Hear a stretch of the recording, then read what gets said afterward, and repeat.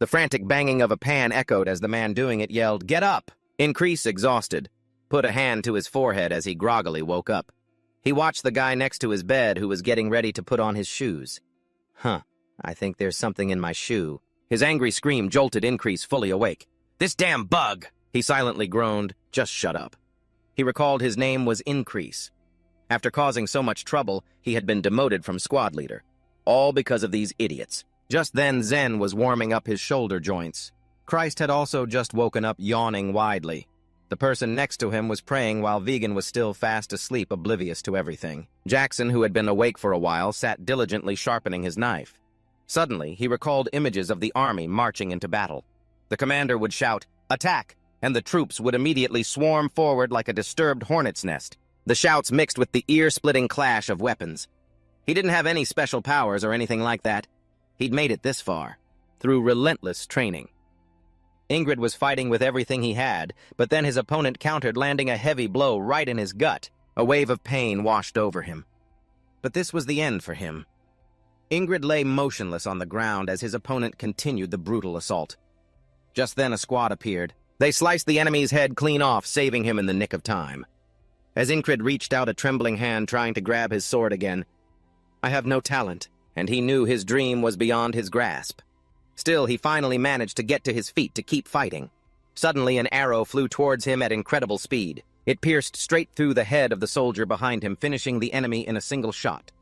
Increase turned around, his jaw agape in shock. He had hoped that, even if everyone laughed at him and said that, it would never come true. The peace didn't last long. Another one charged at him, sword in hand. He hadn't even had a moment to recover, but as long as he held his sword tight, he was sure he could become a knight. But perhaps that was just a hopeless dream. At that very moment, Increase was stabbed straight through the chest. Blood sprayed from the wound. He just stood there, stunned, unable to believe he'd been hit. He was immediately overcome by the urge to cough up blood. A mouthful of bright red blood spewed out. Increase's legs gave out and he collapsed to the ground, pain spreading through his entire body. He hunched over his face just above the growing pool of his own blood. He never even imagined his death would be this pathetic. A blue flame suddenly appeared and flew towards him. Utterly exhausted, Increase forced his eyes open to see. The scene before him blurred until he could see nothing. The pain and exhaustion were swallowing him whole. His eyes squeezed shut as he felt himself sinking into another world, a silent void. Then suddenly the banging of the pan and the shouting echoed once more. "Get up!" Ingrid's eyes shot open. He couldn't believe his ears. Was it all a dream? Next to him, Jem said skeptically, "I think there's something in my shoe." It was the same familiar scene. Jem turned his shoe upside down. "This damn bug." Increase looked over at Jem in horror. What was it, just a memory? A hallucination? That same scene played out again, starting from the moment he fought those soldiers, right up to the surprise attack. Then the end was always the same, getting run through again. The second time he was killed, the third time he was stabbed in the chest by that same guy, then the fourth time, the pan-banger's voice echoed in his head. "Get up! Get the hell up!" Ingrid just stared into the void. The enemy's sword pierced his throat. A searing pain, a gush of blood. The battle raged on, brutal and without mercy. He gripped his sword tightly, filled with resentment. Before him was the bastard who had already killed him 3 times. He was walking over now. It was the same script as always. He'd charge with his sword, trying to take Increase's life.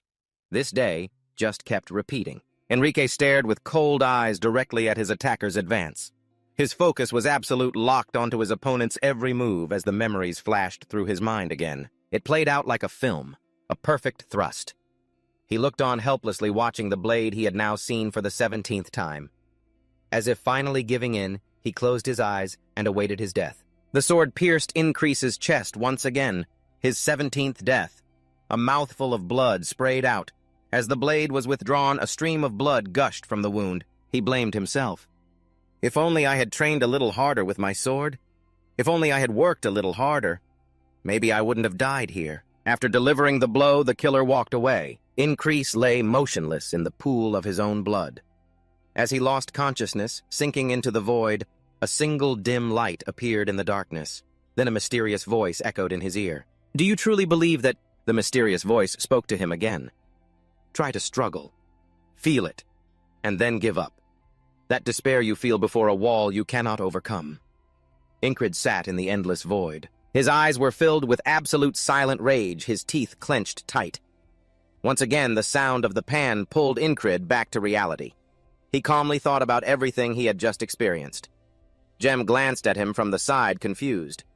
"Squad leader, you're up right on time today." Incrid looked at him and said plainly, "Jem, there's a bug in your shoe?" Jen stared blankly into his shoe, then let out a horrified shriek as he shook the bug out. He stomped on it, crushing it with his foot. He then turned angrily to Increase, who was already walking towards the door. "You put it in there, didn't you? What kind of stupid prank is this?" Incrid replied, "Shut up! I just saw it crawl in." He thought to himself, "This is the 18th time I've seen that bug's corpse. If I see it a few more times, I wonder if I can finally put an end to this day." Increase recalled, "I've been training with a sword since I was a kid. I learned swordsmanship from a former mercenary who happened to stop by my village. He once praised me." Increase remembered, filled with surprise. "Increase, if you're already this good, then the kid could become a knight." He continued his recollection. He started to dream of being a knight who could take down 100 men all by himself and change the tide of an entire battle. An invincible hero. The knight who could end a war. We would call him the Knight of the Apocalypse. He thought he would be the hero of a song sung by a wandering minstrel. "Come on, leave the village and become a knight." The drunken jeers echoed in his head. "Ingrid, see that failed rookie over there? A coward who's even more useless than a stray dog, and he dreams of becoming a knight. He probably couldn't even make it as a freelance mercenary." He suddenly realized that he who had left his village and joined a corps of mercenaries realized his talent wasn't that special. But it was still too early to give up after 10 failures, because effort would never betray him. If he didn't have talent, he believed that with time and hard work, he could overcome anything. He gained a lot of experience. He gained the strength to be recognized by those around him. He was getting stronger. He would be able to become a knight. But that fierce hope began to shatter.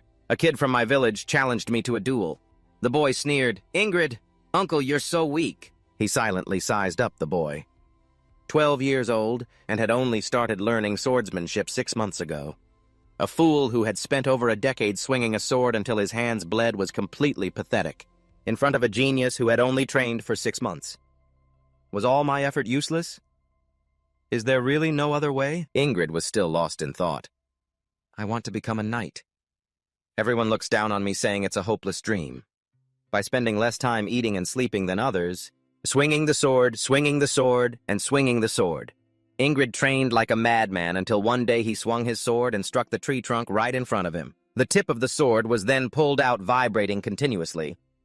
Drenched in sweat, Ingrid gasped for breath, staring at what was before him.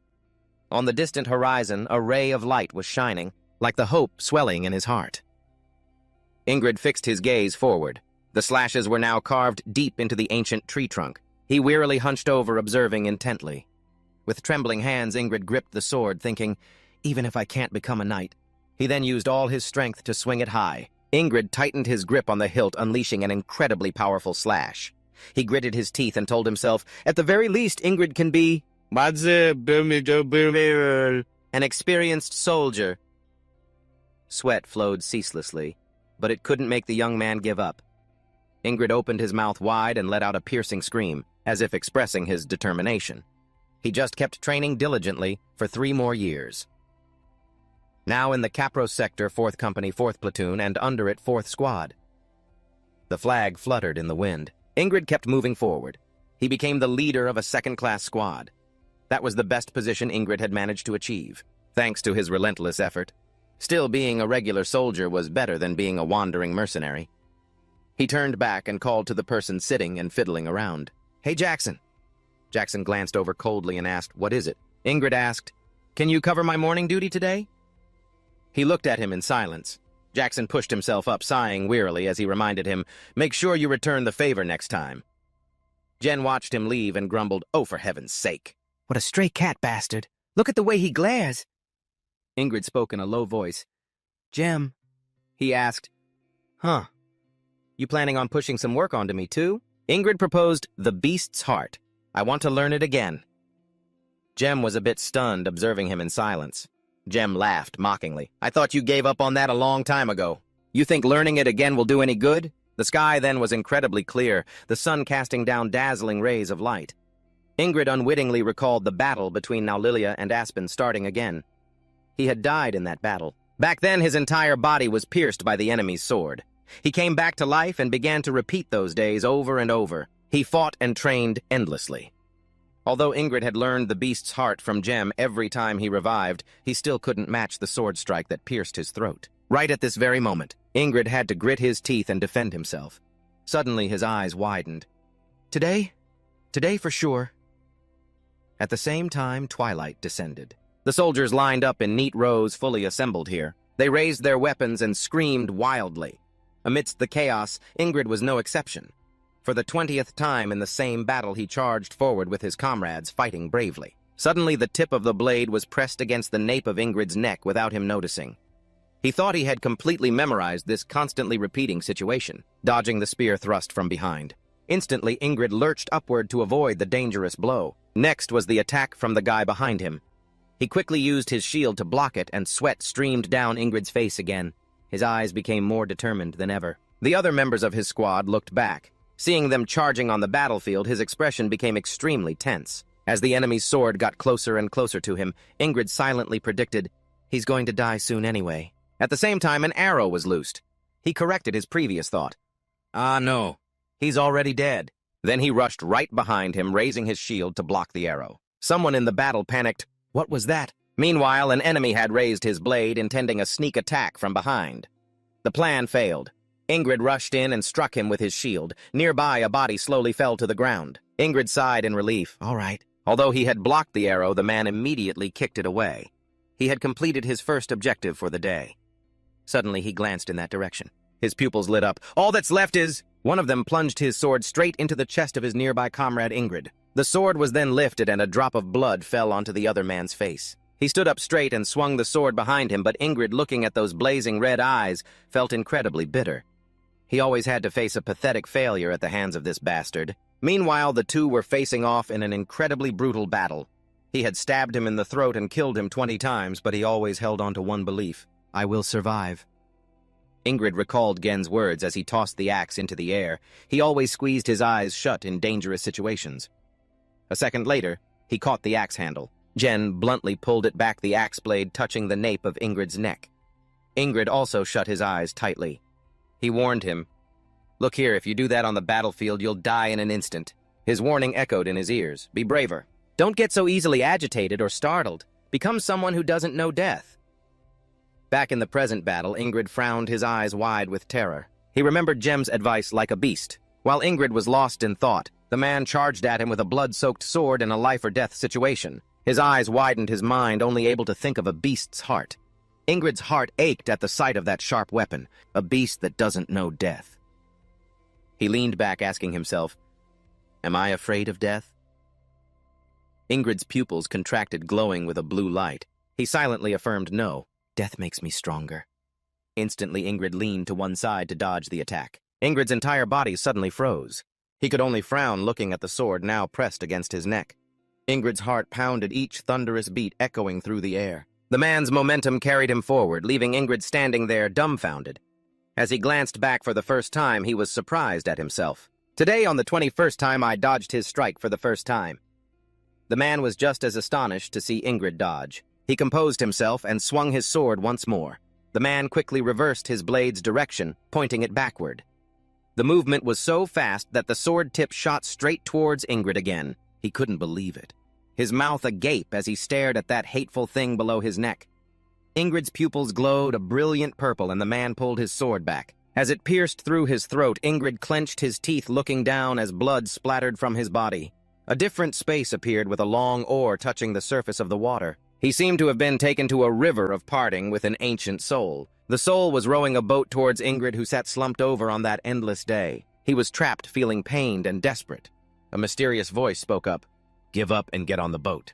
Admit your weakness and free yourself."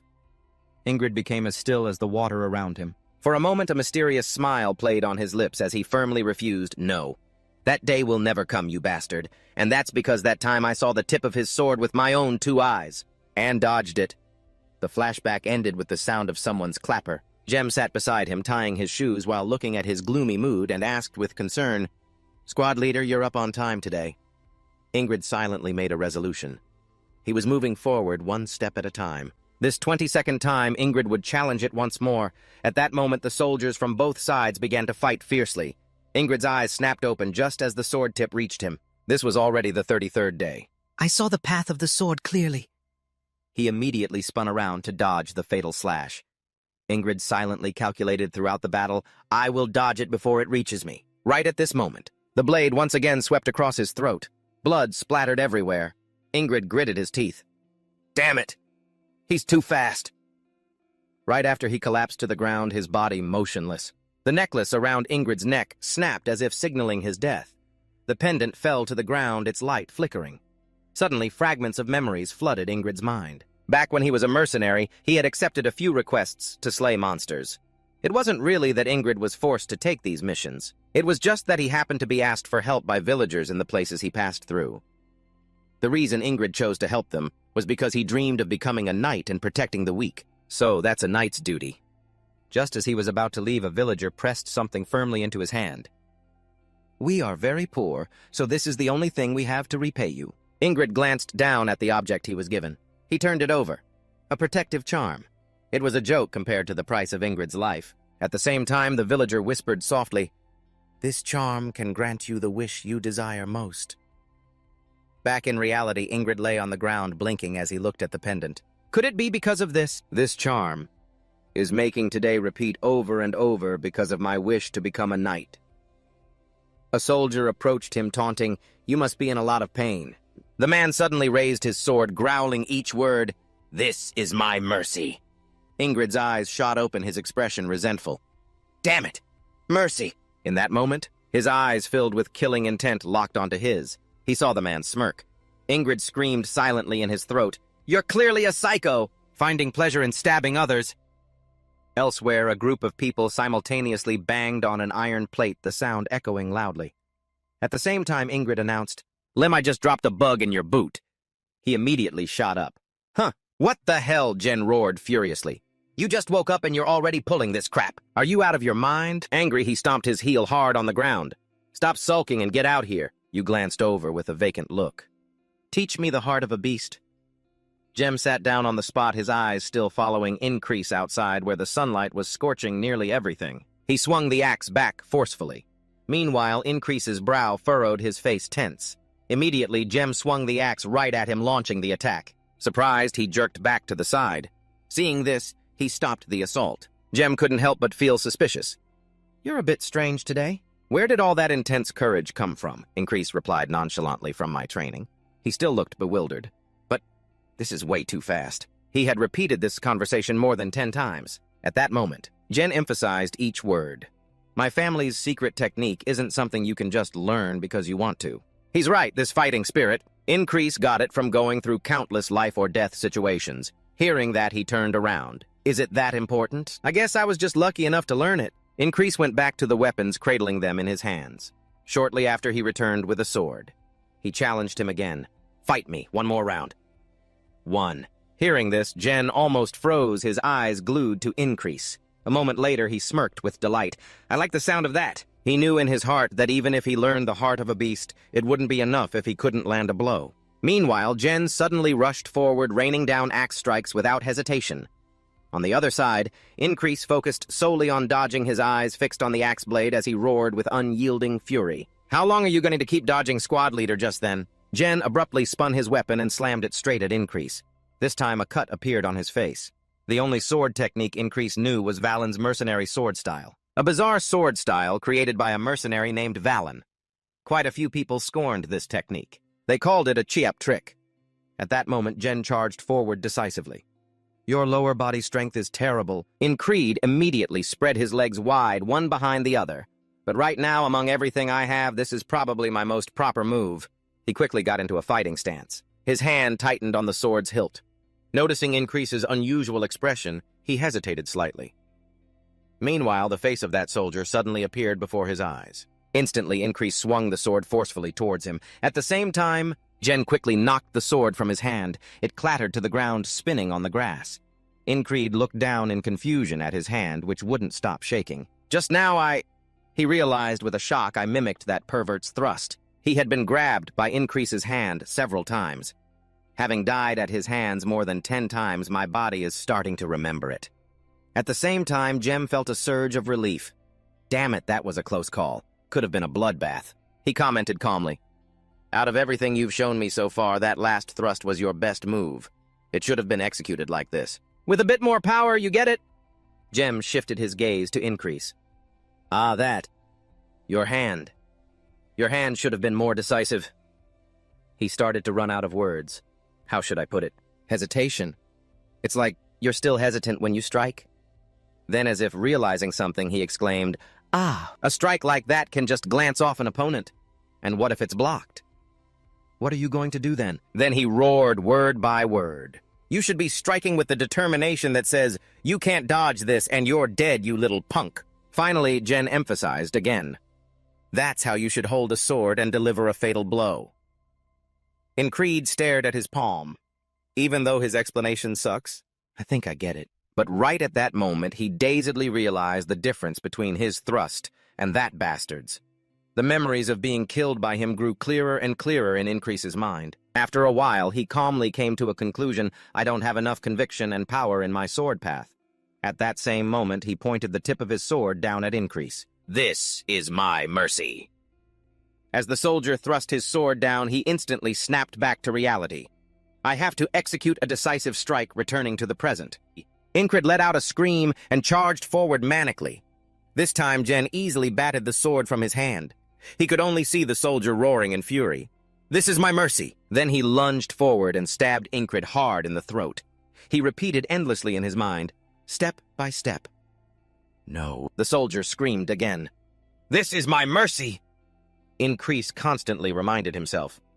I will keep moving forward even if it's just half a step. He suddenly stabbed through his neck. This is my mercy. On the 111th day, the soldier continued to repeat the familiar phrase, this is my mercy. On the 123rd day, he glanced at him with a sharp glare. This is my mercy. The soldier was seen lunging forward to end Increase's life. Finally, on the 124th day, he bravely shouted. Instantly, the sword tip shot towards General. He suddenly froze his eyes wide with shock. But on the other side, Incred didn't stop. He swung the blade with all his might. Jem turned to him with a look of displeasure. Are you crazy? Blood suddenly gushed from Ingrid's palm, dripping to the ground. He stared at him in horror. The boy's hand was a bloody mess. Jen felt a shiver run down his spine for a moment. Why was he laughing like a madman? Suddenly, Ingrid smirked. He laughed maniacally. I've finally mastered that bastard's thrust. Determined to finish his opponent, Ingrid's first thrust failed. The soldier swung his sword back hard, his eyes burning with hatred. He lunged forward, hand gripping the hilt, thrusting with lightning speed. The tip of his blade only scraped past the man's armor. At the same time, the soldier's blade sliced across Ingrid's neck and fresh blood gushed out. He grit his teeth, vowing to himself, I will not blink. But Ingrid had to keep reminding himself of that. And he wouldn't let go of his sword. Even so, he couldn't stop his body from swaying from the blood loss. Everything that had happened from the previous duels to that last thrust. The soldier immediately stepped closer and stomped hard on the center of Ingrid's chest. He sneered, You look pathetic. He then pointed his sword at him again. He snarled every word, This is my mercy. As the soldier was about to finish Ingrid, he suddenly spoke up. Tomorrow! Ingrid's eyes widened, locking onto him. You will die. That was the only thought in his head. Hearing this, the soldier sneered. He roared and thrust his sword down decisively. There's no tomorrow for the dead. At that very moment, the pendant, also known as a protective charm, suddenly appeared. Elsewhere, a fly buzzed near the ground only to be stomped on by a foot. Ingrid's hand rested on his sword hilt as he gazed into the distance. I saw him coming just now. Jen hesitated slightly. Thanks. He suddenly made an offer.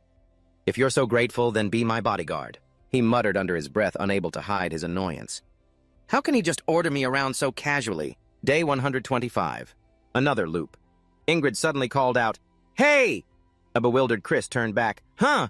He immediately rattled off a list. Get me some greaves, a shield, and a dagger. I'll pay you back later. Chris looked at him in disbelief. Pay me back later, he thought, watching as Ingrid's figure faded into the distance. Chris immediately shouted, I'm only trusting you because you're the captain you know.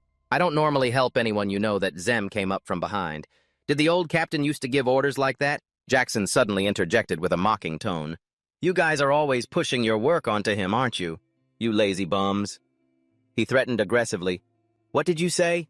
Want a taste of my axe? Auden suddenly clasped his hands in prayer. Good luck, brother. Jem glanced at Ingrid with concern. This guy's acting strange today. He felt a little suspicious. He isn't usually this tense. Elsewhere, Ingrid was frantically hacking at a tree in front of him, gritting his teeth in fury. Every time I die, the pain is excruciating. Ingrid nearly froze as the soldier's image appeared clearly once again. What if I can't win even after thousands or tens of thousands of tries? If I find a way to escape, what will happen? Will I be able to wake up tomorrow? Or will I have to live through today again? He looked down at his feet, submerged in the swirling water. I'm stronger now. Should I be satisfied with this? A second of silence passed. Ingrid's eyes snapped open. No, I don't have that choice. I have to get past this. Meanwhile, he fell back into an illusion of the past, his hands tightening on his sword hilt, as Ingrid constantly reminded himself that he had to overcome this wall and learn to thrust and slash. The blade pierced through layers of bark. He screamed in his head, I will not waste this blessing. Over here. Ingrid furiously drew his sword and stabbed relentlessly. He gritted his teeth, staring at the blade piercing the tree trunk. I have to keep going. Elsewhere, Ingrid slapped the iron armor he was wearing. He then bent down and put on the iron boots. Ingrid took out a shield and held it in front of him. A sharp, victorious glint flashed in his eyes. At this very moment, the group blew their horns in unison. The formation of 6, led by Ingrid, advanced. 2 troops of soldiers began to charge each other, ready for a blazing battle. His eyes locked onto the enemy. I, a man with no special skills, survived this battle thanks to 3 things. Ingrid shoved his shield forward against the enemy. Preparation, luck, and a cool head. On day 46, his left shoulder was shattered by a spiked mace. On day 47, Ingrid rolled to dodge the mace only to be struck in the head by someone else. Just then, an idea flashed in his mind. I have to spin and slash him first. On day 71, an enemy severed Ingrid's leg, leaving him unable to fight. However, this time, the blade stopped at his iron boot. Ingrid instantly lunged forward, smashing his shield down on the man's head. On day 89, someone's axe sent his head flying. If I let him live, he'll just interfere in this fight again. So I can't let him live. Ingrid had mastered throwing weapons after living through this day so many times, so it was easy. After all, the enemy was behind him again. An archer known as Eagle's Talon appeared. He didn't have time to deal with him. Ingrid decisively lopped off his opponent's head. Now it was time to face the wall. Now the soldier was all alone. Panic was clear on his face, but it was quickly replaced by eyes burning with rage. Ingrid turned back to face him. Staring straight at the soldier, the two of them stepped toward each other amidst the chaotic battlefield. Instantly, the soldier shot forward like a steel arrow, his hand gripping the hilt of his sword. Steel flashed as the clash of metal rang out like thunder. The shield took a direct hit, and at the same moment he spun around and bolted like a whirlwind. You can't win by just dodging and stabbing. This way is better. Meanwhile, the soldier slashed down wildly. Their blades crossed, sending sparks flying. They both tensed up in that instant, and Increase couldn't react in time. He's just an ordinary soldier, but he's incredibly strong, almost at the level of a genius. The soldier's eyes widened in confusion. He looked like he was attacking, so how did he block the blow? He immediately came to a conclusion: the man lacks real combat experience, so he's easily caught off guard. Instantly, Increase slammed his head into him, a variation of the Valen mercenary's sword style. It would definitely work on him. The soldier's entire body stumbled backward, his feet scraping against the dirt. Seizing the opportunity, he lunged forward, unleashing a flurry of counterattacks. At the last second, Increase let out a yell and swung his blade with all his might. The soldier's eyes bulged bloodshot. And right at that moment, the soldier suddenly turned, pointing the tip of his sword straight at him. The blade flashed past Increase's neck. The two ended up on opposite sides. The sword in the soldier's hand plunged deep into the ground. His eyes were blazing as his body whipped around. Increase turned as well, his gaze locked onto the soldier. Now I get it, he thought silently, observing every movement. I just need to see through that one move. Increase tightened his grip on his sword and lunged at him. The tips of their blades flashed past each other. Suddenly, the soldier's sword shattered into pieces. Elsewhere, a mysterious figure silently drew their bow. An arrow shot out instantly, piercing through the chaotic crowd. At that same moment, the soldier's grip loosened and his sword fell. Increase stared intently at him. I'm going to win. Meanwhile, the arrow hurtled towards the two of them. Jen's axe suddenly spun through the empty air. It shot forward, slicing the arrow aimed at Increase in two. Back with Increase, he decisively ran the soldier through. Rem roared in fury, I'm going to beat the hell out of that bastard from the eagle's claw. Seeing this, Jackson tried to stop him. "It's too late, don't waste your strength." At the same time, Increase lifted his foe with one hand. He yanked his sword free and blood poured from the man's throat. Nearby, the soldiers were still locked in a fierce battle.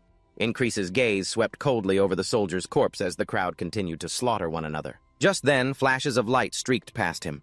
Increase's gaze shot down to the fallen soldier. His body was trembling violently, his eyes burning with resentment. Seeing this, he raised his sword once more. Increase spoke coldly, his voice echoing, "This is my mercy." And then, he bluntly sliced off the soldier's head. The corner of Increase's mouth curled into a smirk, his face showing clear satisfaction. He had finally broken through the wall. At that same moment, Increase's body suddenly convulsed and he was thrown to one side. He writhed in agony, letting out a terrible scream. Seeing this, Jen immediately rushed to his side. He suddenly yelled, "He's a frog! A frog fiend!" The creature now stood towering over them, its face gleaming with a cold expression. Increase's face was twisted in utter agony. The frog fiend's voice was low, followed by a quiet sigh. "I put a lot of effort into raising him, you know. I never expected him to fall to someone like you." The scene shifts to the soldier's corpse, now lifeless. Increase clutched his arm, his face twisted in pain. The frog fiend suddenly shrieked, striking like a thunderbolt. "Die!" Just then, an axe blade came slashing down. Zen quickly moved in front of Increase, parrying the blow with his own weapon. He swung his axe hard at the fiend. With a flash of fury in its eyes, it blocked the blow with its staff. Jen gritted his teeth and lunged forward. For its part, the frog fiend showed no signs of panic or courage. He just swung his axe wildly, one strike after another. Meanwhile, another enemy seized the chance to close in on Increase, tightening his grip on his spear. Jackson lopped the man's head off with a single swing. Back with Rem, he crouched low to the ground, his eyes fixed on the fiend. It suddenly leaped backward, like some mindless creature. The two stared each other down, hands still gripping their weapons. Jen spoke, then his voice a threat, his eyes unblinking. "If you want to take our captain's head, you'll have to go through my dead body." Hearing this, the fiend couldn't hide its doubt. "Captain, this weakling is your captain, not you." He didn't reply, silently observing the frog fiend. The lineage of frog fiend warriors, born for battle. "The only way is to burn this damned frog with magic, or a strike straight through its heart. This is a pain." He frowned. Why is a creature like that on a puny battlefield like this? To kill him. The frog fiend stared at Jen's powerful frame. A flicker of hesitation crossed its mind. "I'd have to risk my own life." At the thought, it unconsciously took a step back. "This fight isn't worth it." The frog fiend stared straight ahead, saying nothing. Then the frog fiend abruptly turned and left. Seeing this, Jen grunted with contempt. Coward. At the same time, a shadow shot past, leaving only the sharp whistle of the wind in its wake. He saw Jackson dashing toward the soldiers. Over here, Jen finished them off one by one. Back with Jackson, an enemy suddenly attacked him from behind. Instantly, Auden moved in and smashed the man over the head. Before Jackson's eyes, their group finished off the remaining soldiers. They fell back and regrouped. At that moment, the strength began to fade from Increase's eyes. As if on command, the enemy group shouted in unison, "Retreat! Retreat! Now!" As the shouts echoed, he squeezed his eyes shut. The remaining soldiers turned and fled, leaving behind a blood-soaked battlefield. From high above, a single drop of water fell. A voice echoed from the wall, addressing Increase. "You have survived this day." "Survived. But that is all," it said with a contemptuous tone, "because you will not be able to endure. The wall that always blocks my path." The wall emphasized every word. Your destiny is only despair and surrender. Hearing this, he propped himself up. Destiny. Increase strained with all his might to sit up while the figure behind him remained collapsed. A moment later, he stood leaning towards the wall. "To me, a wall exists." Increase breathed out each word as if it were a powerful blow to his chest. "To be broken." The wall tilted its head up the corner of its mouth, curling into an amused smirk. "I'll be waiting to see the moment those selfish and ambitious eyes lose their light." Returning to reality, Increase jolted awake from the dream. He stared blankly at the unfamiliar ceiling. "Where is this place?" Jem's voice answered calmly as if he'd been waiting. "The infirmary tent." He tilted his head, looking at Increase as if he were a strange creature. "You've been out cold for 2 straight days," he said. Jem didn't forget to take credit. I'm the one who saved you from that damn frog, remember? He looked dazed for a moment, trying to dig through his memories. That frog, what frog? Increase struggled to sit up, clutching his chest where his heart was still pounding. Was it that frog? I'm still alive. Jem's voice pulled him back to reality. You don't have any broken bones, but you took a nasty hit to the head. You still remember your best buddy, me, right? Increase frowned silent for a long moment, then replied nonchalantly, I don't recall ever saying we were friends. He immediately moved to cover his mouth. Quiet. The room was silent. The others were fast asleep. Jem spoke up in protest, his tone filled with dissatisfaction. Just because no one cares about that secret, you're just going to blurt it out like that? Increase immediately changed his tone. So which is it? Are we not involved, or are we best friends? Pick one. Not today. You survived. Meanwhile, Chris leaned back in his chair, stammering, The terms. Captain, you have to pay triple, you hear? Do you have any idea how much money I had to spend to get you in there? Increase tilted his head, wondering why a common soldier like himself was in the infirmary tent. He suddenly called Chris out. I didn't see your face anywhere during the battle. Same as always, huh? He changed his expression, a wide grin stretching from ear to ear. I'm only giving a special discount just for you. You can pay double. Outside the tent, the sky was gradually turning a pale orange mixed with deep black. Jackson walked in from outside, looking intently at Increase. Seeing Jackson's unusual expression, he immediately asked, What is it? If you have something to say, just say it. Without a word, he tossed an object straight at Increase. Jackson then turned abruptly, not forgetting to add, Remember to apply it twice a day, morning and night. Don't ask me where I got it. He stared in confusion at the container of medicine.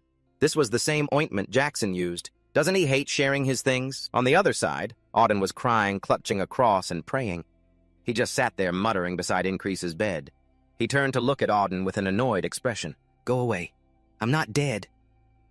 Only after a while was Increase able to lie down and rest comfortably. He stared blankly at the ceiling. Why are they taking shifts? They've always just minded their own business. Increase half closed his eyes, a suspicion forming in his mind. But now they're doing this because they're worried about me. How strange. Just then, Ratna suddenly walked in. He let out a surprised, Oh! Ratna blinked a few times, then stared wide-eyed at Increase. Why are you here, Captain? Why are you here? With that, he bluntly turned and left. Not a single word of concern. He closed his eyes, exasperated. Of course not with Ratna. That kid doesn't care about anything. Besides Increase, there were two other wounded soldiers in the tent. One was a squad leader from another company. He'd picked a fight with him before. Vengeance turned to him with an insolent attitude. What are you looking at? Increase didn't know the name of the other person who just stared into the void all day. He stared intently at the man. He seemed to be a low-ranking soldier. How did he end up in here? Meanwhile, Increase's gaze suddenly shifted in one direction. The two men in the room simultaneously looked towards the source of a sound. Just then, Jo Hyung suddenly approached him. Her sharply pointed ears immediately caught Increase's attention. His gaze shifted to Jo Hyung's hip where a weapon was slung. Jo Hyung stood outside the doorway. She stared intently inside. After a moment, she spoke nonchalantly, her eyes glinting coldly. Who is the leader of Squad 444? Hearing this, Increase couldn't hide his look of bewilderment. In the room, all three of them focused their gazes on Jo Hyung. Vengeance spoke up his eyes, showing clear curiosity. An elf? She immediately turned to him. What unit are you from? He didn't hesitate to answer. I'm Vengeance, platoon leader of the 3rd Platoon, 2nd Company. Jo Hyung looked him straight in the eye with a stern gaze. Your company? I taught you to state your race when addressing a superior officer. Vengeance lowered his head, a flash of embarrassment on his face. My apologies. Increase silently observed the superior officer. So that was the new commander of the 4th Company. He didn't hesitate to speak up, drawing the attention of Jo Hyung. I'm Increase, squad leader of the 4th Squad, 4th Platoon, 4th Company. She turned slightly, her face expressionless. I've heard you lead your squad members very well. I have high expectations for you. As soon as Jo Hyung finished speaking, she turned and left. He blinked, not yet understanding what had just happened. Huh. She came all this way just to say that. Right at this moment, Jo stopped at the threshold. She turned her head back toward Grand. And you, what's your name? He looked flustered. Grand hesitated for a moment before answering. Kang. Yes, I'm Kang. His awkward expression caught Grand's eye. Did he just make that up? His attitude in front of the company commander was awful, too. Is he some kind of noble from the other side? Jo Young turned back, her expression ice cold. Then without another word, she left, leaving the group completely bewildered. At the same time, he watched Jo Young's retreating figure until she was gone. A while later, as the sun began to set, the sky quickly darkened. Back with Incred, he suddenly clenched his fist. A moment later, Incred slowly opened it. He sat there staring at his palm. The pain was almost gone. Now I can make this body stronger. I need to start training. Vengers immediately sat up. Where are you going? Incred replied bluntly. The training grounds. Vengers couldn't help but sneer. Idiot. What's a low-ranking grunt like you trying to prove? Unlike Vengers, Grand watched Incred intently. Outside, the light glinted off his sword. As Incred stared at it, he made a silent vow. I have to remember my last battle. It's one of the few useful techniques I spent a fortune to learn when I was young. He felt a little anxious. That final thrust. What if it had failed? Incred thought to himself. I really shouldn't have put all my eggs in one basket. If that attack had failed, I would have been a goner. In that instant, he remembered Gem. Gem's axe strikes were all fatal blows. After putting all my strength into that thrust, the next step would have been right at this moment. A sudden voice pulled Incred from his thoughts. Working hard, I see. Grand was sitting on a tree stump, chin in hand, looking pensive. I don't understand what you're doing. Your hand was twitching back in the tent. And now you're out here staring intently at it. Why? He answered without hesitation.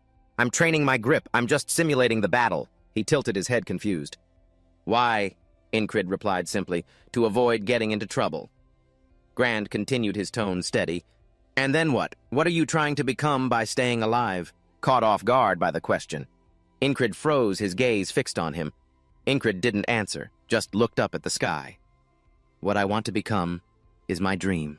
But if I say it out loud, people will just laugh. A dream I'm pursuing with my pathetic talent. Incred's hands suddenly tightened on the hilt of his sword.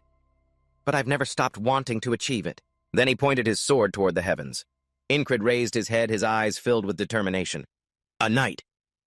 Hearing his answer, Grand was speechless. Seeing that he didn't respond, Incred turned back in confusion. Grand spoke almost to himself. That's a first, Grand repeated, looking puzzled. Seen what? Incred answered, his tone full of sincerity. Seen someone who didn't laugh at me. Grand scrambled to his feet. Oh, I forgot. I just remembered something. And just like that, Grand headed into the woods alone, adding over his shoulder, Seeing you, I know what I have to do now. As Incred glanced back toward his disappearing figure, Grand turned his head. If you become a knight, remember my name, my friend. At that moment he realized, this is the first time anyone has ever supported me. The scene shifts to the next morning. Sunlight streamed down on the camp. A man gently strummed a stringed instrument. Who is the hero of the battlefield? The men roared in unison, Cypress! And Vengeance wouldn't stop complaining. Why isn't breakfast here yet? Are they going to eat it all and just give us the scraps? Incred wearily rubbed his head. After waking up to that same old song and waiting for a late breakfast, he took a walk instead of heading to the training grounds. Captain Jackson approached him. How's that wound of yours? Incred turned, his expression unreadable. The medicine works fine, thanks. Jackson suddenly proposed, if you're that grateful, then hurry up and get back to work. Night fell. In the dark tent lit only by a single candle, Grand suddenly spoke. Good night, Incred. He turned over, pulling the blanket around himself, not forgetting to reply. You too. In the end, all Incred did was go to bed early. Vengeance started complaining. Those crazy bastards were talking all night. His whole day was spent doing nothing. The very next morning, the group of men started shouting, Cypress! Who is the hero of the battlefield, Cypress? Incred grimaced, his head aching. That wandering minstrel is here again today. Thought he'd wandered off and died somewhere. And as usual, Vengeance bellowed like a hungry tiger. Why isn't breakfast here yet? Are they going to eat it all and just give us the scraps? He glanced over with a sigh. He's so loud. He said the exact same thing yesterday. In that very instant, the color drained from Incred's face and a cold sweat beaded on his forehead. A thought flashed through his mind. Huh! No way! Captain Jackson repeated his question. How's that wound of yours? He replied hesitantly. The medicine works fine. Thanks. Jackson again made his suggestion. If you're that grateful, then hurry up and get back to work. The suspicions in Incred's mind became vivid. He was certain. Today was exactly the same as yesterday. Right at this moment, the voice of the wall echoed in Incred's ears. Another wall will only stand in your way. Just try to survive. A chill ran down his spine. Did I die in my sleep without even knowing? Incred looked up at the thrice-darkened sky. This time felt even more hopeless than when I was stabbed. Despite the immense discomfort, he stared back, unflinching. But I just became even more determined. It was another challenge. At the same time, thousands of stars appeared in the sky, just like a galaxy. Inside the tent, the candles were still lit.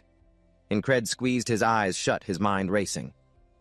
Who killed me and how? He had to get past all the guards to get in here. Only a knight could do that. His eyes flew open instantly. No way. He must be an anonymous assassin, and there's a high chance that person is one of us. Each thought slammed into Incred's mind. They know the location of the medical tent and are hiding. Someone highly skilled in assassination.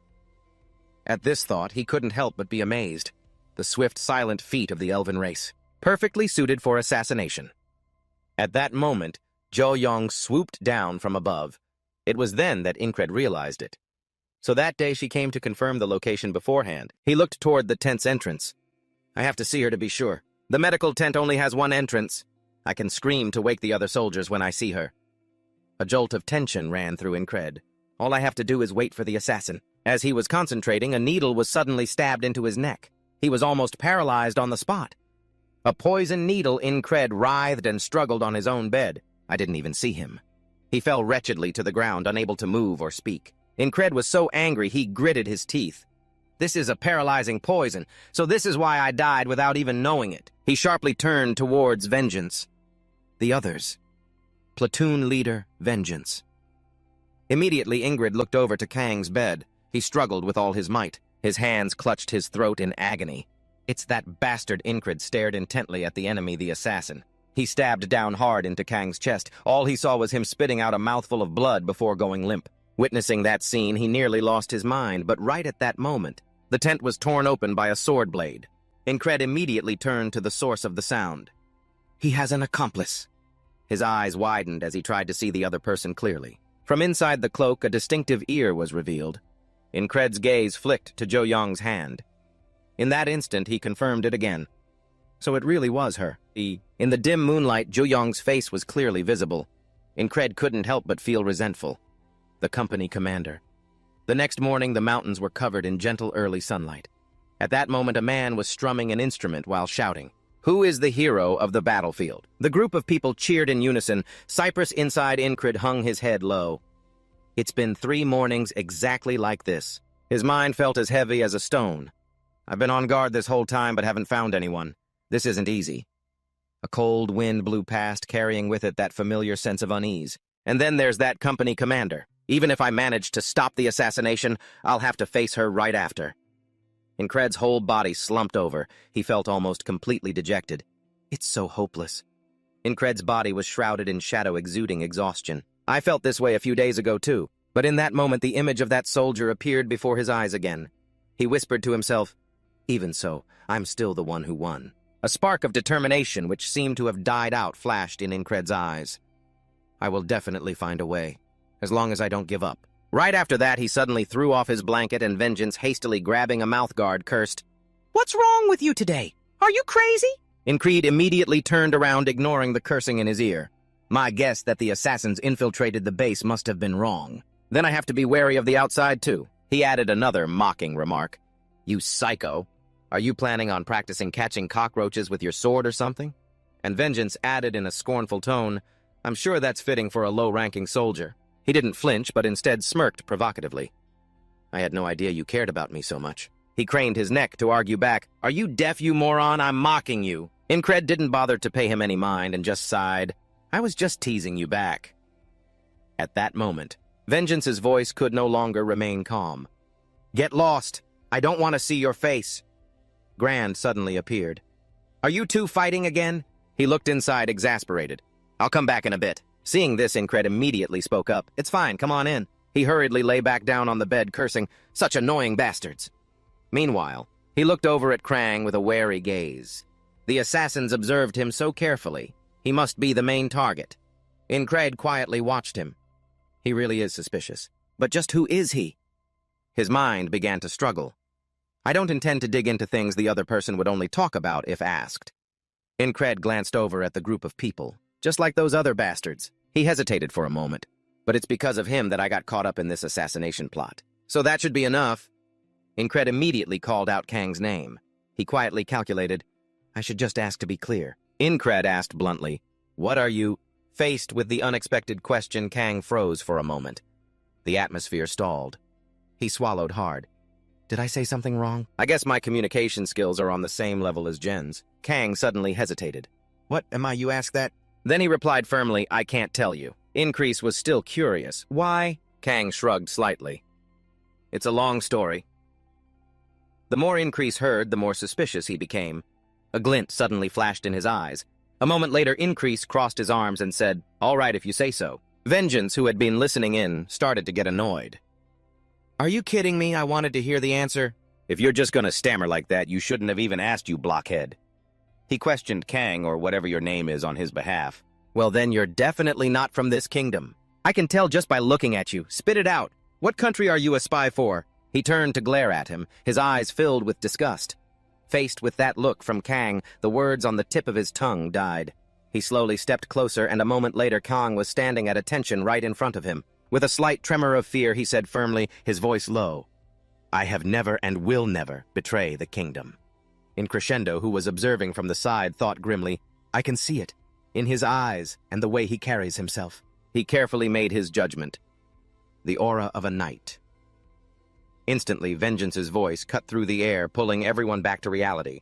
Is that any way to speak to a superior officer? Kang suddenly let out a laugh. It would seem so, sir. Increase denied it in his mind. Kang isn't a knight. He was just as helpless against the assassins. Still, a seed of doubt sprouted in his heart. But he is definitely hiding something. As night fell, Trang spoke again in a warm tone. Sleep well, Increase. He replied with surprising gentleness, You too. At that, Increase couldn't help but glance at Vengeance. Is he scared of Trang now? Why the sudden soft tone? He then turned to gaze into the distance as a plan silently formed in his mind. If those assassins break in here, we're all dead. A moment later, he shot up his hand, flying to his sword. The other man grumbled, What are you doing? Just go to sleep. Increase turned to Vengeance, his words clipped and harsh. The assassins are about to attack. If you want to live, cooperate. Hearing this, his eyes seemed to burn with curses. Vengeance immediately turned his back, not forgetting to add, You psycho! Meanwhile, the corner of Kang's mouth unconsciously curled into a smirk. Increase instantly glanced at him. I knew you'd make that face. Just then a voice drifted in from outside. How did he know we were coming? The assassin's eyes widened in shock, bloodshot veins popping. Right at that moment, a slash cut across Increase's throat. He was nearly numb with shock. From his paralyzed state, a question sparked in his mind, when, at the same time, the buy-in. Vengeance was finished off by the other assassin. The killer then turned to Trang and stabbed down. The bloody scene flashed through his mind again.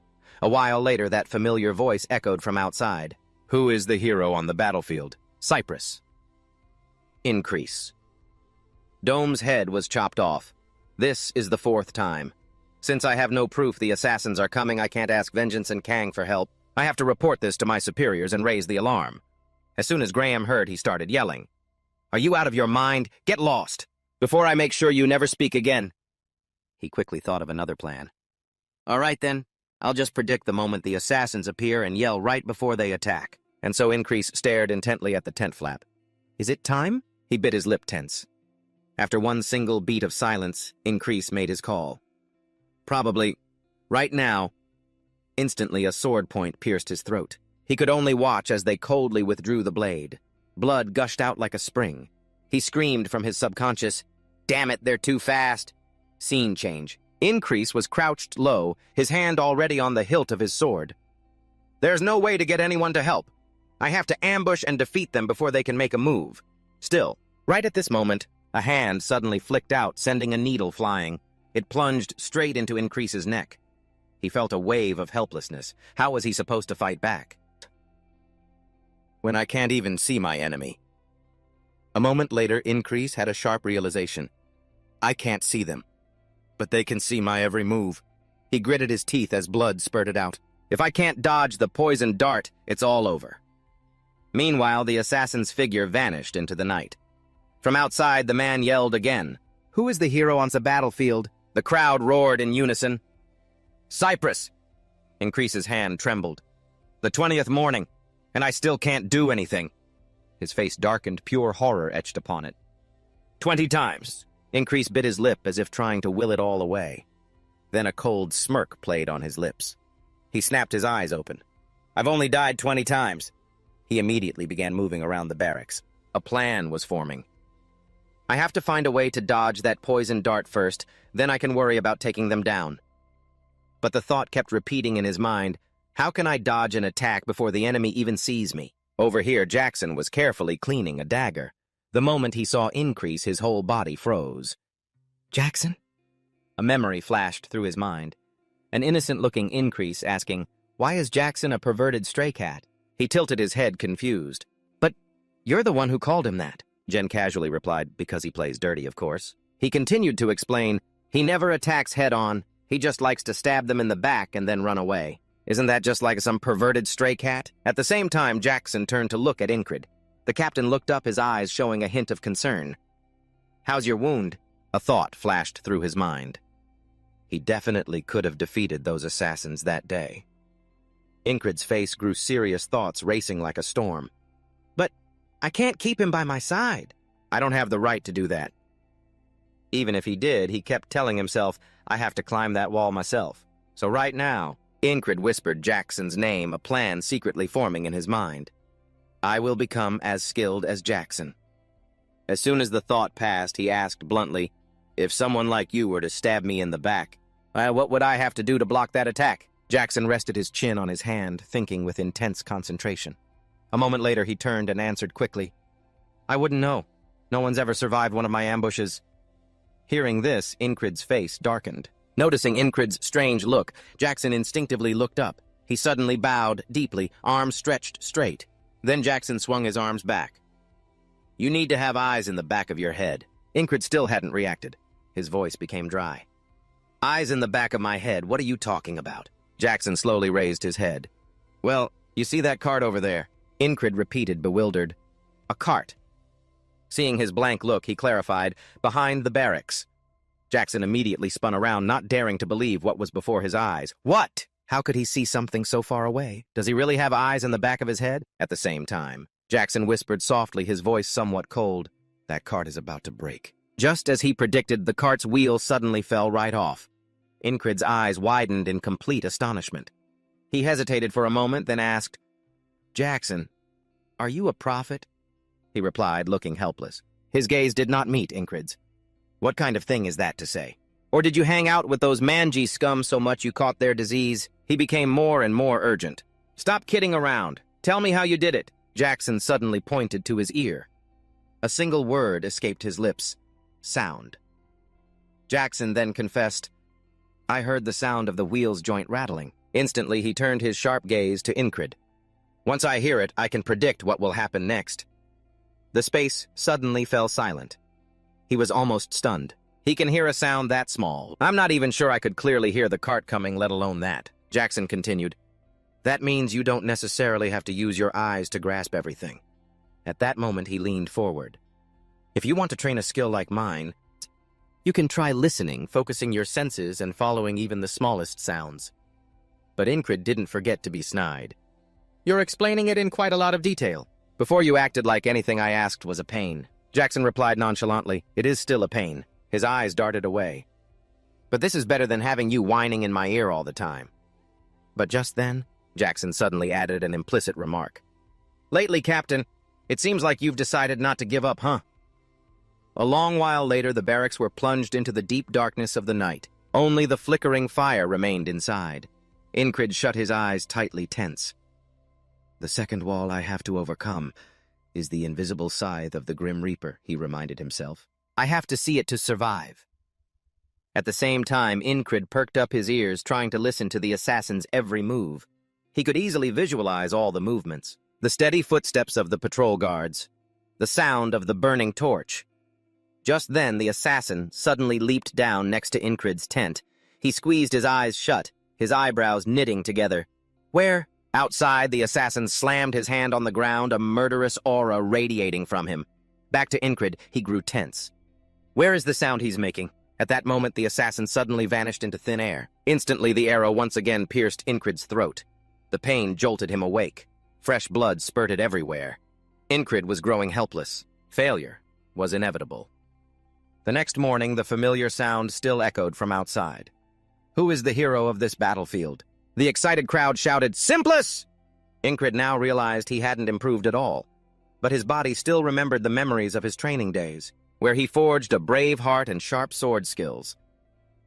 Right then, Jackson was giving detailed instructions. There's a lot of information you can gather just by listening. You can determine a location based on the direction and intensity of the sound, and when you can hear the smallest sounds from the furthest distances. His stern voice slowly reached his ears. If you can do that, your ears will become a second pair of eyes. Immediately, Jackson swung his arm forcefully toward Incrid's chest, his low voice echoing each word heavy like night rain falling on cold stone. Sound is waves. These waves are always present around us, even in the quietest places, among the hundreds and thousands of complex, interwoven sound waves. As he finished speaking, Jackson clenched his fist. Grab hold of a single wave.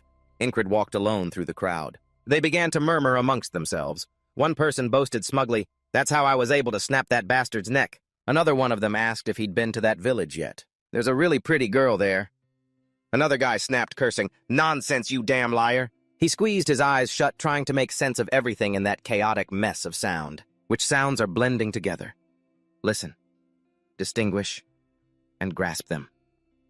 He racked his brain.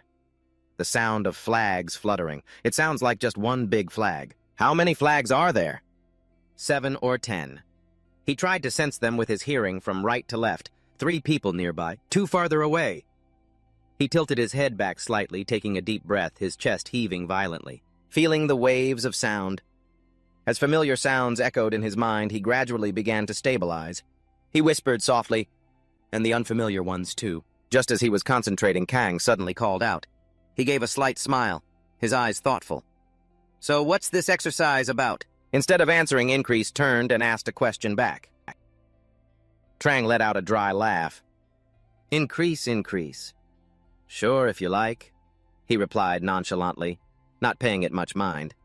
"I don't really like it, but if you want to call me that, feel free." Increase, once again with his eyes half closed, said softly, "I'm just resting." "How does this look like a training exercise?" he asked probingly. "You're not the type to be idle, are you?" Increase opened his eyes, his gaze seeming to pierce right through the other man's soul. In that instant, an arrow once again shot through the tent. It flew like a shooting star and plunged straight into his artery. Immediately, Increase whipped his head towards Trang, only to see the assassin decisively stab him in the stomach. He showed no intention of letting up. The hand gently pulled the sword out, right after Trang let out a blood-curdling scream. A moment later, Increase bowed his head, his eyes filled with killing intent. A third failure. The 34th time. The assassin suddenly swooped down from the darkness. As he landed, Increase tried to feel for him but still heard nothing. He stared blankly at Trang's corpse, where fresh blood stained everything red. Failure. The next morning, he sat alone, motionless, eyes shut tight, without a stir, trying to overcome this difficult barrier. It required not only motivation, but also complete focus. This was all about effort. It didn't need a sudden enlightenment or divine intervention. As usual, the assassin rushed towards the tent, ready for a bloody battle. Increase realized a truth: he just needed to repeat the simplest thing over and over. He didn't rest, didn't stop thinking, observing, listening. He succeeded in detecting the movement of a night bird. Then the assassin stealthily approached the tent. Increase's eyes flew open, his gaze fixed on a distant spot. Before him stood the figure of Kang. He stared back blankly. Kang couldn't help but feel a little flustered. "I snuck in, but you knew I was here. You opened your eyes so fast." Seeing Increase didn't answer, he stammered an explanation. Well, I thought you had your eyes closed this whole time." "Or, are you training to sense killing intent? You're not the type to be idle, are you?" Increase's face darkened, malice evident in his eyes. Night fell again. The assassin drew his arrow and charged. As the arrow flew, he quickly dodged to the side. Instantly, Increase reached for the sword placed beneath him. Without hesitation, he lunged forward, slashing wildly. The assassin recoiled, his whole body tumbling backward. Over here, Increase still gripped the hilt of his sword tightly. From now on, The assassin was so enraged he gritted his teeth, looking crazed. Meanwhile, Increase laughed like a madman. No longer an invisible Grim Reaper, huh? He hissed through his teeth, his voice low and sharp as a dagger as he lunged at Increase. You bastard! Increase pressed his lips together, his sharp gaze sweeping over the assassin. This guy was only good at stealth kills. When it came to close combat, he couldn't be as skilled as the one who had killed him countless times on the battlefield before. He could be a worthy opponent for me to test my skills. In the midst of the chaos, Increase was startled. With all this fighting going on, what about the others? He glanced towards the bed next to him. Vengeance was all ready, and Kang was fighting. He clutched the sword in his hand, terrified.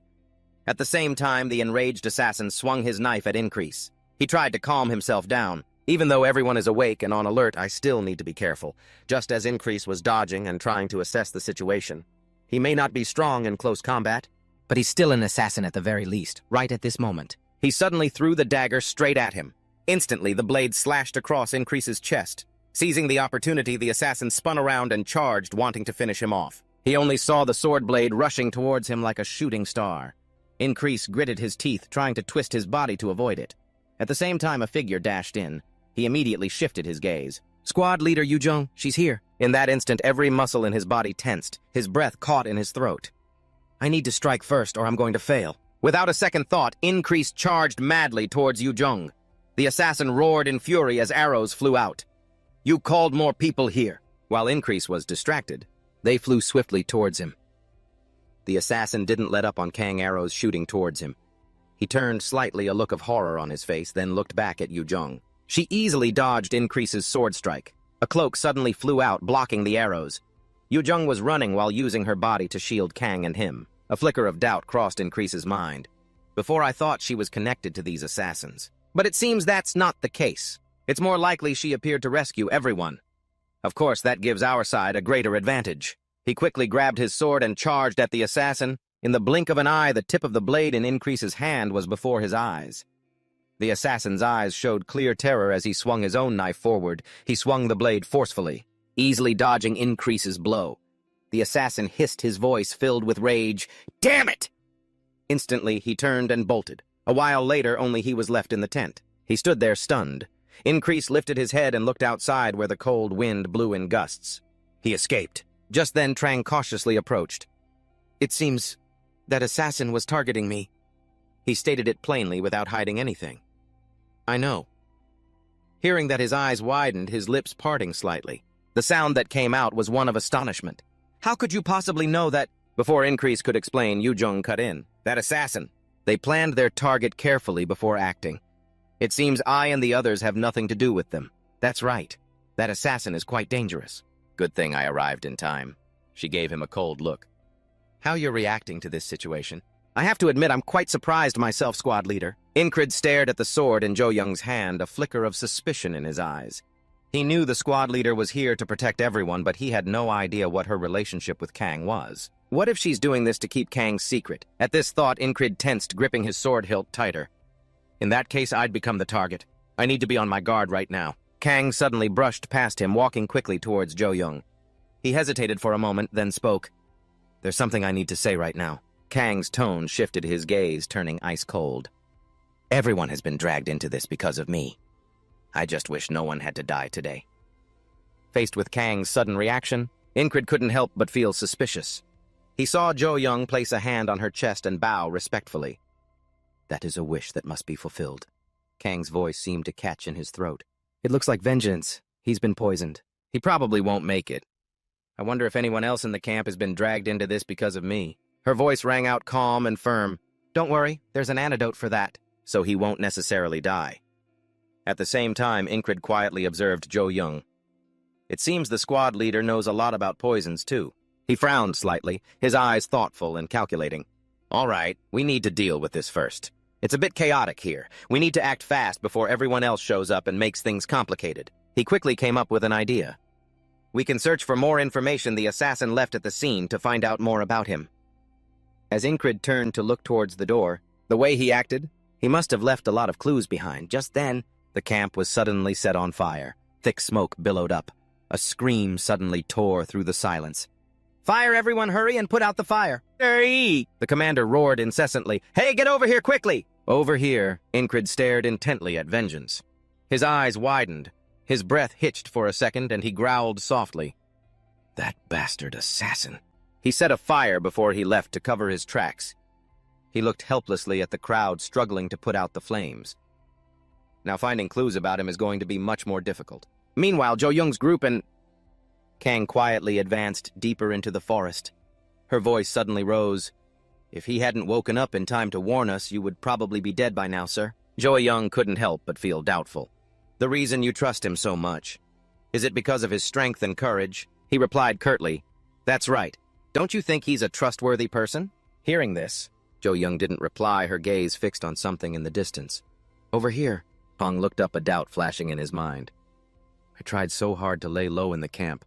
But I don't understand why the assassin still came after me like this. Back to Incrid. He was diligently practicing with his sword early in the morning. On the other hand, he suddenly lowered his head, the corner of his mouth twitching into a bitter laugh. I was too careless. I hope nothing like this ever happens again to anyone else. Immediately after, he turned decisively to leave. He didn't forget to say his farewells. Well then, goodbye. I hope to see you all again someday. But in that moment, a weapon like the Grim Reaper's scythe appeared on the water's surface. Just then, it suddenly vanished into the night. Incrid stood frozen, his gaze locked on the wall. He didn't look at him, his voice just cut through the cold air. We'll meet again soon. Seeing this, Incrid stared at the wall and replied through gritted teeth, by any means necessary. The next day, Incrid had broken the loop. He had survived and escaped that silent death. It was the morning after the battle with the assassin. Incrid was diligently tying his cloth bag, his eyes pensive. I think I have a better feel for what I've heard and observed, but the appearance of the squad leader is something I just can't figure out. I guess I'll have to train a lot more to get stronger. Only then did he allow himself to relax. It's a good thing I didn't get hurt at all last night. Just then, Vengeance's voice cut through Incrid's thoughts. Thanks to your warning, I was saved from the fire last night. He stared at him wide-eyed. Every word he spoke carried a tone of blame. Why did you save me like that? Incrid stopped short, frowning, his breath catching. What the hell? This is weird. I saved him and now he's acting like he's blaming me. I don't get what I did wrong. Immediately after, he walked past him coldly, leaving a fitting reply. You are my comrade. Therefore, saving you is nothing special, right? Hearing Incrid's answer, Vengeance lowered his head, his eyes filled with confusion and his voice nearly broke. Before, I did so many things wrong to you. And yet you still treated me so well, Vengeance replied awkwardly. Thank you. So where are you going now? As I was heading to practice, you slowed down. He suddenly brought some news. Apparently a lot of strange things have been happening at the barracks since the fire yesterday. You know, you turned back suspiciously. Huh. What is it? Vengeance hesitated for a moment, then added, There's a rumor that our barracks is under a deadly curse. Suddenly in the distance, Ragnar's furious roar shattered the peaceful atmosphere. Don't be so full of yourself, you bastard! Without a word, he slammed his hand on Jem's shoulder. The corner of his mouth twitched up as if he found it amusing. Someone shouted angrily, Hey, are you guys crazy? Why are you fighting inside the barracks? Jem, nearly losing his mind, furiously lifted Ragnar up. This bastard wants to die. Someone else shouted in alarm, Where are the squad leaders? Get over here quickly! Go and manage your own squad members. How could you let them act like this? A moment later, he relentlessly punched and kicked Ragnar. The crowd started to panic. Damn it, this isn't good.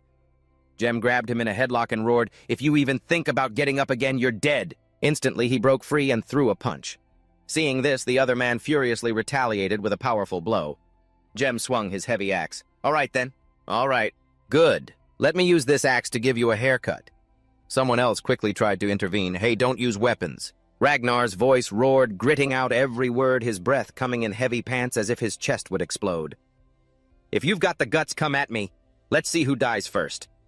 The others were in a near panic. Somebody stop them before there's a murder. Back with Increase, he was lost in thought. I don't get where that ridiculous rumor came from either.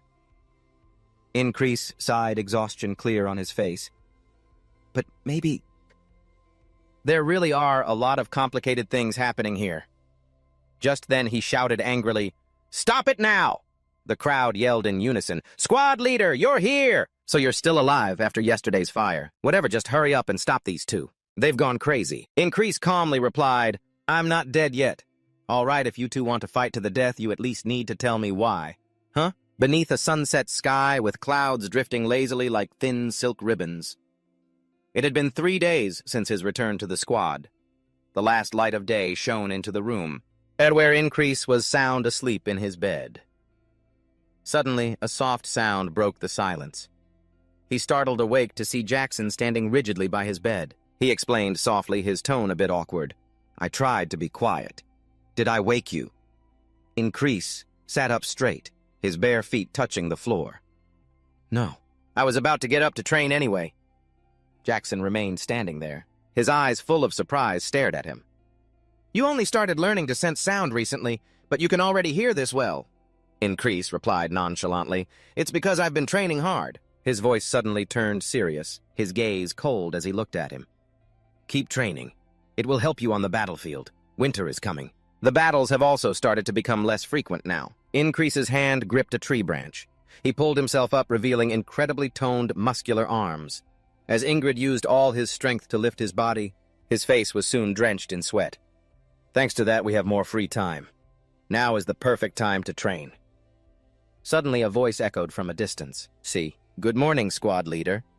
Ingrid walked over to a large gray boulder, his eyes fixed on the man. He saw Alden on the ground doing push-ups, with the giant boulder weighing down his back. He quietly called out his name, Alden. He looked up at him. Morning training. You're really diligent. Suddenly, Alden threw the boulder to the ground and said cryptically, You should also think carefully. He walked step by step toward Increase. He remained perfectly calm. Alden asserted again, A strong body is like a sturdy shield. Finally, he spoke his words soft, but carrying an invisible pressure. At the very least, you should be able to take one punch from Brock. Alden suddenly scoffed. You're still too weak. You need to train more. Hearing this, Increase tried to hide his displeasure. He talks as if he's so strong. He humbled himself. I still have a lot of weaknesses. Aldine didn't seem to want to stop. With his hands on his hips, he jutted out his chin and added, And as for the muscle training method that I showed you. At the same time, Jem suddenly kicked Jagna hard. He roared in fury, gritting his teeth. This lazy bastard, all you do is eat and sleep all day. This useless oaf. He clumsily scrambled up his body, lurching forward. Jagna drew a sword. Jem was stunned for a moment. Instantly, he turned back in a rage. Take your shoe and get lost. Not to be outdone, Jem quickly drew his axe blade. Just as they were about to charge at each other, Increase's voice cut in. Arguing again? He sighed helplessly. You two stop it. Auden clutched the cross, muttering, Violence solves nothing. Seeing this, Jem spoke up, accusing, That clueless fool is trying to starve us. Too lazy right now. Incrid lowered his voice, trying to persuade Ragnar. If the squad leader asked, just go get breakfast. He replied with a dissatisfied look, If the squad leader says so. Jen immediately turned and taunted him. The bastard finally decides to work. Playing hard to get, are we? Without hesitation, the other guy shoved his hand away. Just move your stuff somewhere else. This is to die for. Hearing that, he lifted his nose and took a long, deep sniff. It smells this good. What's with him? Increase said in a lecturing tone. Stop causing trouble, or are you just bored with nothing to do? A smirk formed on the corner of Jem's mouth. So you've noticed? Not being on the battlefield is making my hands itch. He quickly placed his hand on the hilt of his sword. Stop nagging and come fight me. The sky turned a murky gray dark clouds swirling as if heralding an impending storm. With intense focus, Increase poured all his strength into his swinging arm. Suddenly, Jem struck him hard in the side. Your stamina is too weak in this part. Instantly, Jen swung his axe so fiercely that the boy couldn't react in time. Increase thought to himself a reminder. Maintain focus with the heart of a beast. In a flash, the axe blade came hurtling down. He quickly used his sword to block it. Listen and dodge the attacks with your keen ears. Increase's hand tightened on the hilt of his sword, and a fatal thrust honed through hundreds of failures. On the other side, Jem charged relentlessly toward Increase. He decisively thrust his sword straight at him. Zen quickly used his axe to pin Increase's sword, then used his strength to pull the boy forward, his other hand tightening around his neck. Increase's face began to contort with excitement. Just then, Jen slammed him to the ground. He spoke with a disappointed tone. I was expecting so much more, after seeing how much you'd progressed. And yet this fight... At this, Zem couldn't hide his dissatisfaction. How could you become so boring and still so weak that thrust is old news now? I've already figured out its weakness. Don't you have any other moves? Incrid slammed his sword into the ground. He wearily climbed to his feet. But now I understand. You're slow to realize that I'm not the same person I was, mentally and physically. Incrid shot him a cold look. Now, even if I have to repeat this hundreds, thousands of times, I will keep moving forward. Come on. This time I'll crush you. Seeing the look in his eyes, Jem still wore a disgusted expression. What a mediocre skill. Just then, Increase's eyes flew open. His eyes shone in the darkness and the corners of his mouth curled up unconsciously. Even so, why can't I look away from his eyes? Why, at this moment, Jem gently swung his axe in front of the boy, taunting him, "You should at least be able to touch a single hair on my head." At the same time, the rain began to fall with a pitter-patter sound. The cold rain caused him to gradually lose focus. Over here, the tents were being lashed by the downpour. Incredit stood watching the erratic rain fall and then stop. Inside, Jen started grumbling, "Damn it, with all this rain, I'm going to get foot fungus." Meanwhile, Ragnar slept peacefully and Odin was still diligently praying to God. Chris walked in with a look of dissatisfaction. "How many times have our plans been ruined by the rain?" "Ha!" he couldn't help but exclaim. "This has to be a curse laid upon our camp." Hearing this, Increase was baffled. "What curse?" Chris stared at him stunned. "You haven't heard about it, squad leader." Increase's eyes suddenly lit up. Now that he mentions it, I remember squad leader Vengeance saying something before I returned. At that time, he had said softly, "There is a curse spreading throughout the camp." Back in the present, Chris was still rambling on. "The weather is strange. The number of wounded has suddenly increased, and then there are the fires. Especially with the Jack Rotten scout team, so many were injured. Everyone is saying it's all because of the curse." He sat up frantically. "Of course, there's no such thing as a curse, but the weather really is changing erratically like some magic has been cast on this camp." So the rumor spread like wildfire. At this, Increase gave a serious reminder. "It's not good to let false rumors spread in the camp. The higher-ups will put a stop to it soon." In that moment, Chris looked bewildered. "Hey, why are you just standing by the door?" He gave a short reply. "Training to sense presence." He became even more confused. "Huh, in this storm," Increase replied calmly. "That's exactly why I have to train in this downpour." Jen, who was beside him, started getting agitated. "What kind of crazy stunt are you pulling?" "Just standing there is bad luck, you know." Jackson spoke up in his defense. "That's not a bad training method. You're doing well." He turned to look at him with a puzzled expression. A moment later, Jen yelled indignantly, "What the hell are you teaching him? Since when do you care about the squad leader, huh?" Incrid looked outside, annoyed. "It's too loud. I can't even hear the rain." He raised his voice again, shouting, "How dare this insolent wretch ignore me!" Just then, Odin stopped praying and chimed in, "If you're looking for training exercises, there are plenty of ways to train right here in the barracks, even while sitting down." Ravna suddenly had an idea. "It's been a while. Let me check your grip posture, all right." With a dissatisfied look, Rem pointed them out one by one. "What is this? Look at that! Just as I thought. Do they really want to train in here, too?" At that moment, Jackson stopped reading his book. He glanced over to see Auden smiling brightly beside him, not trying to hide it. Jackson's expression softened a little. Jen secretly glanced over at him. "See that? Everyone is working so hard, aren't they?" "You're the only one who isn't." At this moment, Incrid was still staring pensively outside, his face illuminated by the moonlight. From outside the barracks, a voice echoed, "Tell the squad leaders to get their soldiers under control." And Graham sternly gave the order, "We need to send out another scout team to assess the situation before winter arrives. But we don't have enough soldiers to fill the barracks." Hearing this, Jo Young made sure to ask, "What about the leader of Squad 444? He narrowed his eyes in thought. "That nameless squad leader. He seems a bit incompetent. Won't he just get in the scout team's way?" She immediately spoke up in his defense. "Who knows, he might bring back some surprising results." Graham became curious. "Do you have a reason for thinking that—" Jo Young turned and replied succinctly, "Just an elf's intuition." The next morning, as the dawn sunlight gently covered the barracks, Incrid hesitantly approached Jo Young. "Me?" he asked with a skeptical expression. "I was chosen for the scout team." She rested her chin on her hand and looked at Incrid, her gaze so cold it was unnerving. Chris suddenly asked, "Chris, were you summoned by the platoon leader?" He replied in an annoyed tone, "You think I'd just let her order me around and do whatever she wants?" He kept asking, "Then why did you go there?" "She made you go on the scouting mission, didn't she?" But Incrid froze for a moment. All the surrounding sounds seemed to muffle as an image of Jo Young appeared in his mind, her sharp gaze piercing through everything. "She has her eye on me, ever since the assassination attempt by those damn assassins." As he thought of this, his expression fell. Kang also left the barracks that day. Just then, Jen suddenly spoke up and asked, So you're really planning on going, he casually remarked, but if you don't like the job the platoon leader assigned you, you could just tell her you know. Hearing this, Incrid's expression instantly turned serious. All right, that's enough talk. When a superior gives an order, I have to obey. Jen couldn't help but admire what an exemplary squad leader. He replied with a sigh of resignation, I just have to set an example for everyone. If I don't, everything here will descend into chaos. At the same time, Auden couldn't help but whimper, Oh Lord, why do you give me such difficult trials? In any case, I will pray that you achieve what you're hoping for. And above all, that you come back alive from these difficult missions. Incrid cursed inwardly, this is so damn exhausting. Just then, Ragnar's voice rang out. Let me... He hesitated for a moment, then continued, Go in your place, sir. Incrid immediately whipped around his voice firm. Absolutely not. You don't have any experience in this area. Chris voiced his support, all right, he's right. Ragnar. Jem didn't miss the chance to rub salt in the wound.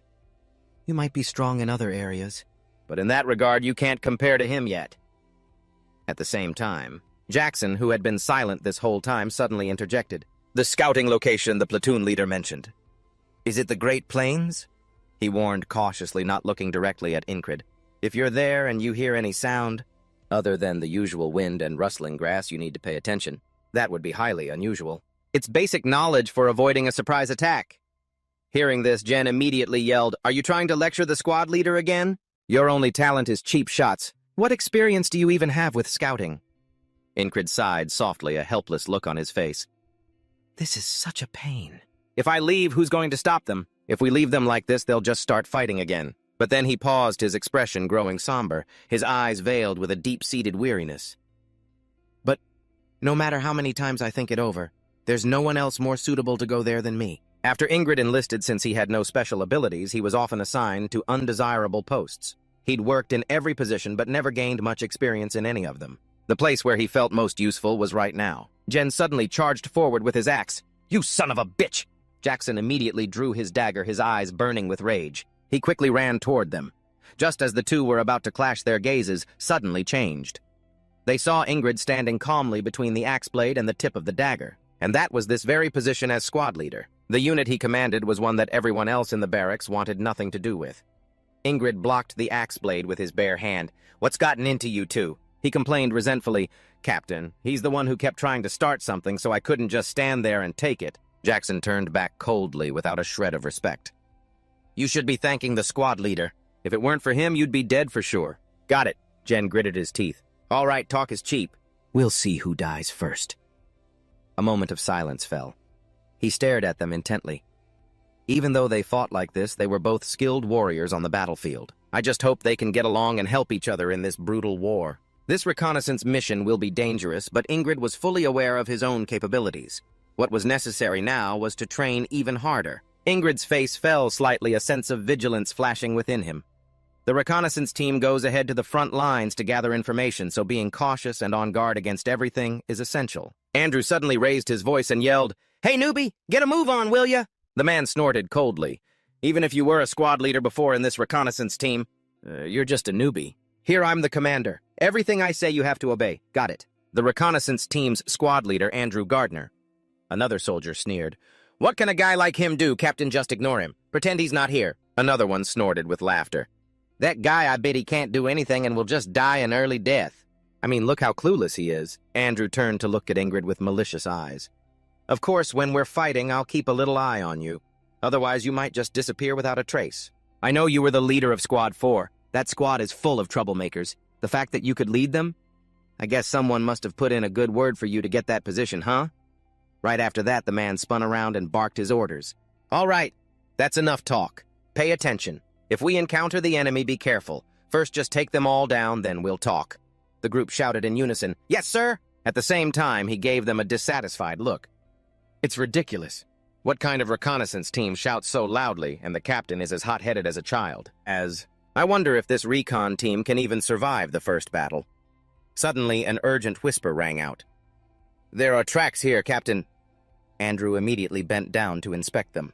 Looks like these are just antelope tracks. The man turned around with a cunning smile.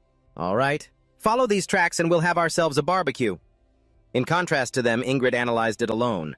But antelopes travel in herds of 30, and so how could there be so few tracks? At this point, he didn't understand what they were thinking. Ainley couldn't help but interrupt. What do you mean, antelope? These are the tracks of a different species. Same family, but they look completely different. It was only after a moment that he noticed Ingrid's presence. Ellie smiled warmly. You're new. You don't need to pay much attention to the captain. He's a bit childish, that's all. Reconnaissance team member Ellie. But Inley was a hunter before this. Therefore, he has the skill and experience for things like this. The things he said were things I could learn a lot from, things that would be genuinely useful in helping me survive this war. At the same time, he nodded slightly, his voice deep, but holding a rare hint of warmth. On a prairie like this, there are many paths that only animals use. Tomorrow I'll tell you more about these things. Night fell. The group suddenly started cursing. Damn it all. That day, because they were chasing the antelope, the entire team accomplished nothing of substance. Andrew looked around. They were definitely antelope tracks, right? He scratched his head in frustration. All right, well, since we're here anyway, we need to scout out the situation and report back tomorrow. The next morning, the dawn light gradually spread over a mountain as the sound of hurried footsteps echoed from the ground. Just then Andrew shouted, "We're here!" His voice suddenly deepened, losing its usual brashness. This is the location our recon team needs to investigate. It's called the Green Prairie Battlefield. Sure enough, before them was a lush green prairie. Andrew's eyes immediately scanned the area, his grip tightening. We need to be careful crossing this place. Let's find Asburn's team, then try to capture a few enemies for interrogation to make a name for ourselves. His men cheered excitedly. Yes, sir! Ellie suddenly hesitated. He turned to Increase. Are you just going to walk in there like that?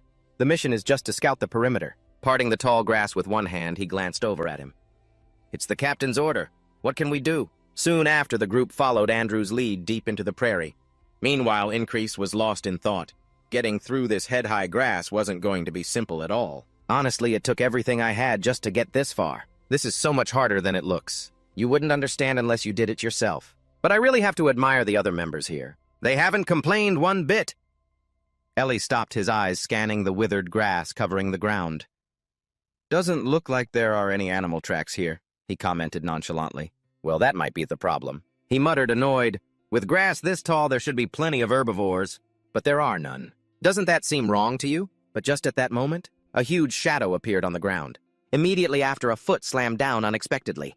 At the strange movement, Increase's face instantly darkened. A crazed leopard lunged out. His eyes widened, unable to hide his shock in that instant. The leopard's gaze suddenly locked onto Increase. He quickly pushed Andrew's head down. Get down now! Just then, arrows suddenly flew out of nowhere. Seeing this, the man's face practically froze. The group screamed in terror. It's the enemy! At the same time, a group of strangers, weapons in hand, drew closer. Seeing this, Increase took the lead and ran screaming at the top of his lungs, Run! From behind, an enemy suddenly pressed a blade to Andrew's neck. A moment later, even Ellie was cut down by them. The focus now was on Increase, who was clearly their primary target. Increase was like prey being chased down by a pack of hunters. At that moment, one of them drew a bow towards him. Increase glanced back in terror. Right, the sound-sensing technique I read about. I should be able to use it in this situation. In a flash, the arrow zipped past him. However, Increase's pupils dilated, reflecting absolute horror. In his final moment, a bitter smile appeared on his lips. So many chaotic sounds. There's no way I can handle all this. Everything I learned is completely useless. In just a few seconds, Increase faced a rain of arrows flying at him. The sharp arrowheads plunged deep into his body. Blood sprayed out in spurts. Increase still hadn't recovered from the surprise attack, his face deep in thought. If I just knew which direction the enemy was coming from, then I could dodge. But there are too many of them here. Just then, Andrew, with an extremely annoyed expression, shot a cold glare at him. What did you say? I'll cut your throat. Stop spouting nonsense. This captain wasn't listening to a word Increase said. He didn't pay any attention to him. Now Increase had to find a way to survive on his own. The twilight scene was vast, with the setting sun dyeing the sky in shades of orange. Just then, a shout came through, It's an ambush run. Hurry up. Although Increase ran in every possible direction, the enemy was always there ahead of him, blocking his path. But Increase wouldn't give up. He would find another way, because he could be resurrected to the day before over and over again. This time, Increase was attacked and killed by 20 assassins with bows approaching from the west. After that, he ran north to avoid them, but was blocked and surrounded by a team of knights. Now, Increase was sprawled on the ground, his hands clutching the barren earth. The leader gave a stern command, Find him! He must be somewhere around here. No matter if he ran east or west or tried to hide, they always found him in the end. At the same time, Increase tried to observe them, these pursuers of his. They all wore green attire, allowing them to easily hide in the tall grass. A thought flashed in his mind, a mix of confusion and déjà vu. Why are they defending this place so heavily? There are so many soldiers in this field. I don't get what they're trying to protect in this green prairie. Just then, the tall grass suddenly parted. A light shone from within, revealing only a tattered, blood-stained flag fluttering tragically in the wind. Increase's eyes widened, his pupils dilating in horror. In that moment of extreme tension, a sword suddenly pierced through the air, splattering fresh red blood across the lush green grass. His blood-soaked hand lay motionless on the ground. Doubts began to surface. I don't understand these damn Asburns. What are they hiding? Suddenly, Andrew shouted decisively, "We need to get through this green prairie and find the Asburn army. Then we'll take a few of them as prisoners and extract information." Increase thought to himself with a pensive look. Even though I've died and come back to life quite a few times already, I still can't do anything. Every time I step into that grass, I know I'm going to die. Thinking this, he grew more and more suspicious. I don't get it. Those bastards. Why would they set up an ambush with so many men? What are they hiding? I have to survive and find out what it is. Increase looked helplessly into the distance. But if there's no way to escape death right now, then it's all pointless. Everything will just repeat itself, but I can't keep dying like this. I have to do something. Ellie turned with a worried expression. Hey, is there something you want to say? He nodded slightly, his eyes showing a newfound resolve. All right, I've made up my mind. At the same time, Andrew roared like a wild tiger. Hey, you new recruit, what are you doing just standing there? Get moving. Max spoke up, his tone both reassuring and understanding. I know you're unhappy with what the captain said, but since we're on the same team, just let it go. We need to stick together, right? Increase replied without holding back. To be honest, I can't stand having a guy like him as our captain. He turned to look straight at him. We're all going to die. He doesn't know the first thing about reconnaissance. You can keep defending that guy, but it won't change a thing. This mission is going to fail. Hearing this, the color drained from Max's face. What did you just say? Immediately after, Increase gave him a hard shove. All right, I'll go. Hearing this, Andrew tightened his grip on his sword's hilt. So what you're saying is you're not going to follow orders anymore, huh? With a strategy already in mind, Increase shot back. What are you talking about? How can you say that to me? I need to take control of this battle and I will survive. Increase stood up straight and declared with a stern face. From now on, I'm the commander here, got it? By making full use of every person's abilities in this recon squad. Hearing this, the man gritted his teeth. This bastard. Here the recon squad, Captain Andrew and that other tall knight, were the three most capable people, the ones who survived the longest through the previous ambushes. He had witnessed it. Increase turned his gaze to Mac, that tall knight. He really does fight the enemy quite bravely. The difficult part, however, is that he only listens to what that damn captain says. So you could see him as a knight escorting a nobleman. At the same time, infuriated Andrew drew his sword and issued a blunt challenge. All right, if that's what you want, then let's see who's stronger. The winner gets to command the other. Pick up your sword. Fine. Increase narrowed his eyes, observing the man. If this guy were a normal captain, he wouldn't need an escort. Look at the way he holds his sword. It's clear he's had some proper training. But on the other side, Andrew was ready in his fighting stance. Increase assessed him again. However, his actual combat skills are still quite poor. Could he have grown up in a noble family? Thinking this, Increase couldn't help but feel skeptical. But if that's the case, he wouldn't need to risk his life like this. And just to achieve some military glory, would he? A speculation suddenly formed in his mind. Or perhaps his family is in decline, so he needs to do something. A glorious to restore his family's name. At that moment, the man pointed his sword straight at Increase. I don't see any ability in you whatsoever, and you intend to command everyone. You're just an arrogant nobody. Come on, I'll teach you some manners. He sighed wearily. All right, first I need to focus on defeating this idiot. And then figure out the rest. Andrew emphasized in a low voice, My reason for doing this is completely different from yours. Immediately after he roared frantically, Because I have a mission that I must complete, Suddenly Ingrid beckoned provocatively. All right, come on then. I only need one move to take you down. Hearing this, the man nearly lost his mind and charged forward frantically. Seeing this, Ingrid clenched his fist. The man had recklessly rushed in because of his provocation instead of observing his opponent. Clearly, he completely underestimated me in this fight. But Ingrid's eyes easily followed Andrew's every move. With such carelessness and underestimation, the outcome was certain. Ingrid's hand was seen lightly brushing past the sword's blade. He had used his bare hand to block the man's sword. Faced with Ingrid's counterattack, Andrew's expression changed. Seizing the opportunity, Ingrid rushed forward and punched the man hard in the stomach, sealing his defeat. The pain shot through him, causing Andrew to vomit violently. A moment later, he collapsed to the ground, writhing in agony. Mark's jaw dropped in amazement. A single blow, Ellie tried to stifle a scream. "I can't believe it. Isn't he just a low-level knight?" Right after he declared authoritatively, "From now on, I will command this reconnaissance squad. Does anyone have anything to say?" Hearing this, Ellie remained silent. On the other side, Max showed no intention of objecting. Back with Andrew, the man angrily struggled to his feet. "Damn it!" A moment later, Mark nodded, agreeing with Ingrid's decision. Ingrid looked up into the distance. "Well, the first step is complete." Right after that, the group followed his lead into the plains below. One of the men started to grumble. "What the hell is that bastard thinking?" Just then, Ingrid suddenly asked, "Hey, Ellie, what's your dream?" Ellie turned back, confused. "Why are you asking all of a sudden?" Ellie answered shyly. I've always dreamed of living a peaceful life with the girl I love back in my village. Ingrid nodded slightly. "I see. So you want to have that life? Then we all have to survive first." After saying that, Ingrid turned to another man. "How about you?" A young man hesitated, then spoke up. "My wife just gave birth." Ingrid replied, "All right, I understand. You need to get back to your child." Then Ingrid probed again. "And what about the rest of you?" A disgruntled youth answered. "I want to live a quiet life as a small merchant." The man next to him added indifferently, "I want to return to my family and live as a farmer." Just then, Ingrid suddenly turned to Andrew. "Andrew, what about you?" The man hesitated for a moment, then replied, "I want to fulfill my mother's wish." Andrew's eyes changed, and he growled, "This mission will help me do that. I will restore glory to my family name." Afterwards, Ingrid concluded, "All right, everyone has their own dreams, but to achieve them, you first have to survive and make it back." The men behind him were baffled by his actions. Then Ingrid made a vow. "I will do everything in my power to help every one of you achieve your dreams." The men were stunned into silence by his strange declaration. In that moment, they all listened to Ingrid's command. There is no greater motivation than igniting the hope in their dreams, for now he had achieved his goal.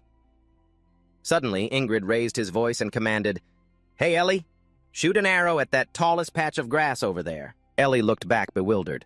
"But there's nothing there." Ingrid immediately growled, "I gave you an order, just do it, hurry up and shoot." At his command, Ellie quickly fired an arrow. A flicker of doubt entered Ingrid's mind. Did I miscalculate? Instantly, the arrow struck an enemy straight in the head. The men shouted in alarm, "An enemy!" The young man at the rear screamed in terror, "Is it an ambush?" Immediately, Ingrid yelled, "Run!" Andrew ran after them, stunned. "How did he—" Though still doubtful, he decided to follow, muttering a curse. "Damn it!" A confident thought crossed Ingrid's mind. Now we have a slight advantage. After a while, the group caught up with the enemy. Without hesitation, Ingrid charged and stabbed an opponent. They had successfully found the enemy on their own terms, and landed the first blow. An enemy soldier's sharp voice cut through the air. "What the hell is this? Kill them now!" At the same time, Andrew suddenly pressed his blade to an opponent's neck, finishing him in a single strike. Meanwhile, Ingrid silently observed the battle. The enemy was clearly caught off guard by our ambush. We need to take advantage of this. We have to reduce their numbers as much as possible. He shrewdly noticed that since Captain Andrew was following him, his bodyguard, that large knight, also had to stay close to provide support. "Over here!" Mark decisively sliced off an enemy's head with a single stroke. Burning with the desire to win, Ingrid silently confirmed his thoughts. At this rate, the chance of success of this attack is looking a little better. At the same time, he mercilessly struck down one enemy after another. The enemy force had 12 men, and now they're down to just 8. The enemy was panicking, reeling from the surprise attack. They screamed, their voices cracking with fear. "We've been ambushed by these bastards. Call for backup now. We don't know how many of them there are." Ingrid quickly glanced over at his men. The enemy had already managed to stabilize the situation. At that very moment, the sound of hurried footsteps echoed. A group of people stood in a straight line as he called out loudly to everyone. Increase gave the enemy a cold look. He shouted through gritted teeth, "Take them down now!" The moment the words were spoken, the formation immediately scattered. They began their slaughter of the enemy. In this tall, vast field of grass, it was not easy to spot them. The reason why last time they were able to detect that group's forces was because of an unexpected intervention from nature. One of them couldn't hide his panic when he saw the gazelle. Damn it! It suddenly darted out. With a sharp, cold glare behind him, he let out a roar and charged madly towards the gazelle. What a nuisance, die. At the same time, Increase suddenly appeared and attacked him. His eyes quickly darted over to the gazelle. This was the first animal I encountered when I first entered this field. And now I've met it again here. In that instant, it turned to look straight into Increase's eyes. The gazelle had been hunted by the enemy and was fleeing, and it had accidentally run into him. Increase carefully made his assessment. It seems that this time, they couldn't immediately detect our raid because they were distracted by this animal. It's thanks to its intervention that my plan succeeded. I'll spare this animal's life for now. Ellie yelled out, "We're all clear over here!" He immediately turned and replied decisively, "All right, move to the next location now." Meanwhile, the gazelle quietly watched Increase. It didn't seem to have any intention of attacking. After that first fierce battle, the group had lost one person. Now only 6 people remained. Even if today's battle were to repeat itself many times, Increase's fight could not change much. However, this time was the first success they had. Now let's move to the next location. At the same time, a lone survivor suddenly appeared. He was hiding in the tall grass, his eyes following the group's figures. As we know, because today is a repeat he already knew, where the enemy was ambushing them, allowing him to evade them and make critical decisions for the campaign. If the group continued straight ahead, they would have to face nearly 30 enemies armed with crossbows, waiting for them. Increase urgently commanded, "Quickly this way." To avoid losing any more comrades, the only option was to go around them. However, they still spotted a lone enemy on their path. Of course, the basic thing to do was to eliminate that enemy quickly before he could alert his comrades. This was the only thing right now that Increase could do. Once that guy was taken down, the group would move quickly to get past the enemy's encirclement here. Meanwhile, Andrew let out a heroic roar. He was frantically slaughtering the enemy. Marking "Watch your back," Andrew's getting a little too carried away. The main goal of this battle is to escape safely. We can't kill all the enemies in this grass. There are too many of them. At the same time, Increase shouted, "We need to get to the other side of this grass field quickly, before it gets dark," he urged, breathing heavily. "Let's push forward quickly." Max shouted, his eyes glancing around uneasily. "Are you sure you know the exact way?" "The deeper we go, the more dangerous it gets." Increase's retort was as sharp as a blade. "All right, I know the way. Just follow me." Immediately after, he declared forcefully, "I'm the commander here. Everyone just do as I say. Panicking won't solve anything." Right at this moment, the expressions on Ellie's and Andrew's faces showed clear astonishment. They saw Max point his sword directly at Increase. He spoke in a hoarse voice, "This battle has reached a dangerous point. I hope the path you've chosen is a safe one." At this point, Max's voice rose in a threat. "If I feel that even one of your actions is wrong, I will cut you down myself right here. Understand? You may be the commander, but we're not going to follow you blindly." Increase was almost silent, meeting his gaze eye to eye. Then he replied loudly, "It's too late to turn back now. We have to move forward. You know that, don't you?" Increase didn't forget to remind them, "The grass is much shorter here now. Therefore, we need to move very quickly. If we stand here arguing like this, we're all going to die." Mark hissed again. "You mean we'll be safe as long as we do everything you say?" Suddenly, you grabbed his hand. "There's something I need to make clear to everyone." Increase's voice lowered noticeably. "Everyone here wants to live." Andrew glanced at him. "That guy. I used to think he was just a talentless good-for-nothing." A memory flashed through his mind, just like his father, an alcoholic who squandered all the family's assets while he watched helplessly. Andrew's eyes lit up, but now it seems that's not the case. That resolute look in his eyes. At that same moment, a familiar voice echoed in his ear, "Andrew, my son, perhaps our family will end here." He stared blankly at the ceiling. "However, you're a grown man now." Right after that, he turned to look at Andrew, his lips barely moving. "As long as you have the determination and willpower, you can lead everyone in the family to a new life. You must train and study hard so you can restore our family one day, okay? Become a clan leader that everyone can trust." He gritted his teeth helplessly. That is the mark of a person with vision and outstanding leadership. Returning to the present, Increase with a confident gaze declared bluntly, "Trust in me. Together we will survive and escape this place." Andrew suddenly pushed past the others. He nodded in agreement. "All right, I believe you for now." Andrew exclaimed with full confidence, "Captain Increase Myong, lead us to victory." Hearing this, Mark tried to stop him. "But Sir Andrew," he immediately cut him off. "That's enough. The commander in this battle is now Increase." He reminded them again, "We must follow his instructions." Hearing this, he was left nearly speechless. He looked at Andrew with a dazed expression. At the same time, Increase gave an instruction. Everyone stay low as you move. The grass here is much shorter now. Remember to stay close to me. Move quietly and stick together. Instantly, Andrew put his hands on the ground and the others hastily followed. You've already figured out a path for us to escape this field, after so many failures. Now that we've made it this far, we just need to move quietly, avoid the enemy, and escape. Of course, you always need a backup plan. A while later, as the last light of day fell, a foot stepped out silently from within a patch of grass. At that moment, countless spears were planted across the plains. After dying and coming back to life so many times, Increase had found a few key points for this operation. Mark and Andrew's group warily looked behind them at this exact moment and in this exact place. At the same time, Increase led the group through patches of grass. It was their only chance to escape the enemy encirclement without a direct confrontation. From above, the group was almost completely surrounded by the enemy. Mark and Andrew swallowed dryly as fear surged like a storm.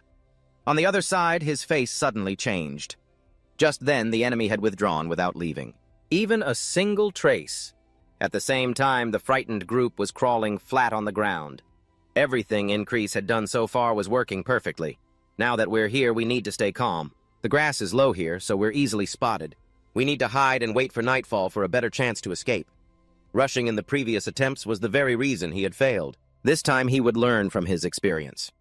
Increase's gaze shifted to the distance. Looks like there are quite a few enemy patrols around here. Ellie froze in place. Oh God, we've walked right into the enemy's lair. The young man groaned helplessly. Just our luck. He whispered into the faint wind. This is the enemy's encampment. It seems like these people are hiding something here. Something they don't want anyone else to find. Anyone who enters these green plains is certain to be killed by them. In that moment, Increase's gaze unconsciously darted in one direction. He saw only a tattered flag stained with fresh blood fluttering in the wind. Beneath it, countless skeletons were scattered about. So the group's mission now is to find out what's in this camp. That's so important to them. Without hesitation, Increase took a step forward. All right, let's go. Because only by doing that can they finally escape from here. Mark let out a dry cackle. Are you really planning to start a fire inside the enemy camp? He continued in a panic. Are you insane? We're in the middle of the enemy camp. One small mistake and we'll be dead instantly. Increase suddenly changed the subject. Hey, what's your name? He looked stunned for a moment, but replied, Just call me Mark. Hearing this, he spoke in a steely voice. Mark, I will not accept any objections here. He choked on his words. This guy. In the end, just as Mark was about to speak, Andrew cut him off. Shut up, Mark. He and Incrid charged straight into the enemy's center. Gritting his teeth, his eyes flashed with determination. I know what Andrew is thinking. I'll just have to follow the captain's lead. Mark whispered like a final prayer. This is it, the moment the clouds cover the moon. All I can do now is trust the captain's decision. I hope it's the right one. At the same time, Increase suddenly slashed his sword across a tent. He swallowed hard, his face clearly tense. He's crazy just barging in and destroying the tent like that. Mark glanced around, his face blank with confusion. The tent's empty. Just then he started running frantically forward. He followed blankly. What the hell is going on? What's with him? But Increase kept charging. His steps were swift and precise. Mark's eyes followed his every move. He's rushing through the enemy camp like it's deserted. His heart wouldn't stop pounding. So reckless. Mark glanced from side to side. The darkness seemed to swallow everything. Even running this fast. We still haven't run into a single enemy. We've almost made it all the way through, but how is this possible? Where are all the enemy soldiers? Just then Increase froze. Ahead were guards watching over corpses. He turned slightly, his eyes glinting with resolve. Wait here. He leaned back as Increase scouted ahead. I've infiltrated this place countless times. This is the first time I've found the flag and been able to touch it. A stream of memories suddenly flowed through his mind. All the enemy troops here were focused on me, aiming to protect the flag. A moment later, Increase spoke in a low voice to the Asburn soldiers. That flag is the most important thing on this battlefield, and it's their main objective to protect. In that instant, the flag fluttered in the void. Below it were corpses decomposed beyond recognition. Hearing this, Mark asked with a curious expression, what happens if that flag is burned? He couldn't help but feel a sense of doubt. Did the captain know about this flag from the beginning? How? In a flash, Mark's facial muscles tensed, a light gleaming in his eyes, but he was stunned as he remembered. Could this be what the commander was talking about? He was the one who decided to choose the captain for the scout team. That means he knew what he was capable of. Just then, Increase emphasized again, Asburn. They will focus on recovering and protecting the flag. He stared at him, a series of unanswered questions in his mind. The captain who is always so careful with every move, now he's recklessly infiltrating the enemy's center directly. It was all to complete this secret mission, wasn't it? Right after he gave a firm order, "Destroy the flag! Then we escape from here!" Without waiting for the group to react, Increase continued in a sharp voice. "From now on, we split into 2 teams. One will act as a decoy to draw the enemy's attention. This is a difficult challenge." Mark suddenly agreed. The other team will burn the flag. But he seemed a bit surprised by his unusual behavior. Incred shot a suspicious glance at Mark. He's been resisting this whole time, and now he's suddenly cooperating like this. This will make things much easier. You've led my men into the Asburn camp a few times before, but this is the first time with so many people. At the same time, Andrew's group nodded in acceptance of the order. Increase took a slow, deep breath. Today is a good day. I'm feeling pretty good. If things stay like this, they can do this. Instantly, the group threw rocks at the enemy. One of them immediately rushed out, yelling, "Intruders!" The guards swarmed out like a flood. The commander roared angrily, "Get them!" Increase steeled his resolve. We have to succeed in this mission. He quickly reached for a still-lit lamp. A determined glint flashed in Increase's eyes. He tightened his grip on the torch. It's either succeed or tomorrow when the loop resets. Just as Increase let his guard down, Mitt suddenly raised his sword. He swung it down hard toward him, but with his sharp reflexes, Increase easily dodged it. He swallowed hard. When did he get so close without me realizing it? Right now, Mitt and Increase stood facing each other, both radiating killing intent. He watched him cautiously. An enemy that looks very strong. I've never seen him before. Until now. Incred's brow furrowed, his eyes fixed on the man. His mind raced with doubt. Where did this guy suddenly come from? Mitt growled in his throat. "You little rats!" Just then, Incred suddenly whispered, "Too late." The man was momentarily confused by his words. From the side, a fire suddenly erupted violently. A soldier screamed, "Fire! The tent's on fire!" Another man pointed quickly toward Andrew's group. "There are more intruders. Get them!" The leader gave a firm command. "Put out the fire first." Mark acted as the decoy, and Incred got their attention. And Andrew started burning the tents. It's going just as planned. At that moment, his eyes suddenly lit up. Now's our chance to escape. Seizing the opportunity, Incred spread his legs wide, kicking up dust and sand. Every attack begins by focusing power from your feet, stomping the ground, and stepping forward. Lunging his whole body forward, he didn't hesitate to point the tip of his sword straight at him. I see it. His weak point. The tip of the sword was already moving toward Mitt's temple. In a split second, the man suddenly spun around. Before the unexpected movement, Increase barely had time to react. Instantly, Mitt dodged to the side. The blade sliced through the empty air. His hand was still gripping the hilt of his sword while the other man watched him leisurely. A chill suddenly ran down Increase's spine. A wound had already appeared on his stomach. Blood spurted out. In pain, Increase clutched the wound, letting out a soft groan. That blow was almost a perfect thrust. He whipped his head around, his eyes wide with terror. Mid stared at Increase, his voice dripping with contempt. How unpleasant. Increase's body began to sway. I couldn't take him down. With my current abilities, I'll never be able to beat him.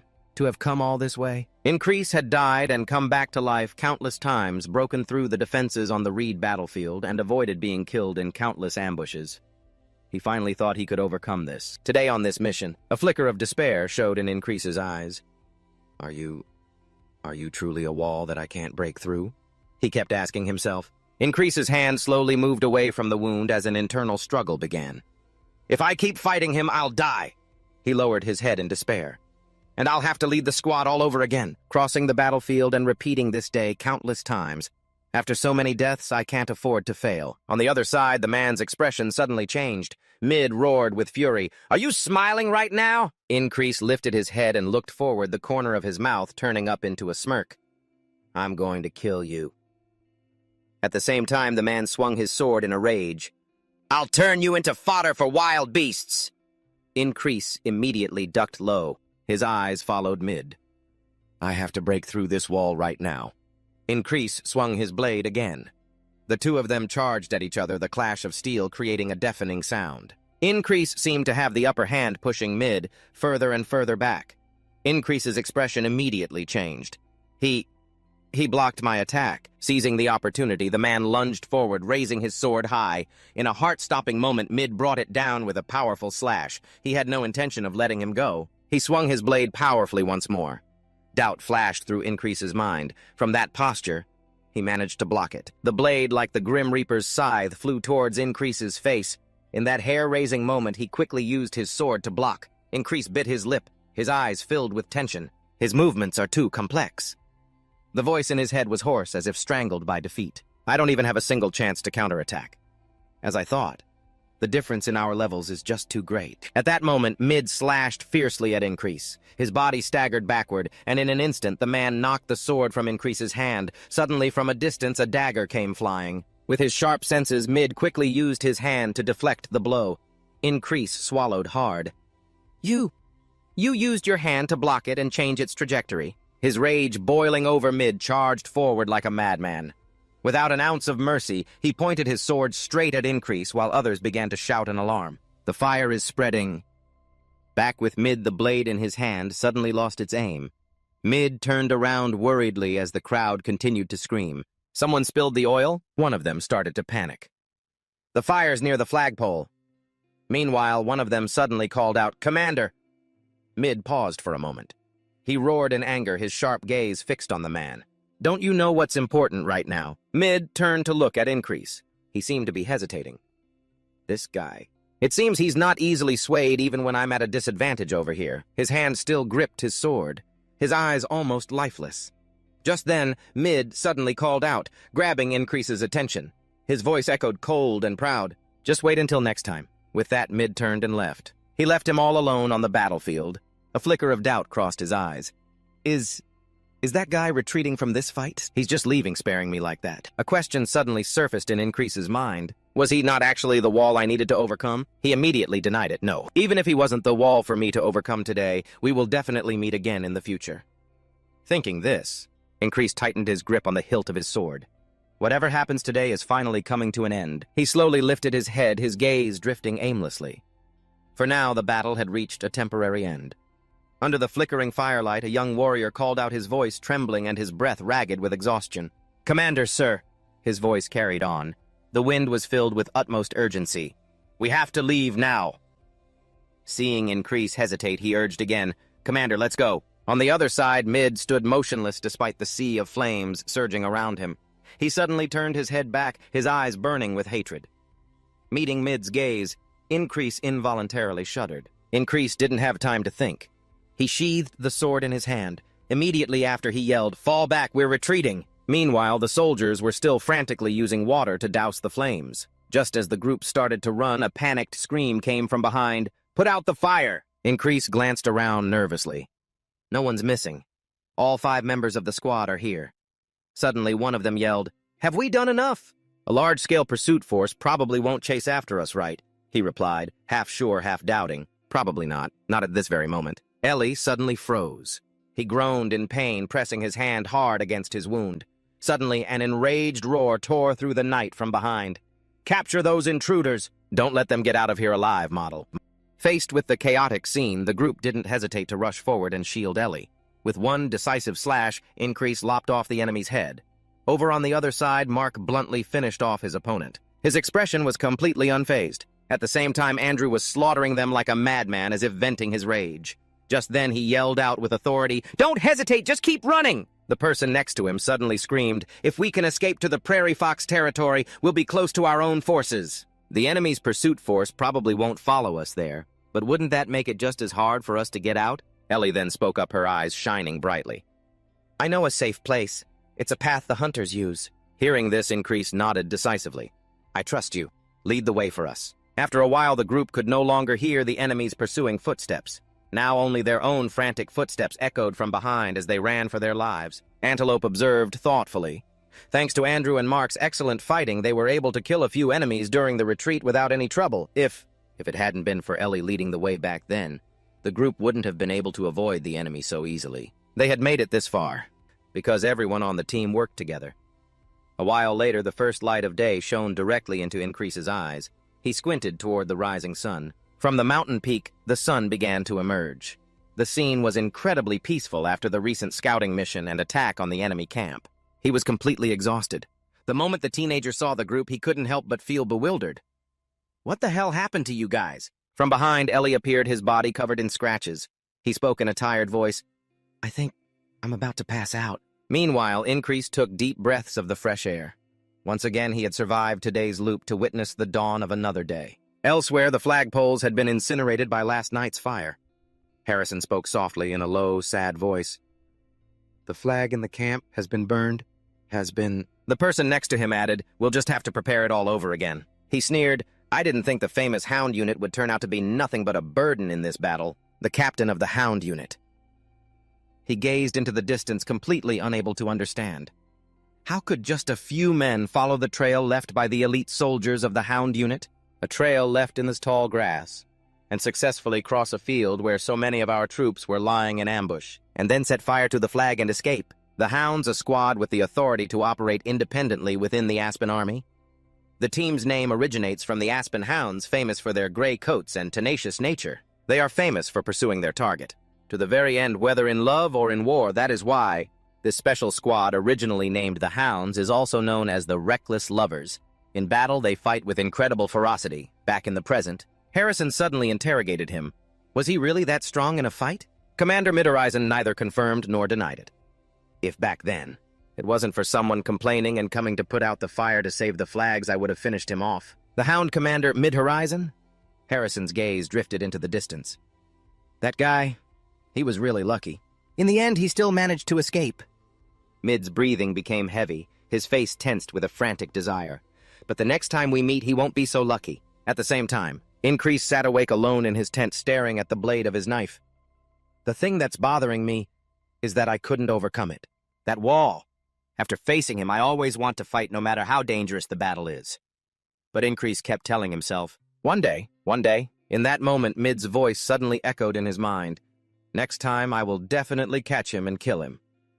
On this side, he silently made a resolution. You will definitely fall by my hand. Meanwhile, Jen casually tossed his axe into the air, a look of utter boredom on his face. I'm bored to death. It's almost time for the scouting party to return. Why isn't there any news? Just then he caught the axe, his fingers tightening around it. Jen sat up, stunned, his eyes darting toward the distance as a terrifying thought flashed through his mind. Could it be he's dead? Jen tapped his head hard with the shaft of the axe. He seemed to have improved a little recently, but he's still just a rookie when it comes to scouting, so it wouldn't be that surprising if he died in action. Strangely enough, I actually liked his personality. Thinking this, he clenched his teeth as if in acceptance. Well, if he's dead, then that's that. Meanwhile, Ratna jolted awake. He was yawning widely, still half asleep, when his eyes suddenly froze on what was in front of him. Jem was staring intently at him, not even blinking. Annoyed, Ratna snapped, "What are you looking at?" Jem immediately flipped him the middle finger, his expression completely unfazed. Faced with the provocative gesture, he didn't react this time. Suddenly, Jem smirked and called out tauntingly, "Hey!" He lunged closer to Ratna. His lips curled into a smirk. "You want me to kill you?" Seeing that, he immediately drew his sword, his face burning with rage. "You psycho!" Meanwhile, Joey was questioning Increase doubtfully. You ambushed the enemy and infiltrated their base, and set their camp on fire. He answered truthfully, "It was all a spur-of-the-moment decision. I was just lucky to pull it off." Hearing this, she furrowed her brow, a flicker of doubt in her eyes. "Lucky, you say?" Increase didn't flinch. He looked Jo Young straight in the eye. Seeing this, she immediately gave an order. "I see. Go get some rest and tend to your wounds." As soon as Increase left, Jo Young was lost in thought. "I actually thought he'd handle everything perfectly, just like last time in the camp. I guess I shouldn't have gotten my hopes up only to be let down." She stared after Increase's retreating figure. What's gotten into him? Meanwhile, he looked back with a disgruntled expression. What the hell is that commander thinking? Does she think it's easy to just waltz into an enemy camp and break through their lines? Just then, Andrew suddenly appeared. "Squad leader Increase," he said, abruptly bowing his head. "I was rude earlier. I'm sorry. It's thanks to you that I'm still alive." Andrew then looked up at him. "Do you think we could be on the same squad again next time?" Increase didn't give a straight answer, just waving his hand casually. "If we're fighting on the same front line, then sure." At his response, Andrew fell silent. He bowed low to Increase's retreating figure once more. Immediately, a line of others bowed as well, expressing their gratitude. Increase's pace slowed. "They're thanking me. Because of me, they're still alive." even though I only saved 4 of them. A flicker of doubt flashed through his mind. Was that really the best I could do? After all, I still lost 2 members of my squad on the battlefield. At that moment, regret began to wash over Increase. If only I were a little stronger. I could have saved them too. Today, Increase surpassed his own limits by reliving this day over and over. From now on, he will no longer fight in vain. The time has come for Increase to pursue the ideal of the knight he wishes to become. To survive today, that has always been his goal. And to ensure a day like this never happens again. Increase's eyes shot open. I have to get stronger. Just as he was lost in thought, someone in the crowd suddenly shouted, "Those psychos are at it again!" At the same time, Jem and Ragnar charged furiously at each other. Neither was willing to back down. Jem burst into a maniacal laugh, his eyes wild. On the other side, Ratna's expression darkened as he gritted his teeth in fury. Increase watched them closely. Those expressions. I've never seen them make faces like that before. I've fought alongside my comrades countless times, but I've never once seen that kind of expression on their faces when they were facing me. The man beside him couldn't help but blurt out, "Are those guys even human? Look at him, he's a straight-up monster." Human, my ass. As Jem and Ragnar continued their frantic battle, he suddenly felt a pang of regret. I shouldn't have been so impatient from the start. So from now on, I'll achieve the goals I've set one by one and get stronger. His eyes gleamed with determination. First, that expression. I'll make them show it when they face me. Back with the others. Jem swung his axe forcefully. Ragnar quickly parried the blow, then suddenly spun around. Squad leader Increase said nothing. His eyes locked on Ragnar. Jem couldn't hide his excitement. If you were going to show up, you should have given me a heads up. Why are you sneaking around like a cat and spying on me, huh? He roared in anger. You think this is some kind of a game? If you're not going to play with me, then get lost. Ratna walked over and asked him, "Are you hurt?" Increase insisted, "Just a few scrapes, that's all." He glanced over at Jem. "Never mind that. Jem, a moment ago when you blocked Ragnar's attack..." Jem quickly cut him off. "Here we go again with this guy. Now that you're back, go wash up and get some rest." His eyes darted to Ragnar. "Ragnar, that attack of yours just now," he whispered, his breathing heavy, his face filled with frustration. What is he trying to do now? Increase was bewildered, a confused look on his face. "What is it?" Ratna suddenly turned away. "It's nothing." Puzzled, Increase watched him go. "But it looked like you had something to say." As Increase calmly turned his head, he gazed toward the horizon.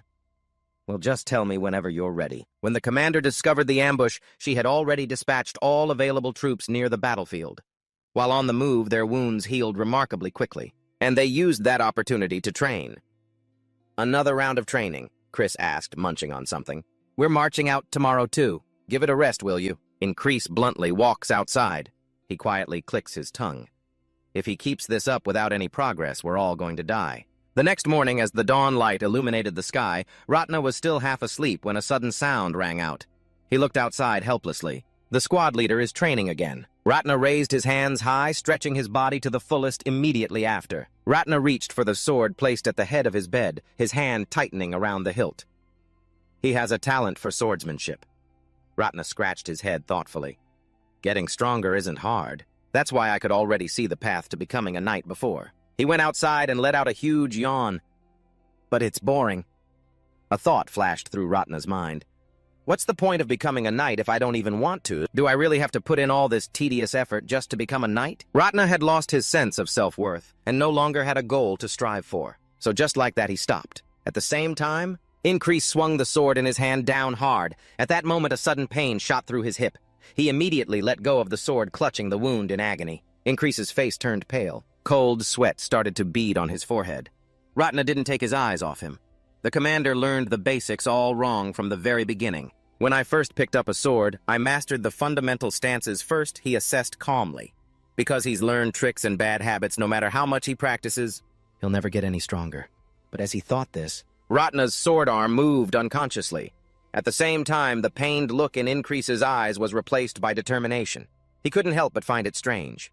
Why is he pushing himself so hard, sacrificing so much? Immediately after, Increase once again gripped his sword tightly. He swung it hard into the empty air. At this point, Ratna couldn't let go of his curiosity. He spoke up, "Why are you pushing yourself so hard?" Increase didn't hide anything.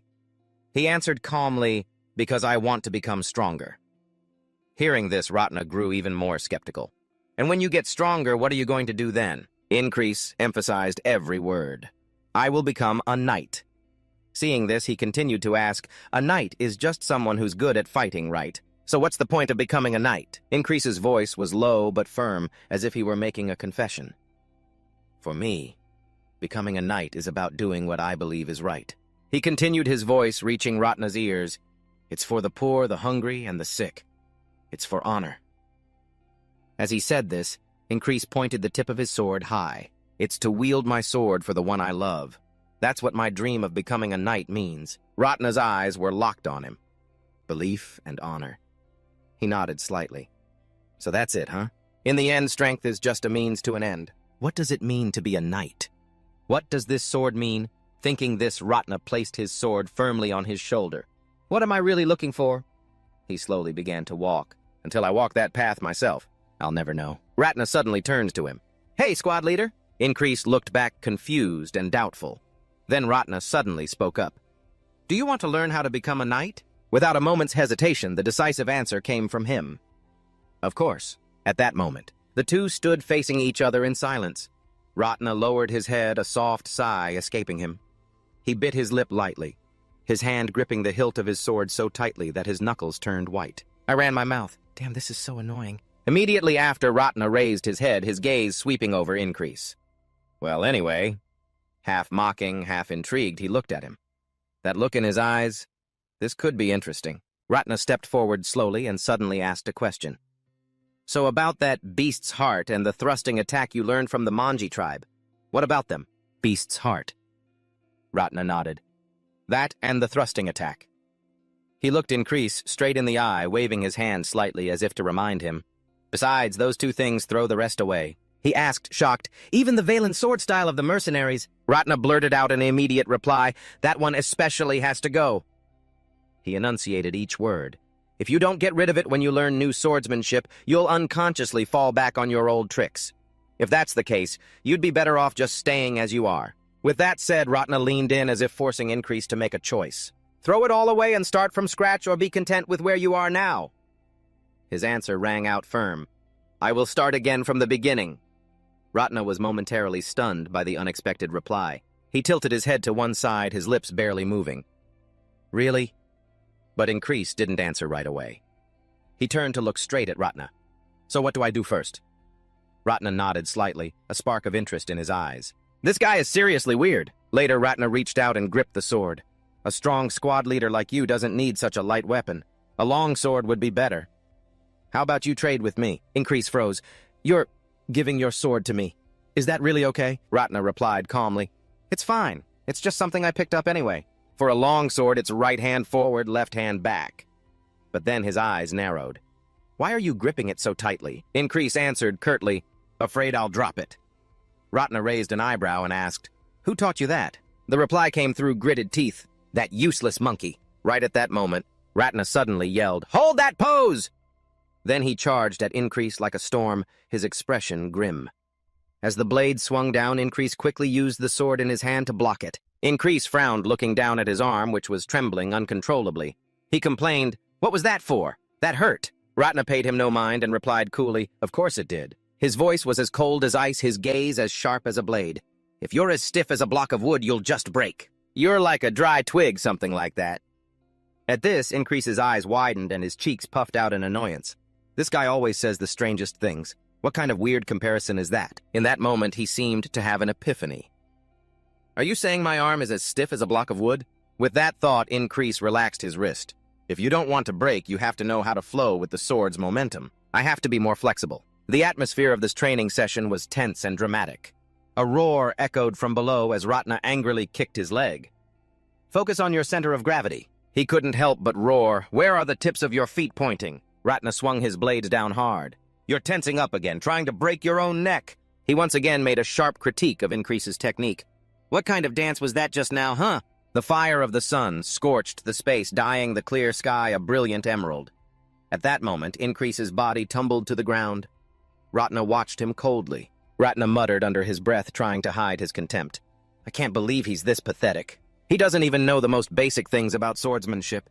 Teaching him like this probably won't work. The training seemed to have pushed Increase to his limit. His face was drenched in sweat drops rolling down his chin. Though his body was exhausted, Increase's fingers tightened around the sword.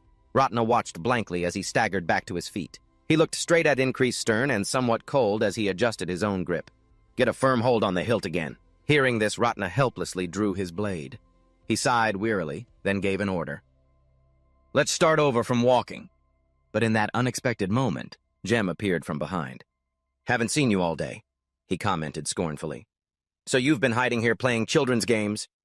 Then Jem spoke in an interrogating tone. "Is this bastard bullying our squad leader? Want me to teach him a lesson for you? I could just cut his tendons." In that unexpected situation, Increase turned his head, his eyes looking up in surprise.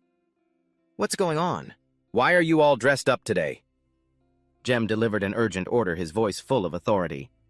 "Emergency assembly for the entire barracks," he announced loudly. "The enemy is approaching." Meanwhile, Jackson carefully put away his 2 daggers. Elsewhere, Joey looked up in a certain direction where a formidable army was advancing with fluttering red flags and sharp spears. Immediately after, the key figures were gathering Jem, Increase, Auden, Jackson, and Ratna. He glanced worriedly at Increase. To think I was teaching him swordsmanship at a time like this. Changing to a new sword right now, he's definitely not used to it enough to fight. Because of that, he could die today. The sword lay across Ratna's shoulder, its spine pressing deep into his shirt. He silently made a resolution. "I'll stay close to him today." He pressed his lips together tightly. A helpless mutter escaped him. "Damn it! I still wanted to learn more about swordsmanship. But that's not possible now." At the same time, someone shouted in confusion, "The enemy! What are they doing?" Against the seemingly harmless clear blue sky, tattered flags fluttered in the wind, stained with the color of death. The vast scene was filled with the enemy army. With their cold, sharp spears raised high, a doubtful voice called out, "What a strange formation!" And then a giant, veiny hand appeared. The figure let out a powerful roar. "This is the end for all of you." The figure's silhouette was partially hidden by a thick fog, its eyes glinting coldly. Finally, Joey couldn't help but feel shocked. Sorcery. The sudden appearance of a thick fog shattered the silence, causing extreme panic among the warriors, but Increase remained vigilant. Suspicion was clear in his eyes. How could fog just appear like this? In that moment, Increase froze. He couldn't even see the people standing right in front of him anymore. As the fog grew thicker and thicker, the warrior's vision became severely limited. A panicked soldier cried out, Where did this fog come from?" "I can't see anything at all." At the same time, a sudden sound reached Increase's ears. The panicked soldiers looked around, and one of them yelled, "What was that? Did you hear that just now?" Immediately, they began to scream in panic. "What is that? What's that sound? What the hell is happening in front of us?" It was at that moment Increase yelled out a warning, "Arrows." The white fog was suddenly torn apart by a devastating volley of arrows, flying at a terrifying speed, giving them no time to react. Many of them fell, their blood spilling out and mixing with the ethereal fog. Meanwhile, Jo Young desperately tried to block the arrows. "This isn't natural fog. It's a surprise attack from the enemy." Amidst the chaos, she shrieked, "Get down! Raise your shields! We've been tricked!" Elsewhere, a mysterious cloaked figure suddenly let out a savage laugh. He spoke with arrogance. "Do you have any idea how much effort I put into this? To complete this spell? Of course not. I had to collect the blood of countless animals, water from the purest lake, and even had to continuously cast a rain-summoning spell while it was being cast. The thick fog obscures everyone's vision, but as long as I stand under this flag, the spell's medium, I can see everything perfectly. It allows our troops to attack the enemy with ease." He officially named the mysterious fog that now enveloped the battlefield. "I call it the Death Mist." Just then, Mitt approached from behind.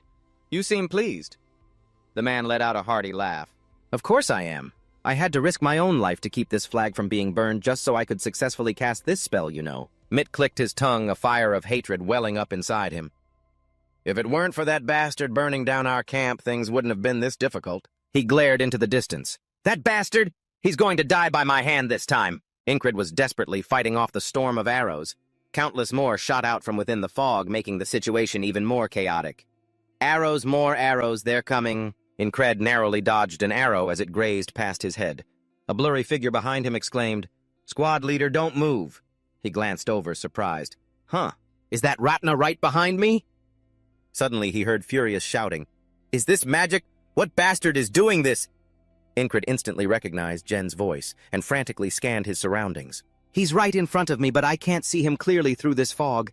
We can't fight at full strength like this." Suddenly, an arrow slammed into the ground with a crack. Sweat poured down his face as his breathing grew heavy. And I'm using up too much of my energy. It's getting harder and harder to move. Damn it, my legs are freezing up. I haven't even had a chance to use the method Ragnar taught me. I don't think I can master it all. But then, Ragnar's warning suddenly replayed in his mind. Even if you learn from me, you'll just go back to your old habits. Until you've mastered these new sword techniques. As stay out of battle. Increase had listened seriously. But if you stubbornly insist on fighting on the battlefield, you will die. At that moment, he whispered, his resolve hardening. That's right. He strained his eyes, looking death straight in the face. The deafening clang of weapons surrounded him. From behind, Ratna urged, "Squad leader, let's fall back." But he suddenly exclaimed with certainty, "I found a way out, if I can't pull this off in one go." After saying that, he charged straight forward. "Squad leader, have you lost your mind?" The opponent immediately thrust his spear forward. Increase deliberately allowed himself to be fatally struck. Gurgling sounds escaped his throat. The spear. It went right through my throat. Even so, he met his death with a triumphant smile. This means I'll get to learn swordsmanship from Ragnar again. The armored soldier shrieked in terror. "You're insane, you psycho, just die already." He used his foot to push the body off and pulled his spear out. The scene quickly shifted back to a time when the sky was blue and peaceful, with Increase now training with Ragnar. Why did you fail? Do you still not understand? The young man thought to himself.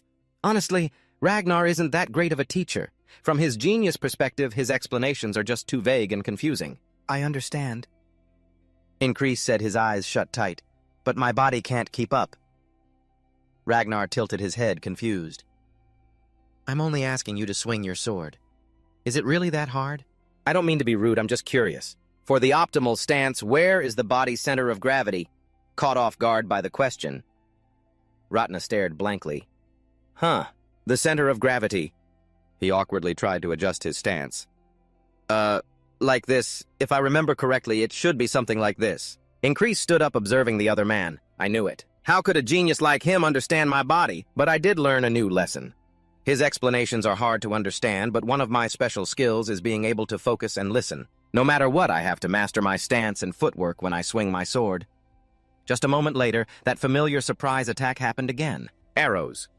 Arrows. They're flying this way. With his previous experience, he succeeded. He blocked the arrows, but his arm still wouldn't stop shaking. My body is still too stiff.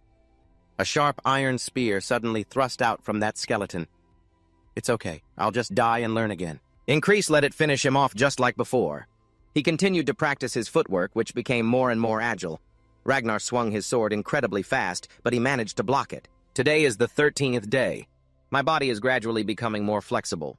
The other guy also noticed the change. That last move of yours wasn't bad. When did you learn that? The young man stared seriously at his opponent. Now you can start learning basic swordsmanship. Ragnar pointed his blade down and began to explain. Basic attacks include cutting, slashing, and stabbing. To defend, use the flat of the blade, if you have a good enough sword. You can also use the edge. Then he pointed it forward. The closest distance between you and your opponent is called the sword's path. His posture and his teachings were all taken in by Increase. Limit your opponent's swinging range while increasing your own. That is swordsmanship. Imagine your opponent in your head, then swing your sword. The young man learned very quickly. The opponent's entire body was exposed before Increase's eyes. He watched the spear graze past his body. The creature was startled with surprise as he lightly swept past its legs. Escaping that thrust was so easy. But ahead, countless other spears charged in at the same time. They pierced through his flesh instantly. Today is gradually changing.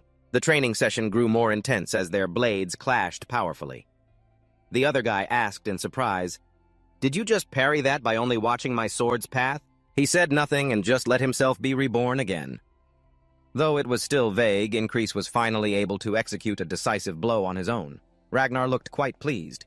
That last diagonal slash of yours was good enough. He realized it himself too, as those small improvements gradually accumulated. When the fog surrounded him, he ran. And Jagna exclaimed as always, "Squad leader, are you insane?" The enemies were just as ruthless as they had been before. The smile on Increase's face grew wider and wider. I can see the path. It's always that same face. It's always Ragnar's same swing.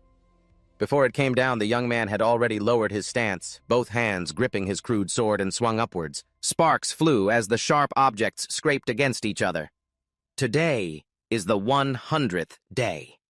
Ragnar stared blankly at his own numb arm, his fearful gaze fixed straight ahead. The words were caught in Ragnar's throat. The other man panted heavily. "Who are you?" Increase remained silent, observing his opponent. Ragnar's gaze had changed. That familiar wind grew more and more intense.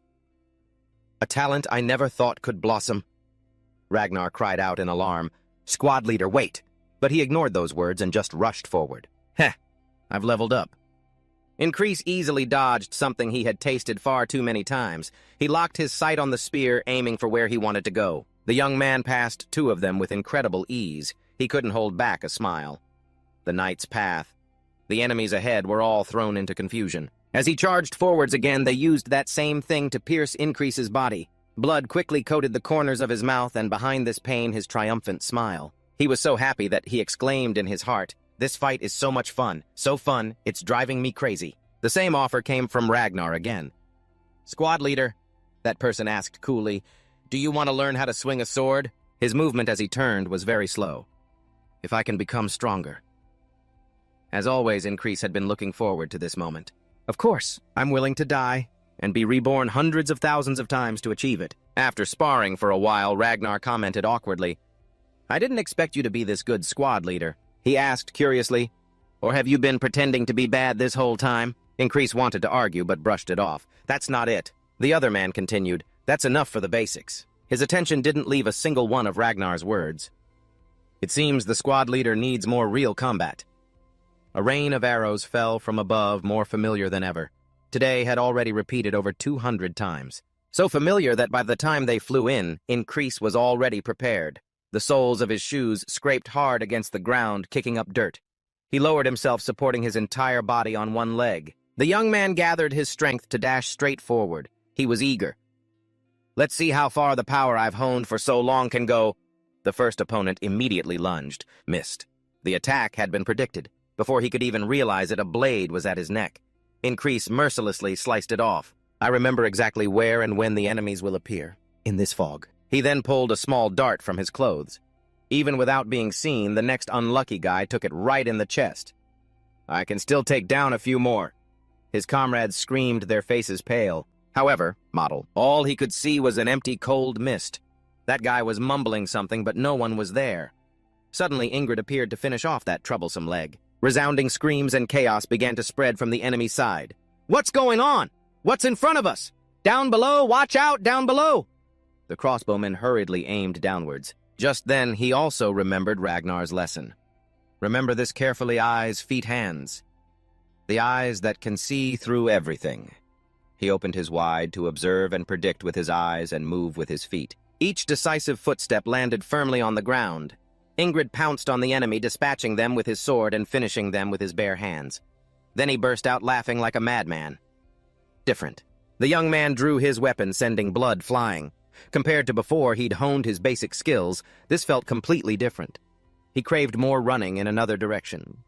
More bring it on. That man. Ignoring the crossbows aimed at him, he charged. They surrounded him, forming a defensive line. One of them spoke cautiously. "You've infiltrated our position. But with such a small number of men, do you really think you can make it back alive?" Ingrid ignored the threat, thinking to himself, "Still not enough." He stepped toward them. "Fight me with your swords," the young man commanded heroically, his voice calm. "Come on. I want to test myself further." His words frightened the enemy. "You crazy bastard!"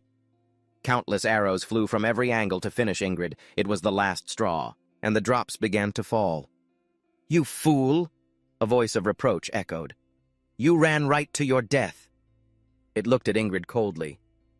"Have you gone mad again?" He opened his eyes after that brief exchange. Sitting up, the young man silently replied to him, "What is it? It's been a while and you only show up to curse at me. Why else would I be here?" The person beside him struck up a conversation. "What are you doing just sitting there in a daze?" Ingrid looked up at the shirtless man before him. It was that guy, Jen. He remembered every word the man had uttered. "Is it sorcery? What bastard did this?" Every time the fog appeared, you would scream, "It's sorcery!" After reliving it so many times, Ingrid started to realize a few things. The enemy army's formation had no real tactics. Just like in the tall grass field, they're protecting that flag. Curiosity made him blurt out the question, why? "Do you know anything about sorcery?" The man answered in surprise, "Sorcery? Why are you suddenly asking about that?" Ingrid ignored the question directly. "I'm just curious. If you know something, hurry up and tell me." Jen got a little more serious. All right. "Do you know the difference between magic and sorcery?" He crossed his arms and guessed, "Magic is more common." The other man agreed. "That's not wrong." Then he added, "Sorcery requires a catalyst. It's not just needed, it's absolutely crucial." Some new information was revealed. Without a catalyst, sorcery is useless. Ingrid began to think. A catalyst, so that's it. He quickly understood the problem. This fog was created by the enemy's sorcery, and the catalyst is that flag. In other words, if he just destroys the flag, the fog will disappear. The young man carefully probed further. "Does your tribe use this kind of thing too?" Sorcery originated in the West, and Jen came from the Western wildlands. Jen suddenly let out a cheerful laugh. "I've seen it before. Did you know? The number of real sorcerers is very small. Most of the ones wandering the continent are just quacks and frauds." After confirming what he needed, Ingrid lifted the tent flap and left. "Where are you going?" He gave a short, cold reply. "To train." Ragnar stood with him on the training ground to talk. Fortunately, what the squad leader learned shares the same origin as my own. He brought up some old stories. "Have you heard of the 5 great sword styles? That refers to a famous man from 500 years ago. A once-in-a-generation genius was born. Born to a poor farming family at 9 years old, the boy used a single hoe to kill all 12 bandits who attacked his farm. Things went well after that. Soon orphaned and forced to fend for himself, the boy awakened to the principles of swordsmanship. Later, a nobleman who heard of the boy's fame sought him out and adopted him. By the time he reached adulthood, he had made a resounding name for himself, and that genius became known as Leonis Oniak. However, Leonis was as much a gifted genius as he was a tragic figure." The man lay trembling on the ground, his body shaking. From the age of 50, his limbs began to weaken. And before he even turned 12, he contracted an incurable disease that left his entire body paralyzed. The unfortunate genius who seemed destined to be forgotten. Ragnar continued with the most important part of the story. "However, at the age of 20, though completely paralyzed, Leonis wrote a new chapter in the continent's history of swordsmanship. He systematized all existing sword schools, Shist, into 5 types. He listed them out.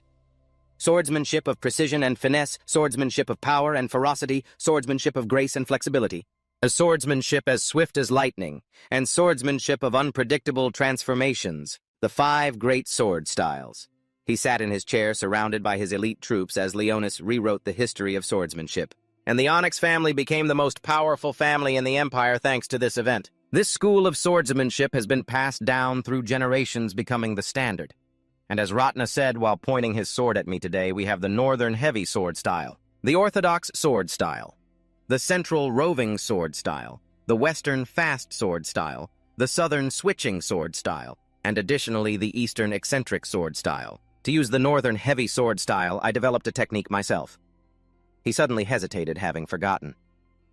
"I think it was the beast's conscience." Incred quickly reminded him, "Beast's heart." Ratna began to elaborate. "Anyway, this technique is even more useful than that. What you mentioned is absolute focus, forgetting everything around you, focusing only on your opponent and your own sword." Ragnar's sword stance suddenly changed. "Explain it more clearly." Incred was confused, but still began to speak. "Well, it's like this." Before the words could even leave his mouth, they were cut off by a sword strike. It left a cut on his neck, already beading with fresh blood. Incred hurriedly touched his neck, an attack faster than Jem's axe. I almost died. Ragnar, however, nonchalantly asked, "Didn't you feel anything?" Just then, someone suddenly interrupted. "You bastard!" Jen gripped his axe and furiously snapped, "Are you trying to kill the squad leader?" But Ratna didn't even glance at him. "When you face death, your focus sharpens.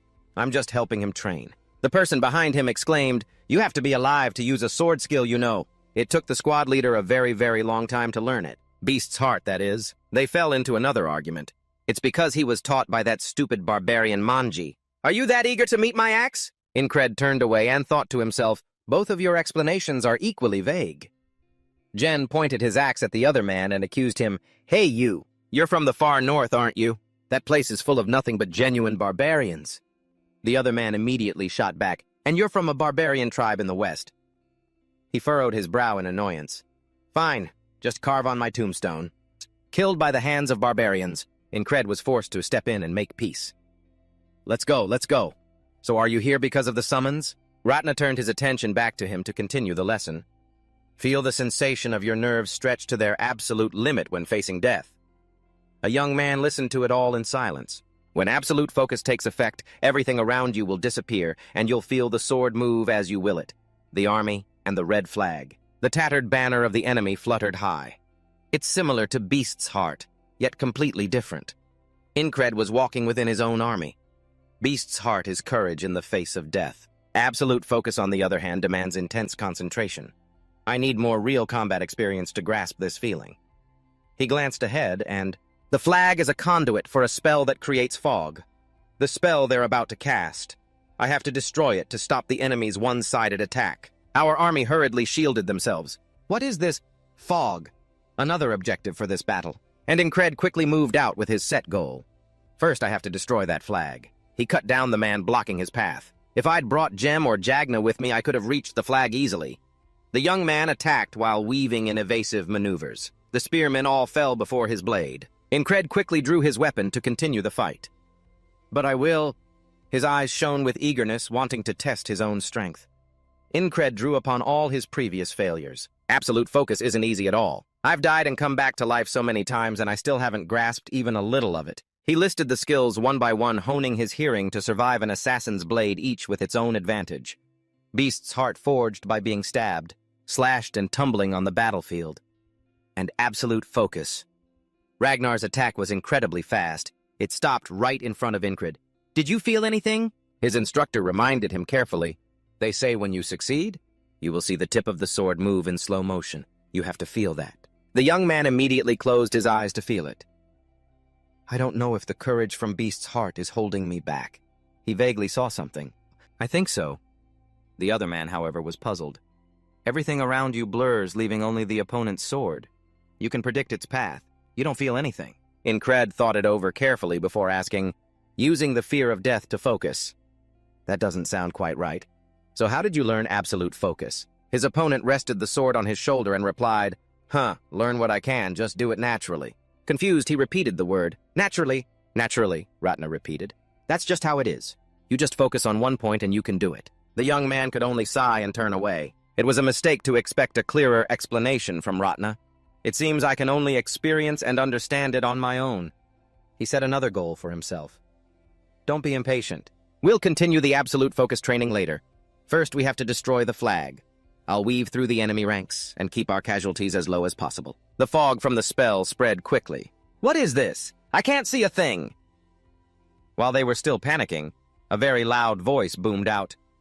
"Everyone kneel." The bewildered soldiers immediately obeyed. Increase then gave the next command. "Shields up." Just as he finished speaking, a rain of arrows fell and countless shields were quickly bristling with them. I've repeated this process over 300 times. I repeat the same move, charging forward on my own. I can predict their attacks even with my eyes closed. The melee fighters could only stammer in confusion at his assault. "What?" Where the cold blade pierced straight through him, Increase continued on cutting down two others. This situation threw the enemy into a panic. That crazy bastard. One guy. It's just one guy. They hurriedly sent their troops swarming toward Increase. "Get him quickly." But the more men who rushed in, the more he cut down. Increase himself showed no fear as he broke through every line of defense. The soldier standing by the flag screamed, "You useless fools, what are you just standing there for? Stop him now!"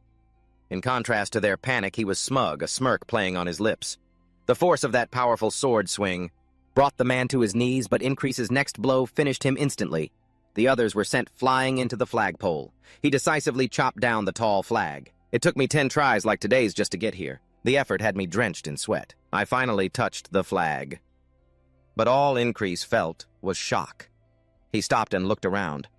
I definitely destroyed the flag, so why is the fog still here? A spear suddenly pierced through Increase's body.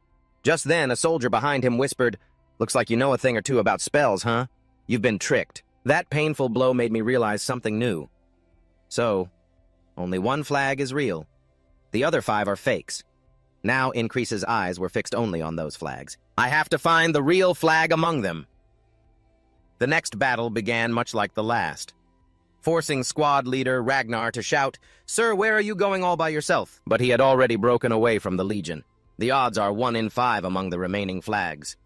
The young man sprinted forward while simultaneously giving the command, "Kneel, shields up." His soldiers were bewildered. What's that guy doing? I can't see anything, damn it, what the hell is going on? Arrows from the other side began to rain down. Increase used the shield in his hand to block them, and only he managed to react in time. The men behind him all fell in the volley of arrows. His face suddenly darkened. Why couldn't I keep up this time? Is it the timing? After this, I need to give them more time to observe and catch their breath. He restarted everything to continue his objective. It took me 3 tries today to reach the second flag. A piece of my body was torn off after that attempt. Another fake. 4 flags left. The next result was the same. The third flag, it took me 5 tries today to get to it. Another trap. He risked his life to find the next one. And the 4th flag, it took me 7 tries today. Increase's voice was laced with disappointment as he was killed. It's still the same. All those attempts, just to narrow it down to 2 flags fluttering in the distance. Now only 2 are left. The young man stared at them with grim determination. If I have to guess which one is real, everything else fades away as I focus on it. The tattered cloth tied to the wooden pole flutters in the cold wind. Standing right next to it is a strangely dressed man. Then it's most likely the flag in the very back. The army fell into chaos just as he predicted. What is this? I can't see anything. Increase immediately roared kneel. They followed his every command without question. Shields up. The arrows began to fall, just as many as before. Jem mumbled in annoyance, "This damn spell. Damn." This time he led the charge again, but signaled to Jem. "Follow me." Though surprised, Jem still chased after him. "What are you planning to do?" Increase began to worry. It's still too far. We'll be exhausted before we even reach the real flag. The first wave of attackers was already upon them. You bastards! The young man smoothly slipped past them with Jem's help. Jem would draw their attention, and I would use the opportunity to break through. He roughly grabbed a man's shirt. Who cast this spell? Without waiting for an answer, he moved on to the next one. Not talking fine, I'll ask the next one. Increase ignored the chaos and ran on. It feels like a year has passed today, and I still haven't escaped death in this fog. The faint outline of the flag was right in front of him. He gripped his sword with both hands to hold it tight. But this fog, this single strike aimed at that fragile wooden pole, will end it right here. However, the next obstacle appeared as his blade was blocked. Am I dreaming? His opponent simply knocked Increase's attack aside. The man even muttered something that made him frown. The gods have answered my prayers. The man's face slowly came into view through the fog. Mitt stared intently at him. I am going to kill you with my own 2 hands. The young man froze for a moment. Then he finally spoke. Who are you? The question was like a slap in the face, shocking the man to his core. Veins bulged all over Mitt's face. We were just together a few days ago, and you've already forgotten me. He looked completely bewildered as he faced this strange man. Increase, still utterly surprised, asked again, So, who are you? Mitt answered by changing his sword grip. Once I run you through, he declared, aiming at Increase and charging forward. You'll remember. He quickly leaned aside to dodge the blow. The man was also surprised by his quick reaction. Increase's feet slid across the slippery ground as he countered the man with his blood-soaked sword. The man's eyes widened, thinking to himself in astonishment, What the hell? The aura of the person before him made him doubt if this was the same guy from before. His strength has increased dramatically. Anger quickly flooded his mind. He's trying to attack me with just one move. While he was distracted, the boy seized the initiative and struck. Myth parried the blow just moments from being finished. They struggled exhausted, causing Increase's body to tremble. He uses an orthodox sword style, focusing on fundamental techniques. Sparks flew as their blades clashed, combined with a fluid defensive style. The man suddenly surged forward, pressing the attack. Increase knocked the weapon aside, his entire focus narrowing. Myth, with grave seriousness, raised his blade. If he lost focus for even a second, the balance would be broken. Tense, he dodged the thrust. He poured everything he had into it, his vision starting to fade to gray. And only the weapons shone brightly. Forget the flag, Increase told himself. Every second, every minute, win or lose. The space around him became a void of pure swordplay. Everything else vanished. every fleeting motion of the blade. All that remained was the sword. Myth gritted his teeth, his eyes turning white. They continued their battle. Sparks flew relentlessly until Increase suddenly had a realization that left him stunned. His opponent drove his sword straight through his chest. The young man coughed up blood, his vision darkening. He collapsed, the sword still embedded in his body. Increase looked up at him and remembered. He finally realized who this man was. "You're the one who blocked the flagpole in the field, aren't you?" The man introduced himself.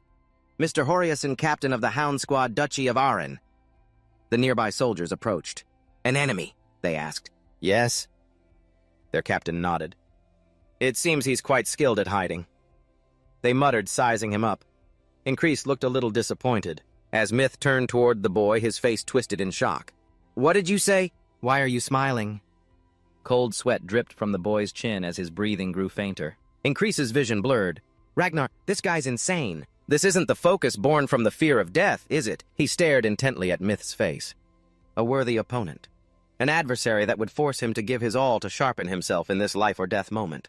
Finding this bizarre, the man made a declaration. "So he really is insane." With that, he pulled out his sword and the boy's body collapsed.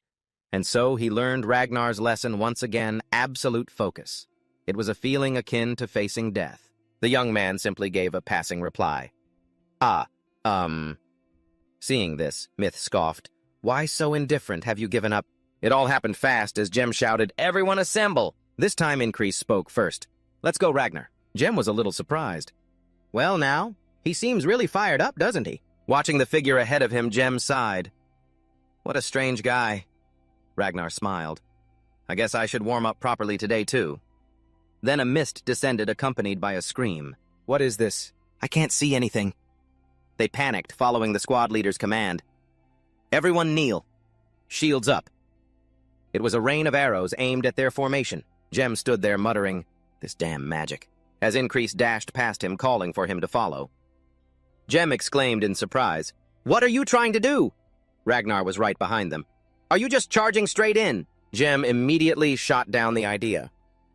"What's with this guy? Did he take an arrow to the head or something?" Jem's shouting was getting on his nerves. "If you don't want to die, watch where you're going." The trio plunged into the enemy ranks. The superior fighting prowess of Jem and Ragnar carved a path just like old times, and once again he came face to face with Myth Horiason. He walked the same path to meet him again. Increase raised his sword, filled with a strange excitement. "We meet again, old friend! Come on, fight me!" Myth was ready. "You came all this way just for me." He teased him lightly. "What's the matter? First time someone's confessed their love to you." "It was love at first sight for me." The man replied coolly. "My squad is the Hounds. We're a lovesick bunch. This is the first time anyone's ever come looking for me." The young man smirked. "Sounds a little pathetic, doesn't it?" "Nonsense!" Without a moment's hesitation, he swung his sword. The fight ended with a single thrust. Once again, he was immersed in that state of absolute focus where only the blade existed. He watched him fall, his voice dripping with contempt. "You're going down that easily! What makes you think you can face me right now?" Increase's gaze was fixed on the ground below. "My approach was all wrong. Don't force it! Next attempt!" They fought ferociously. "Let yourself become one with the sword naturally." Myth managed to land a blow on his arm. Repeat and learn. Increase returned to the fight with intense focus. The feeling... Space simplified until he could only see him. The 18th time. We meet again. His eyes followed the weapon's movement for the 28th time, trying to enter a state of focus. The loop still hadn't stopped. On the 48th try, Brodna suddenly made a suggestion. "Let me tell you the secret." Increase submitted, bringing himself into focus as the attack was launched. His eyes locked onto the gleaming object rushing toward him. Brodna got closer and closer, his image looming large. Increase unconsciously fought back by knocking his sword away. Surprise was written all over the other man's face. He immediately asked, "Did you just block that with absolute focus?" But Ratna couldn't stop wondering how. However, Increase didn't answer, only thinking to himself, "Absolute focus. It's a state of complete control over the sword and my own body." Then he turned and walked away. Strength technique. Everything had improved by leaps and bounds compared to before the loop. The other man watched in a daze. "What's with the squad leader today?" He gripped the sword in his hand and said, "Let's go see the company commander." With this certainty, Increase resolved in his heart, it's time to end today. Young looked busy handling paperwork. "You wanted to see me. What is it?" Increase got straight to the point. It's about sorcery. I just remembered something I saw while on a scouting mission. The company commander's eyes stopped when he heard that. Increase continued his report. The Aspen soldiers called a suspicious person a sorcerer. Jo Hyung immediately grew serious and said, "Tell me more." And just like that, things played out a little differently.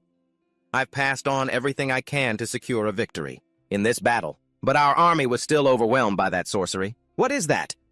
Fog. But their first wave of attack was staunchly defended. Kneel shield wall. The three leaders charged forward following the old script. Increase carefully calculated. The rest can only depend on the skill of our commander. He scanned the battlefield looking for the enemy. What I need to do is the same as always. Myth is next to the key flag in this battle. That annoyed face revealed itself. Get past that guy. The man slowly uttered, "Back then you..." But he was suddenly cut off. Mithridian, the enemy commander, was surprised. "You know my name." Incred immediately changed his stance. "From the first time we met, I've always wanted to settle the score with you." Without a moment's hesitation, he charged in. "Today, I will defeat you." A powerful downward swing was dodged, sending a clang echoing through the air. Myth began his attack, the signal being his two clenched fists. Increase immediately shifted to a defensive stance. The man's blow was nullified by that solid stance. Myth took a step back, a little bewildered.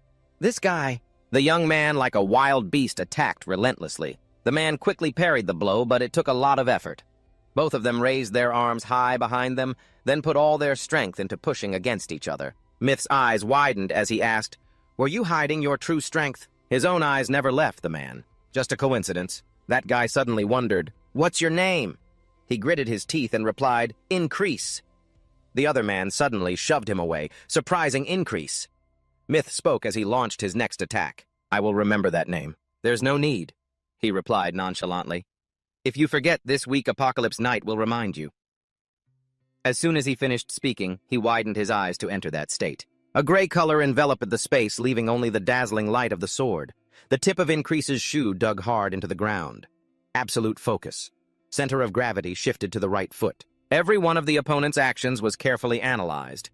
Preparing to launch a diagonal slash, he seized that opportunity to dodge the blow. A technique honed today, experience accumulated through each loop. As the opponent's arm drew back, he mirrored the movement. Everything combined became clear before my eyes. They aimed for each other's neck, trying to pierce through. Myth sensed the danger from that attack. He immediately ducked to avoid it. A scratch left by Increase began to bleed. Why, I thought I could take him down in just a few moves. But now, I'm on equal footing with this guy. A surge of jealousy rose in his heart. Unacceptable. Myth poured all his concentration into this next blow. The sword styles I use, the main sword and the flowing sword, are both defensive, lacking in killing power. My stance lowers my center of gravity to my legs while my hands are at shoulder level. That's why I painstakingly trained this secret technique. The path of the sword was created. Swinging the blade from below, drawing a large circle, he quickly unleashed that deadly blow. Revolving moon blade. On this side, Increase had figured it all out. I see everything. He remembered the times he had failed against that man's technique. The one I've taken dozens of times because I could never predict the timing and trajectory of the attack. The path of the revolving moon blade. It's also the direction he's aiming for. A triumphant smile bloomed on his face. Absolute focus. He successfully countered. With the clash of swords, he was instantly stunned. How could he have read my attack's path and blocked it? He was so shocked that his mind flashed back to his family. The Harrison family, one of the three great powers of the Aspen Duchy. The Harrison family is the very symbol of martial prowess. They recruit and train anyone with martial talent, whether from the main family or a side branch. Back then, when he was just a young man, I was one of them. A bastard son taken in by the Harrison family. After receiving the Harrison name, I proved my strength with my natural-born talent. The defeated lay scattered behind him. At 15, I could easily handle 2 adult soldiers. At 18, I defeated every swordsman representing a village. By 22, I had become a master of great renown. Mitt boasted proudly. With my innate talent alone, I became one of the top 3 masters in the duchy. Very few could ever match me. He would sit off to the side, watching the others. Why should I train until my thighs are swollen? Why swing my sword until my hands are raw? Disdainful thoughts filled his mind as he watched them struggle and crawl on the ground. All it takes is a few tries. Why bother training so hard? But facing Increase made him realize his mistake. I had become content. I had grown complacent in my own strength. That was my arrogance. The sword aimed for Mitt's shoulder and plunged in. The young man landed a clean hit, causing him to freeze up. As the blade was pulled out, fresh red blood followed. Mitt clutched his wound, groaning in agony. He was too shocked to even blink, still coughing up blood. Increase had already resumed his stance, though he too was panting with exhaustion. Mitt hesitantly groaned. I was careless. I thought that attack was a sure hit. You, a weakling like you. Increase finished his sentence for him. You're right. And yet the one who won was me. Mitt clenched his teeth in bitter frustration. Damn it! The blade was raised once more as his opponent coldly announced, "Now you die." It was like a breeze merely grazing his neck. As he wallowed in regret, someone else jumped in. "Protect the captain!" He immediately fell back as another man blocked his path. The captain's soldiers rushed to help him up. "Captain, snap out of it!" Harrison coldly commanded the soldier. "Get Mitt to safety." He scanned the area.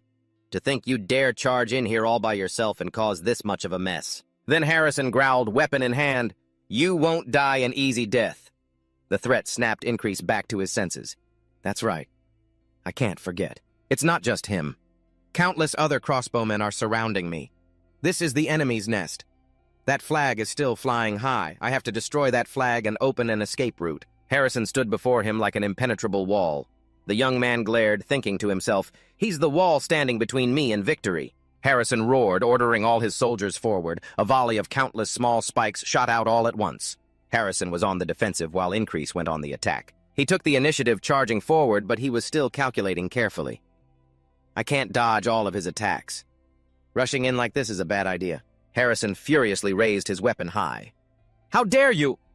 The young man blocked the strike on pure reflex. The sheer force Harrison brought down cracked his sword, just one swing, and he's completely overpowered me. He's using a greatsword. I have to break out of this deadlock first. If I fight him head-on, I'll die countless times, but seeing an opening, Increase threw a throwing knife. My objective is to win this battle. By destroying that flag, it flew high, grazing the cloth. Once the magical catalyst for their army is destroyed, the fog will vanish. Then our army can attack. He was slightly disappointed. So aiming for the flagpole doesn't work. Harrison swung at him in a rage, forcing him to lean back to dodge. That bastard! Increase ignored him completely and threw another knife. The thing I need to hit, he thought with conviction, is the tie between the pole and the flag. This time, it cut right through a piece of fabric at the top. Elsewhere, her vision obscured by the fog, Jo-Eung fought desperately in her iron armor. I already warned the commander that the enemy was using magic so we could prepare a counterplan, but there was no countermeasure whatsoever. She cut down another one. This kingdom is completely rotten. They put an incompetent fool in command of the battlefield. Lifeless bodies were piled high around her. At this rate, we're all going to be wiped out. Just as she was despairing, the world around her suddenly changed. The enemy soldiers cried out in unison, "The fog is disappearing!" Confused, they began asking each other, "What's wrong with the flag?" Jo-Eung seized the opening, finishing her opponent with a fatal thrust. She turned and shouted to her troops, "The fog is gone! The enemy is in a panic! This is our chance to counterattack! All troops advance!" Her soldiers' morale surged, and they quickly followed. "Charge, slaughter them all, kill!" Jo-Eung fought on. With the fog gone, the situation had improved, but who managed to dispel it? Her eyes quickly shifted in a specific direction. Could it be? By now, Increase, the squad leader, was covered in serious wounds. He wiped the sweat from his brow but couldn't calm his ragged breaths. I miscalculated. The rest of the soldiers started closing in. I thought if I just destroyed the flag and hurried back to the camp, I could meet up with Jem or Jagna and we could get out. But where is everyone? But Jem was stranded in this field of reeds. "You guys," he raised his axe, threatening them. "Give me the mage now, or I'll kill every last one of you." Elsewhere, Ratna was frozen in place, surrounded by enemies. Their commander also raised an eyebrow in confusion. He fell silent, and it took him another moment to realize something. Ratna muttered to himself, "This is the enemy's barracks!" While the commander over there shouted, "Who is this guy? Does he want to lose his head?" The soldier in front of him sneered, "You disgusting bastard! You're still alive after that attack." He aimed at the boy, raised his sword high, and yelled, "Just give up and die!" Suddenly, a black panther lunged out and bit his arm. The young man, startled, looked at it. The beast with piercing green eyes returned his gaze. "It's just like the panther we saw in the fields." The crossbowman cried out in fear, "What the hell is that thing?" The ferocious beast tore one of them apart and then leaped away. Its speed and agility caught them off guard, huh? When they looked again, they were horrified to see that the panther had severed their bowstrings.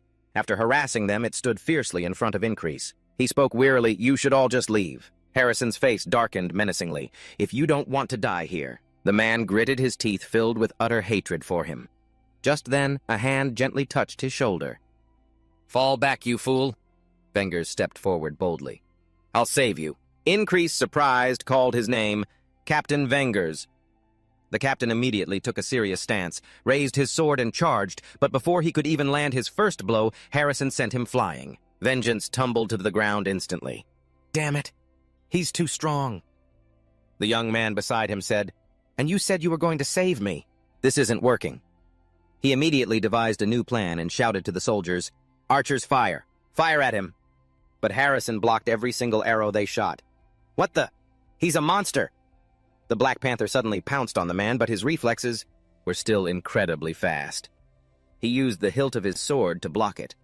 The beast whimpered in pain as Harrison's blow sent it skidding across the ground. In the end, Increase had no choice but to enter a state of deep concentration. So that's it. His opponent's every move began to appear in slow motion. He quickly drew the dagger at his side. As the man brought his sword down, he had already anticipated it.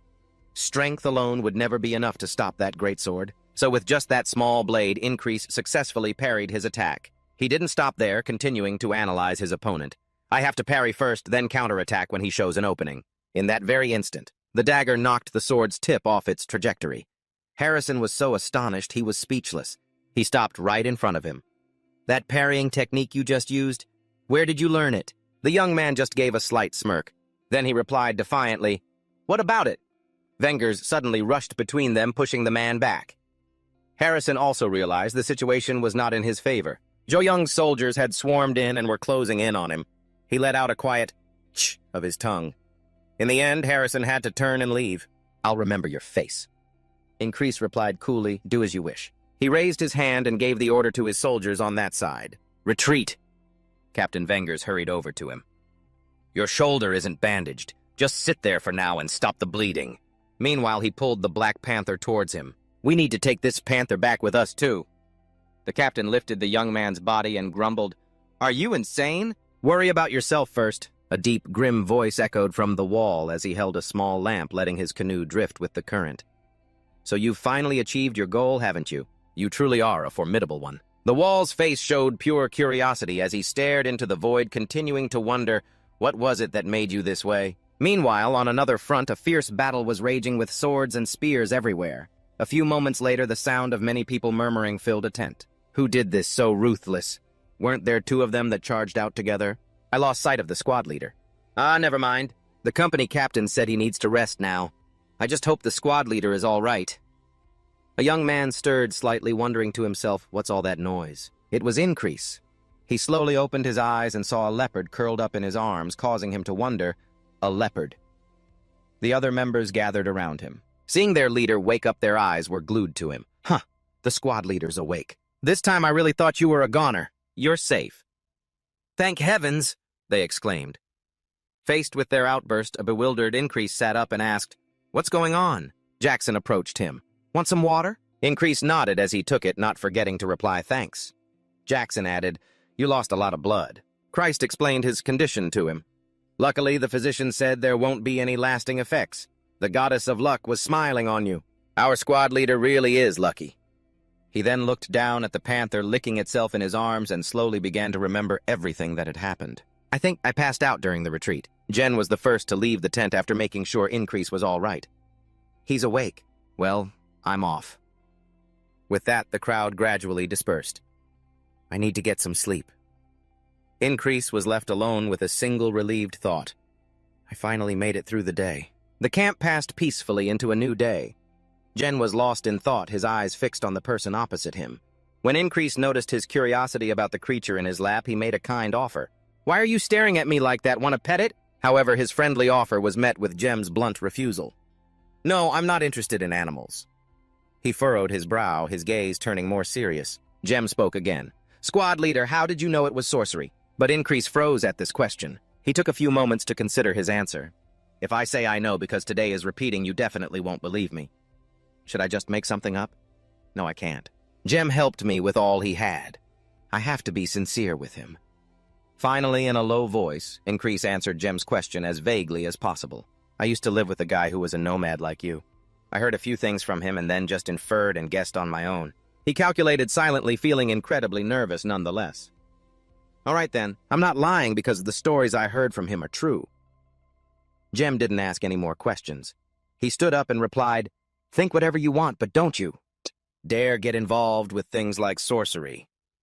Jem's words hit a nerve with Increase, and though he said nothing, a ripple went through him. This guy is sharper than he looks, he thought, seeing Jem turn to leave. Increase called out curiously, "What about you?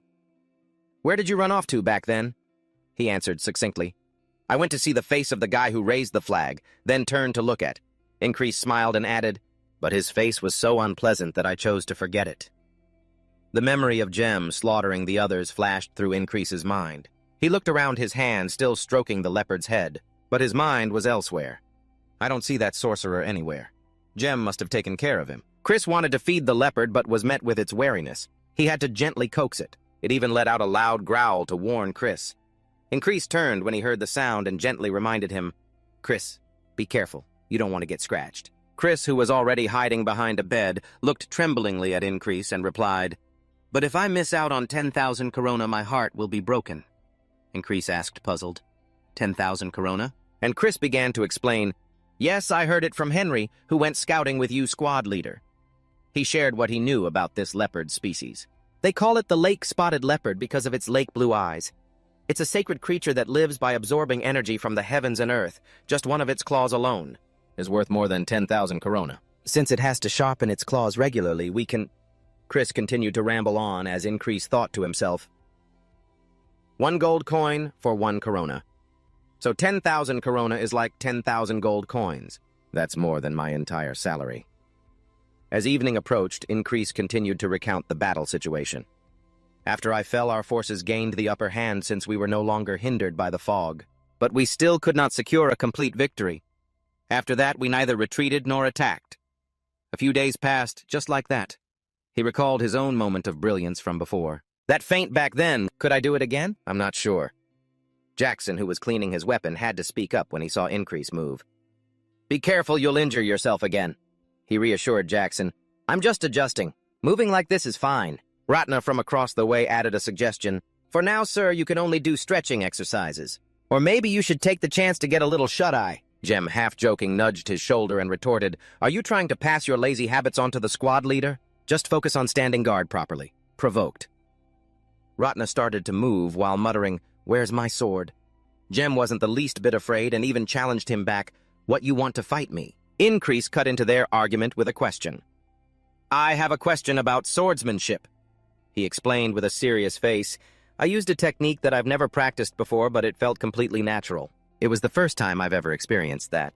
Is it possible that—" Jem, while cleaning his ear, explained it to him in detail. "That's normal. Nothing special about it. When the beast's heart harmonizes with your body, you can look straight at your opponent and observe more closely how they use their sword, how they distribute their power." Ratna also added his perspective on the matter. "If you have the fundamentals down, it's easier to grasp the movements. Moreover, squad leader, you succeeded with absolute concentration. Your field of vision expands even further then." And Increase listened intently as Jem shared his experience. "Even so, you were very lucky. With your skill-level squad leader, it would normally take hundreds of real battles to pull that off." But his eyes were focused, his face a mask of pure curiosity as he understood the principle behind it. "I see." Increase thought about the past. For me, these todays that have passed weren't just single days. They were hundreds of days where I fought and studied desperately to win. He pondered this as he clenched his hand into a fist. "No, it's not that I simply remembered what happened. I've grown stronger through my own efforts." Increase closed his eyes, understanding his own potential. "No matter how mediocre my talent is, I can still become stronger." A few moments later, he spoke again, cutting in on the two who were still at odds with each other. "Jem, Ratna." A simple proposal was made with a serious expression. "I want to spar." The two of them temporarily forgot their squabble and looked at him in unison. Jem spoke first. "Even I get called a madman, but squad leader? You're even crazier than I am," Ratna agrees. "For once I'm on the same page as that Manji guy. You still want to spar in this condition? Your body needs to rest. Squad leader. Just then, Jo Hyung entered from outside and immediately questioned Increase. The flag that was the medium for the spell, was it you who destroyed it? Increase's expression immediately turned serious at the sight of Jo Hyung. Several possibilities flashed through his mind. I knew Command would ask about this eventually, but why would the company commander come all the way here herself? But in the end, he chose to admit it. Yes, I did it. Increase stood at attention like a soldier and continued his report. I saw it while on reconnaissance. Furthermore, I have some knowledge of magic. She pressed him. There were 5 fake flags. How did you find the real one? Jo Hyung tilted her head slightly, staring intently at Increase as he gave his answer. It was just a lucky guess. Then she turned to leave, leaving him with just 2 words, all right then. Increase couldn't help but ask in surprise, that's it? She explained briefly, I was just passing by to check on you. Her words put Increase on guard. She seemed to glance his way as she added, we seem to be fated to meet, don't we? It wasn't just him. Ragnar and Jem also watched her leave with the same question. Fated. What the hell is she talking about? Jem sneered, starting to tease Increase. What's the secret? I'm all ears. Ragnar chimed in. You've got some serious game, huh? Even with the company commander. Increase shot them down in a firm voice. It's not like that. Be quiet. But then Chris peeked in from outside, giving Increase a thumbs up with a comment. See, you were born to open a tea shop with me. I'll give you the best benefits. He glared at Chris and retorted seriously, not in a million years. Shut up. Increase thought to himself, I'm the one who's curious about what the company commander is really planning. She's my superior's superior? This is so annoying. Chris spoke up again. Oh, right, I've got some hot news. His words made Increase's eyes widen in disbelief. They say a Marquis from the Night Order has arrived. Increase silently repeated the phrase he'd just heard. The Red-Cloaked Night Order. Speaking of which, the division we serve in is named after a knight. It's called the Cypress Division. And the Night Order that Cypress belonged to was none other than the Red-Cloaked Night Order. Knights are individuals who possess extraordinary talents, a very rare existence on this continent. For that reason, a Night Order isn't comprised solely of knights. In their organization, the disciples who follow the knights are called marquises once they are acknowledged by a knight. A marquis will then become a vice knight, and finally rising above them all are the knights who have transcended human limitations. Increase lowered his head deep in thought. A marquis doesn't usually join a knight on the battlefield. The one who came here must be on the verge of becoming a vice knight. Nearby, a powerful voice gave a command. Move out! Move out! Chris looked toward the source of the shout and commented, Looks like we were waiting for this marquis to deploy. We're going straight into battle as soon as they've arrived. Jen added, advising Increase. Squad leader, you should focus on resting this time. Increase's eyes were serious as he made a silent decision. I have to see this for myself. Zen turned his head and saw Increase's restless expression. He smirked and remarked, I hit a nerve, didn't I? You look like you're about to dash out there right this second. Then go. The dream I've always cherished. Increase thought as he and the other members went outside, witnessing the sheer scale of the army firsthand, and a part of it is unfolding right before my eyes. Increase's eyes widened in amazement as he watched a lone figure advance, their cloak billowing in the wind. As they strode toward the archers who were readying their bows, the enemy archers grew wary of this single foe. But the knight continued to advance fearlessly. An order was shouted. The moment it was uttered, a volley of arrows was unleashed, creating a shower of projectiles aimed at the soldier who had not a single shield. Arrows filled the sky, but the soldier simply kept advancing. As the arrows descended, the soldier crouched their hand on the hilt of their sword. As he took a stance, power gathered in the balls of his feet. From the sidelines, Ragnar commented nonchalantly. He's channeling his will into his legs. The rain of arrows was about to reach the soldier. While he was still in his preparatory stance with a single motion, he blew the entire volley away. Instantly shrouding the area in a cloud of dust, he tore through the air toward the enemy.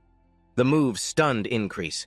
In a flash, that soldier was already upon the enemy. With his hand still gripping the sword's hilt, he charged through the enemy soldiers as if they were training dummies, giving them no time to counterattack. Then in one motion, the sword left its sheath, and his foes fell like stalks of wheat. Increase's pupils dilated even more as he witnessed this overwhelming sight. That soldier swept through the opponent's troops without a shred of mercy. Increase watched with wide, astonished eyes.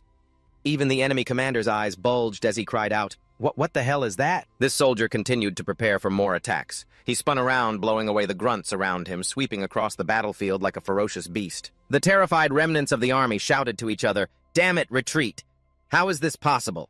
This is insane. The general on horseback roared, "Stop them! You idiots, stop them!" The words had barely left his mouth when his head was separated from his neck.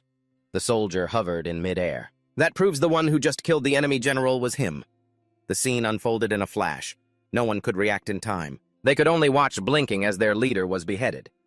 Increase's eyes widened following the man's movements. Jem, standing beside him, thought to himself, "He's ruthless. A true god of war, no doubt." Ratna was also observing silently, but his thoughts were a little different from Jem's. With that level of skill, it won't be long before I'm... Jackson stood silently making his own calculations.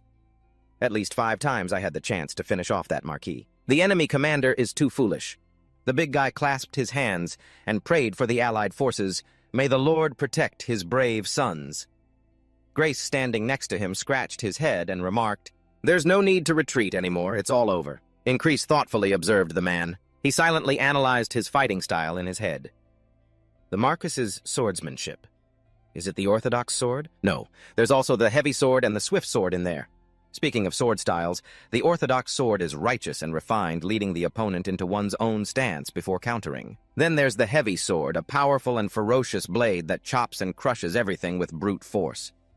Another type is the illusion sword, a blade that mesmerizes the mind. It deceives and strikes unexpectedly. Valen's mercenary sword style belongs to this type. Along with those, there's the swift sword, a blade as fast as lightning that overwhelms the opponent with speed, and the flowing sword, a flexible blade that neutralizes the opponent's attacks and counters. Increase watched without blinking, analyzing the pros and cons. The heavy style of the heavy sword and the agility of the swift sword are completely different in nature. His gaze turned to that imposing figure, and yet I can feel both at the same time. He let out a long breath at this remarkable discovery. He continued to ponder the art of the sword. Although each style has its own characteristics, they all originate from the same root. Then he came to a bold thought. If I can understand the common ground between the orthodox heavy illusion swift and flowing styles, and control my sword as if it were a living creature. Increase's gaze lowered. He closed his eyes and began to use his other senses, to imagine everything. The soldiers charged forward in unison with imposing spirit rushing to attack. Jem on the side watched quietly, his eyes fixed on Increase. Ratna did the same. Jem let out a smile, certain that Increase was having a breakthrough of his own. He spoke to the other members. "Hey, you lunatics, the squad leader is about to break out of his cocoon." Then, without a word, they all stood in a circle around Increase, protecting him while he achieved his swordsmanship enlightenment. "Don't let him get distracted." Increase was deep in thought, realizing the truth doesn't mean everything will change. It felt like he was floating in the middle of the universe. Increase looked around. He was like he was standing on water, a tiny increase in a vast space waiting to be explored. Shows me just how long the road ahead truly is. The Allied soldiers rushed past them. Increase was carefully protected by his team members. His mind was unshaken amidst the chaotic world. One of Increase's hands is slowly climbing higher on that cliff face. He was dangling from a treacherous cliff, his determination clear in every move he made. He will reach that peak. A chaotic battle raged between the two sides. The scene before them was filled with the smoke of war, but Ingrid was still focused on climbing the cliff in his mind. The Allied army relentlessly pursued those who had lost their will to fight. "Advance! They've lost their will to fight. Kill the rest of them. Attack, attack. Tonight we will redraw the map of this continent." Increase himself remained steadfast in his goal.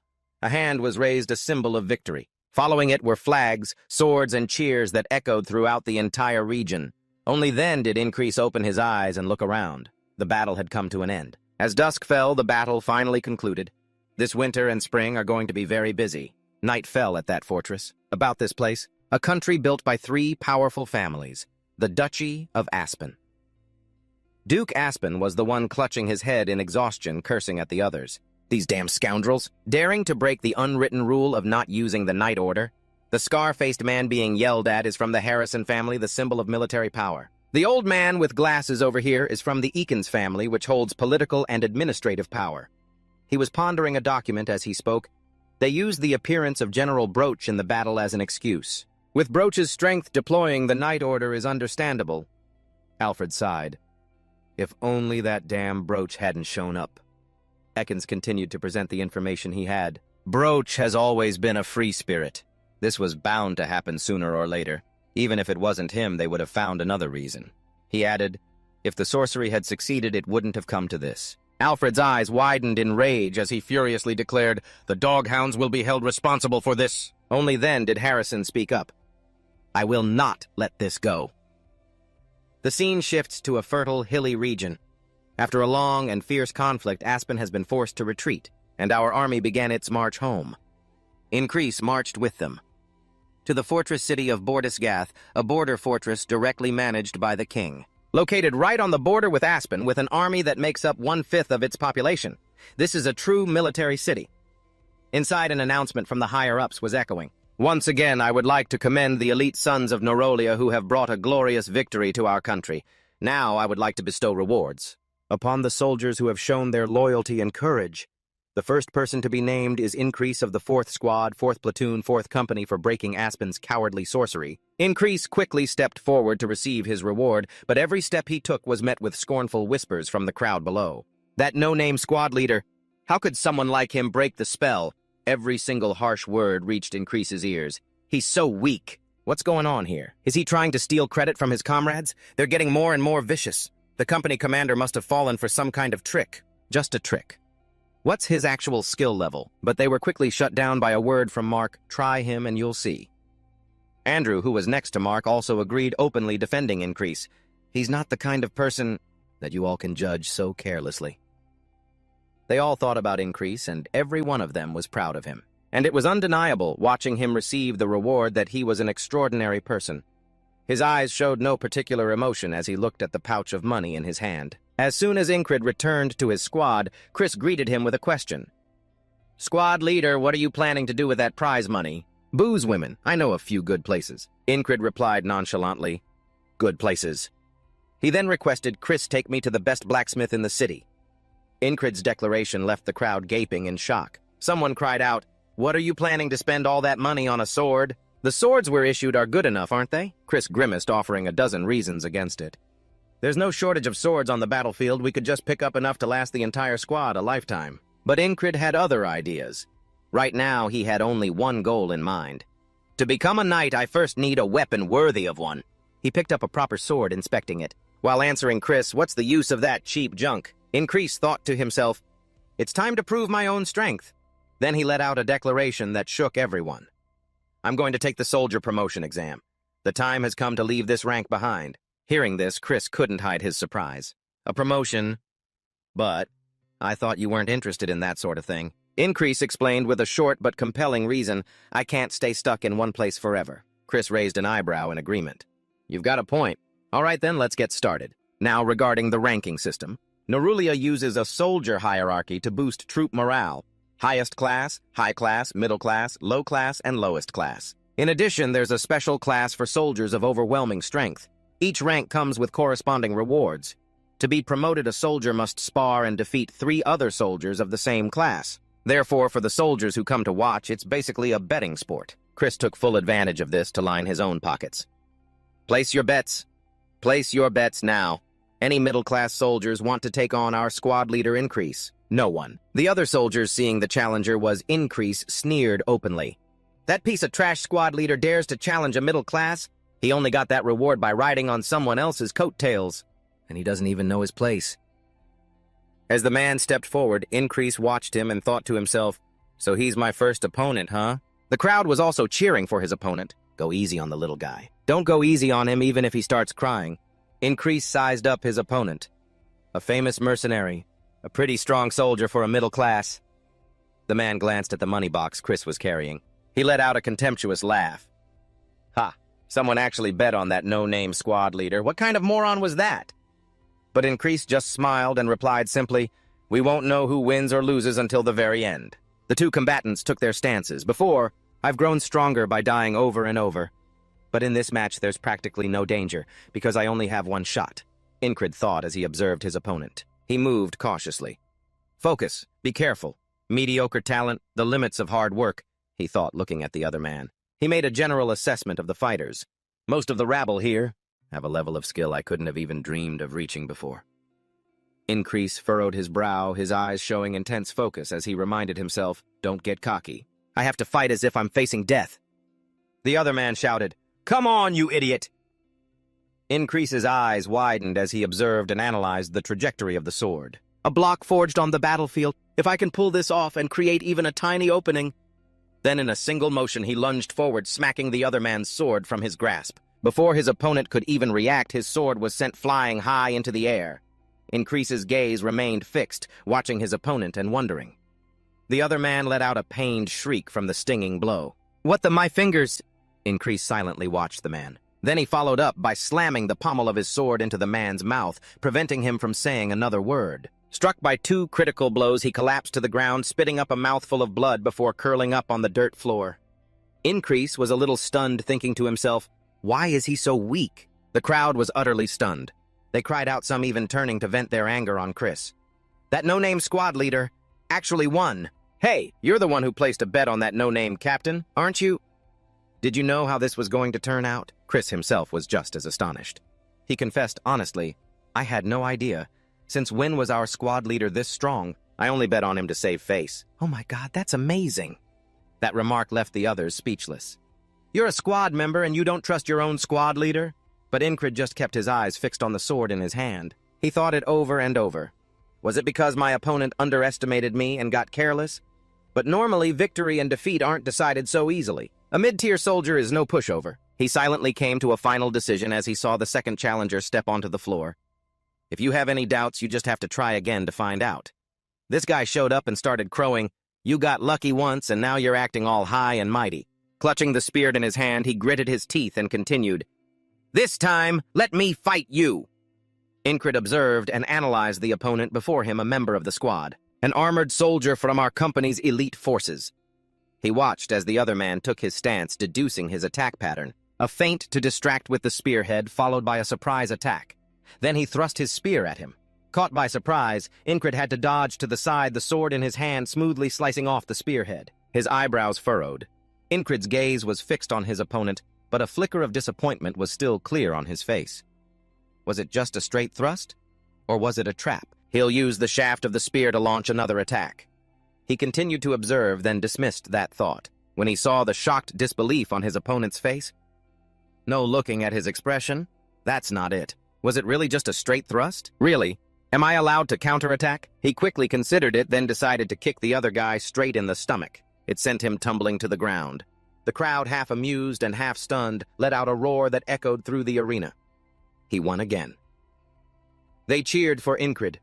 Winning 2 times can't be called luck. A piece of trash squad leader easily defeated 2 mid-tier soldiers.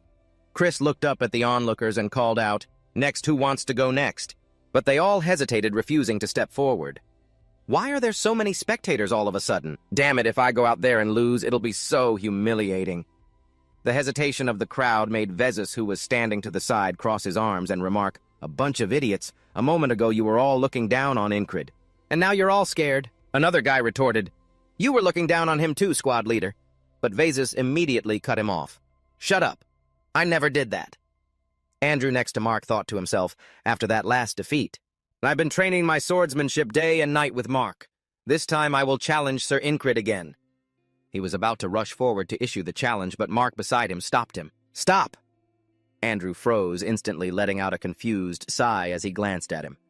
Mark explained, Your skills have improved a lot, but if you fight now, even I would have a hard time winning. Squad leader Incred. Hearing that, Andrew obediently sat back down and watched Incred in silence. Elsewhere, a guy nudged another young man with his knee. Hey, you go out there, he urged. Seeing it was Jem pushing him, the guy panicked and yelled, What, who, you psycho? Jem smirked and retorted, You were just sucking up to the squad leader a minute ago and now you're scared. Provoked, the guy immediately stood up and declared loudly, I'm not scared, Incred thought to himself. In all my previous battles, I always had to struggle so hard that I didn't realize. His memories were stirred. The slashing maniac I met on my first day. One by one. Then the next assassin. Then meet Harrison, who I just fought. And then more familiar people, even the comrades I spar with every day. Incred noted seriously, I've only ever fought opponents who were too strong. The guy who had just been provoked by Jem slowly stepped forward while Incred still lost in thought with his eyes closed. My old swordmaster warned me never to underestimate an opponent. He asked, What are you thinking about? Without opening his eyes, he answered simply, Nothing. Inside his head, Incrid was still pondering, I used to think that advice was useless to me. Who knew there'd come a time when I'd be the one underestimating an opponent? The other guy snapped, What do you mean, nothing? What's with that look on your face? Incrid looked at him and smiled confidently because he had come to a realization, I'm now strong enough to overwhelm mediocre opponents like this. He said simply, I just find it interesting. His thoughts were just as simple, because I've gotten stronger. As soon as he finished speaking, Incrid rushed forward and attacked the other guy. Before he could even get into a stance, Incrid's sword came down on him with mighty force, making the man struggle just to block the blow. This is Norulia, the land of knights, a place where strength is revered. As Incrid swung his sword down hard, the other guy tried to block it, but the force of Incrid's strike shattered his weapon, leaving him screaming in fear. But Incrid thought, right here I have... His opponent no longer had any will to fight. Incrid coldly raised his sword again and brought it down on the unarmed, defenseless man without mercy. He was so scared he passed out, foaming at the mouth. As Incrid stopped his sword right in front of his face, he looked down at the man. Prove myself, he thought relentlessly. The crowd shared a single expression that could be summed up in 2 words, utter shock. Incrid stared at the man foaming at the mouth on the ground. As he said nothing, a voice rang out. The spellbreaker Incrid's ability is finally being recognized. It's true, that's the captain who destroyed the flag. It wasn't because of his comrades, it was his own power. Everyone looked at him with wary eyes, especially Andrew and Mark. Andrew was the first to stand up and cheer. The spellbreaker. Incrid glanced over silently, wondering, what is that guy doing? He turned to the rest of the crowd and urged, you all cheer too. If it weren't for squad leader Increase, half of you would be dead by now. Convinced by him, the crowd erupted into a chant. The spellbreaker. The spellbreaker. The spellbreaker. The spellbreaker. Their voices filled the air in an instant, surrounded by their shouts of the spellbreaker increase, the spellbreaker increase. He let out a long breath, taking in their praise. The spellbreaker. The spellbreaker. The spellbreaker. He glanced over, thinking to himself, not half bad. Chris excitedly ran up to him carrying the betting box. That was amazing, squad leader. You're a mid-rank soldier now. Increase gently but firmly reminded him, it's too early to celebrate. His gaze fixed on a single point as he continued, there's still high rank. Hearing that, Chris's jaw dropped as he asked, what, you still want to keep going? Suddenly a voice rang out with an extremely mocking exclamation. Well, now this is interesting. As the man walked through, the crowd instantly fell silent. They murmured amongst themselves as they observed the man's appearance. The eagle insignia? The border guard under the king's direct command. Increase also watched as his new opponent slowly approached, the whispers of the crowd still reaching his ears. An elite unit made up entirely of high-rank soldiers. The butcher of the border. What's he doing here? He looked at his opponent. Torres smiled amicably as he made his offer. Squad leader Increase of Unit 444, how about a sparring match with me? The 2 fighters stared at each other like old acquaintances. Over on the side, Jem remarked, oh man, this is going to be tough for the squad leader. Increase thought to himself, the border guard is a unit on par with Aspen's hounds, which means this guy... He quickly sized up his opponent's capabilities. He could be on par with Midhurison. In an instant, his grip on his sword tightened as he readied himself for the next fight. His thoughts raced. I'm actually curious, if I have to fight an expert of this caliber right now, without the ability to redo this if I die, what will the outcome be? Bring it on, Tors scoffed at Increase's arrogance. Ha, look at you. Aren't you afraid of me? A special forces soldier. As he drew his sword, he thought to himself, this guy's more interesting than I thought. Another voice yelled out from the crowd, don't get cocky just 'cause you're in the border guard. Show us what you're really made of. The spellbreaker, a fan chanted. The flower of the battlefield is... The cheers continued to ring out. The infantry. The flower of the battlefield is the infantry. Torres glanced at them, frowning in annoyance as he thought, what a bunch of idiots. Don't they realize that special forces are infantry too? He gets one small victory and suddenly he's full of himself. Then he got into his stance, ready to face Increase. Let me teach you, Torres began, but before he could finish, he lunged forward, threat emanating from his every move. His unfinished sentence, a lesson in humility, was made clear in his attack. Increase's gaze didn't waver. He didn't even blink as he watched the path of Torres's sword. He saw it as clearly as daylight. Increase swiftly brought his sword up to parry. As they clashed, Torres noted incredible focus and minimalist movements. but his balance is quite impressive. Even so, he managed to grab Increase by the collar and push him back, thinking, "I've got you now." Increase grabbed the arm at his throat and ruthlessly thrust his sword down towards Taurus. His eyes widened in terror. A single thought raced through his mind. "I'm going to die! I'm going to die!" Increase held Taurus in place with one hand while his other hand mercilessly continued the downward strike. His face was a cold, serious mask of a predator, but the sword plunged into the ground. Taurus had let Increase go, choosing to save his own arm by retreating. After creating some distance, he lunged forward with fiery determination, thrusting his sword at Increase. Increase skillfully retreated to maintain the distance, his eyes going blank as he entered a state of deep thought. Incredibly, Increase caught Taurus's blade with his bare hand, then used the momentum to drive a knee straight into his opponent's gut. His own sword remained planted in the ground as the two fighters pulled apart. Taurus didn't waste a single second. He rushed in to attack again. Increase quickly drew a dagger from his vest, staring down Taurus, ready to counter. The two blades were about to clash when Jo Young suddenly appeared. With one decisive move, she deflected both of their swords, much to the astonishment of Increase and Taurus. In a cold voice, Jo Young warned them, "Stop any further and you would have killed a comrade." Increase panted, looking at her. At some point, Jackson had also appeared behind Taurus, holding a knife to his throat, ready to strike if he had harmed Increase. It wasn't just Jackson. The other members of Increase's squad had surrounded Taurus as well. Zen was the one who spoke his words light, but his tone chillingly threatening. "This guy's pretty lucky." Taurus remarked, "That was terrifying, and it was just supposed to be a sparring match. One more round of that and I'd be full of holes."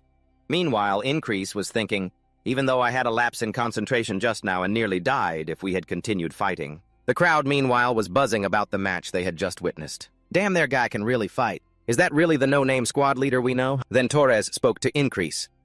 "I wasn't expecting much, but I have to admit, you've got real skill." He held out his hand with a friendly smile as he introduced himself. "I'm Taurus, captain of the border guard." Increase took his hand. His expression still wary, but his voice was much softer. "Increase. Squad 4, Platoon 4, Company 4. The crowd was stunned to learn Taurus's identity. He's the captain of the border guard. That means his opponent was an elite soldier. They began to cheer for Increase. With this level of skill, he should at least be promoted to a senior rank. "I respect you, Sir Increase." The endless cheers drew Increase's attention. "You're the best, and so handsome." Increase gave up trying to reason with them. As Taurus shook his hand, he remarked, "I have to say I quite like that smug look on your face. We'll meet again." Increase's expression remained ice-cold as he listened to the comments. "Increase, senior soldier, you've taken another step forward." Another. Evening began to fall over the area. Soft light shone on the quiet, still houses. A sudden offer was made. "Come to my unit." It was a captain. Graham, captain of the Armored Division. Increase couldn't help but be surprised, thinking to himself, this is the third offer already. Thanks to his promotion to senior soldier and his title, the Spellbreaker, Graham continued his pitch. "My Armored Division is the backbone of our forces. You understand the value of this invitation, don't you?" Increase considered it. This was a path to the Army's elite ranks, a tempting offer. But he bowed his head politely and refused. "I'm sorry." Confused, Graham asked again, "Why?" "If you're worried about your Squad 4 captain, I can handle that." Increase explained, "It's not that." Seeing the determination and seriousness in his eyes, Graham spoke up. "You don't seem to have any regrets, do you?" He let out a sigh. "All right, then. Just consider me a little disappointed." Increase suggested, "How about letting Jem go instead of me?" But Graham bluntly refused. "I'll pass on that bastard." He turned, waved, and walked away, leaving one last comment. "It's thanks to you that I survived that last battle.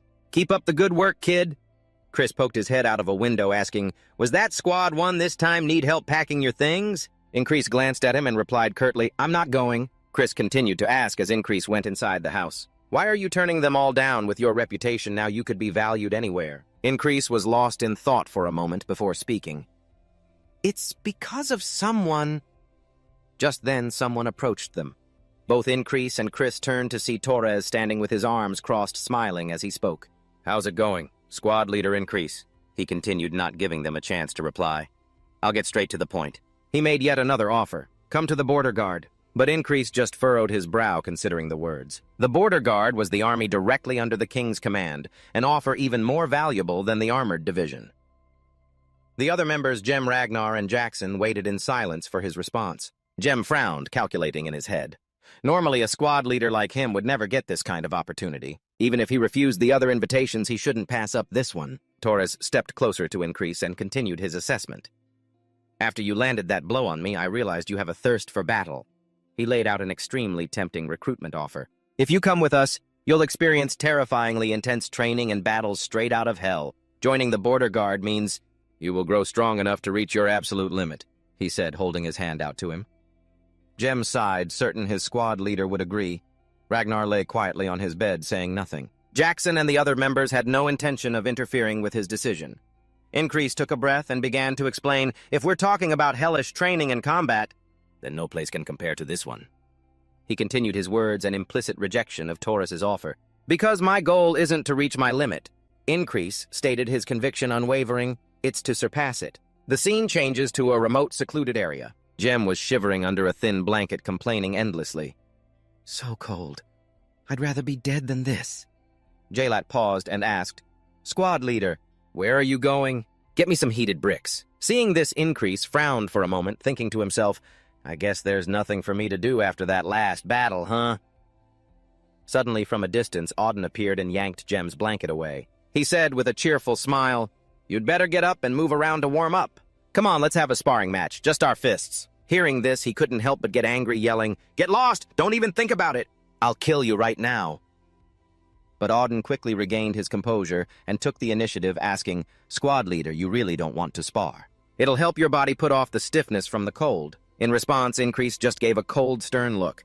I have a mission to carry out right now. We'll train after I get back. Watching Increase's back fade into the distance, Semke shamelessly called out, My hot-headed brick of a squad leader. Don't you forget it. Annoyed for a moment, he lowered his voice and cursed under his breath. I know, you idiot. As Increase walked silently through the cold winter air, he thought, I just figured it would be a little chilly, but who knew? Very soon after that, the scene shifted to a bustling marketplace. The calls of vendors echoed all around, especially for the winter season. Freshly baked bread here. The duty of the guards is to fight, but when there's no war, we patrol to maintain order in the city. At the same time, Increase suddenly ran into two other guards. They greeted him with a smile. It's an honor to meet you, one of them said, introducing himself. I'm Jack, and this is Bon. Today, the three of us will form a patrol team. Looking at them, Increase felt a brief pang of familiarity and thought to himself, Jack and Bon, aren't they from the reconnaissance unit? Those names sound so familiar.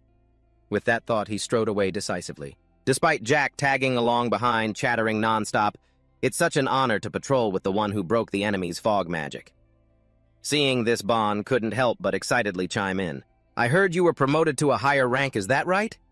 The man was suddenly excited, firing off questions. I can't believe it. How could you climb to such a high position so quickly? Starting from such a low rank, too. It's truly beyond imagination. To this, Increase just gave a cold, perfunctory reply, I was just lucky. Instantly, Jack, who was standing beside him, couldn't hold back and pressed, I'm curious, what are the combat skills of an experienced warrior like you?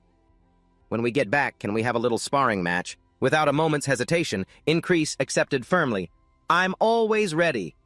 Seeing this, the man immediately jumped on his words. That's a promise, right? And so the three of them quickly walked a long way around the village. As they walked, Jack shivered continuously and complained, Do we really have to go? On patrol in this damned weather? Seriously? Bon helplessly agreed. This year's winter is really cold, isn't it? This annoyed Increase for a moment, who thought, Why are they huddling up like that? It's not like I'm big enough to block all the wind. Suddenly, from a distance, a loud voice unexpectedly rang out, Everyone look at this! An old man bellowed, We've got ready-made, dried, wrinkled fruit here. In an instant, he attracted the attention of a large crowd. Suddenly, a strange figure appeared in their midst. Seeing this, Increase stopped in his tracks, momentarily confused by the person. The person was staggering and suddenly collapsed to the ground. Seeing this, Increase immediately walked over worriedly and asked, Hey kid, are you okay? But in response, the person said nothing, instead hastily pulling out a sharp dagger. As soon as he realized it, Increase's eyes widened in horror. In the blink of an eye, he was dealt a fatal blow. Blood spurted from his mouth as Increase, in momentary shock, thought, What? Without a word, Jack cooperatively covered his mouth. You've had too much to drink. Bon also shamelessly leaned down to ask, Are you okay? Faced with this situation, Increase immediately understood. They're covering up the situation. These guys are all in it together. The mysterious cloaked figure suddenly spoke, surprised. Rotten gradually revealed himself with a savage smile on his lips. A diligent hunter never forgets his prey. Looking at him, Increase couldn't help but realize with a shock, At Abide de Mo was a half-elf. He's one of Aspen's soldiers sent to assassinate me. The reason is revenge for breaking the fog magic in the last battle. In a flash, Rotten suddenly ripped the dagger out. A large amount of blood gushed out. Watching Increase collapse to the ground, Jack urged, "Mission complete, let's go." At Rotten's word, Bon immediately signaled a comrade in the distance. Very quickly, Increase understood everything, silently cursing in his heart. Jack, Bon, Rotten. Now I remember. The scouts that Christ mentioned, the ones who were injured in that day's battle. He instantly recalled Christ's emphasis. Especially the reconnaissance unit. Jack, Bon, Rotten, and the others. Many were injured. And then he made the connection. They used that injury as an excuse to leave the reconnaissance unit and conspire with Asburn's army. In an instant, Increase was exhausted and lost his balance. He collapsed to the ground. 3 against 1, huh? This immediately attracted the attention of the villagers nearby. A woman instantly turned pale with shock when she saw his familiar figure. Mrs. Tazalad screamed loudly when she saw the gushing pool of blood. This is going to be interesting. Very quickly after that, Increase's eyes flew open. He suddenly shot up and snapped, "Good morning!" This made Jem instantly confused, who asked, "Are you ready for a dreamy morning?" He answered him coldly, "Not at all. I just want to start the day with plenty of energy." A moment later, Incred stepped outside to a lazy request from Jem, the squad leader. "If you're going out, remember to bring me a few hot bricks, will you?" Without another word, he answered in a cold, curt voice, "Got it." Just then, Auden was decisively dumping a bucket of water on himself. Then he suddenly turned, smiled, and said, "Were you the one who called me squad leader without a moment's hesitation?" Increase got straight to the point. "You mentioned a training method to generate body heat, right?" Hearing that, Auden happily replied, "The method you're talking about, well, it involves using your hands. In this winter cold, training is necessary to keep your body from tensing up from the cold. You have to always be prepared for any situation." Those words immediately struck a chord with Increase, igniting the flame of his determination. Right then, Increase Zealot growled out a request, "Show me." As he said that, he anxiously recalled the scene that had just happened. When I saw him pull out the dagger, I couldn't react in time. Increase blamed himself, thinking his body was stiff from the cold, and I couldn't handle it. Try to endure. Just like that, in an instant, he threw himself into training, telling himself, I should have noticed when Jack and Bon got too close. I'll take out those two first. No, if I do that, I'll lose track of that half-elf. Standing to one side, Auden enthusiastically encouraged him, "If you can't get used to this kind of training, your muscles will tense up and ache. Failure." A flustered Increase agreed, "That's right.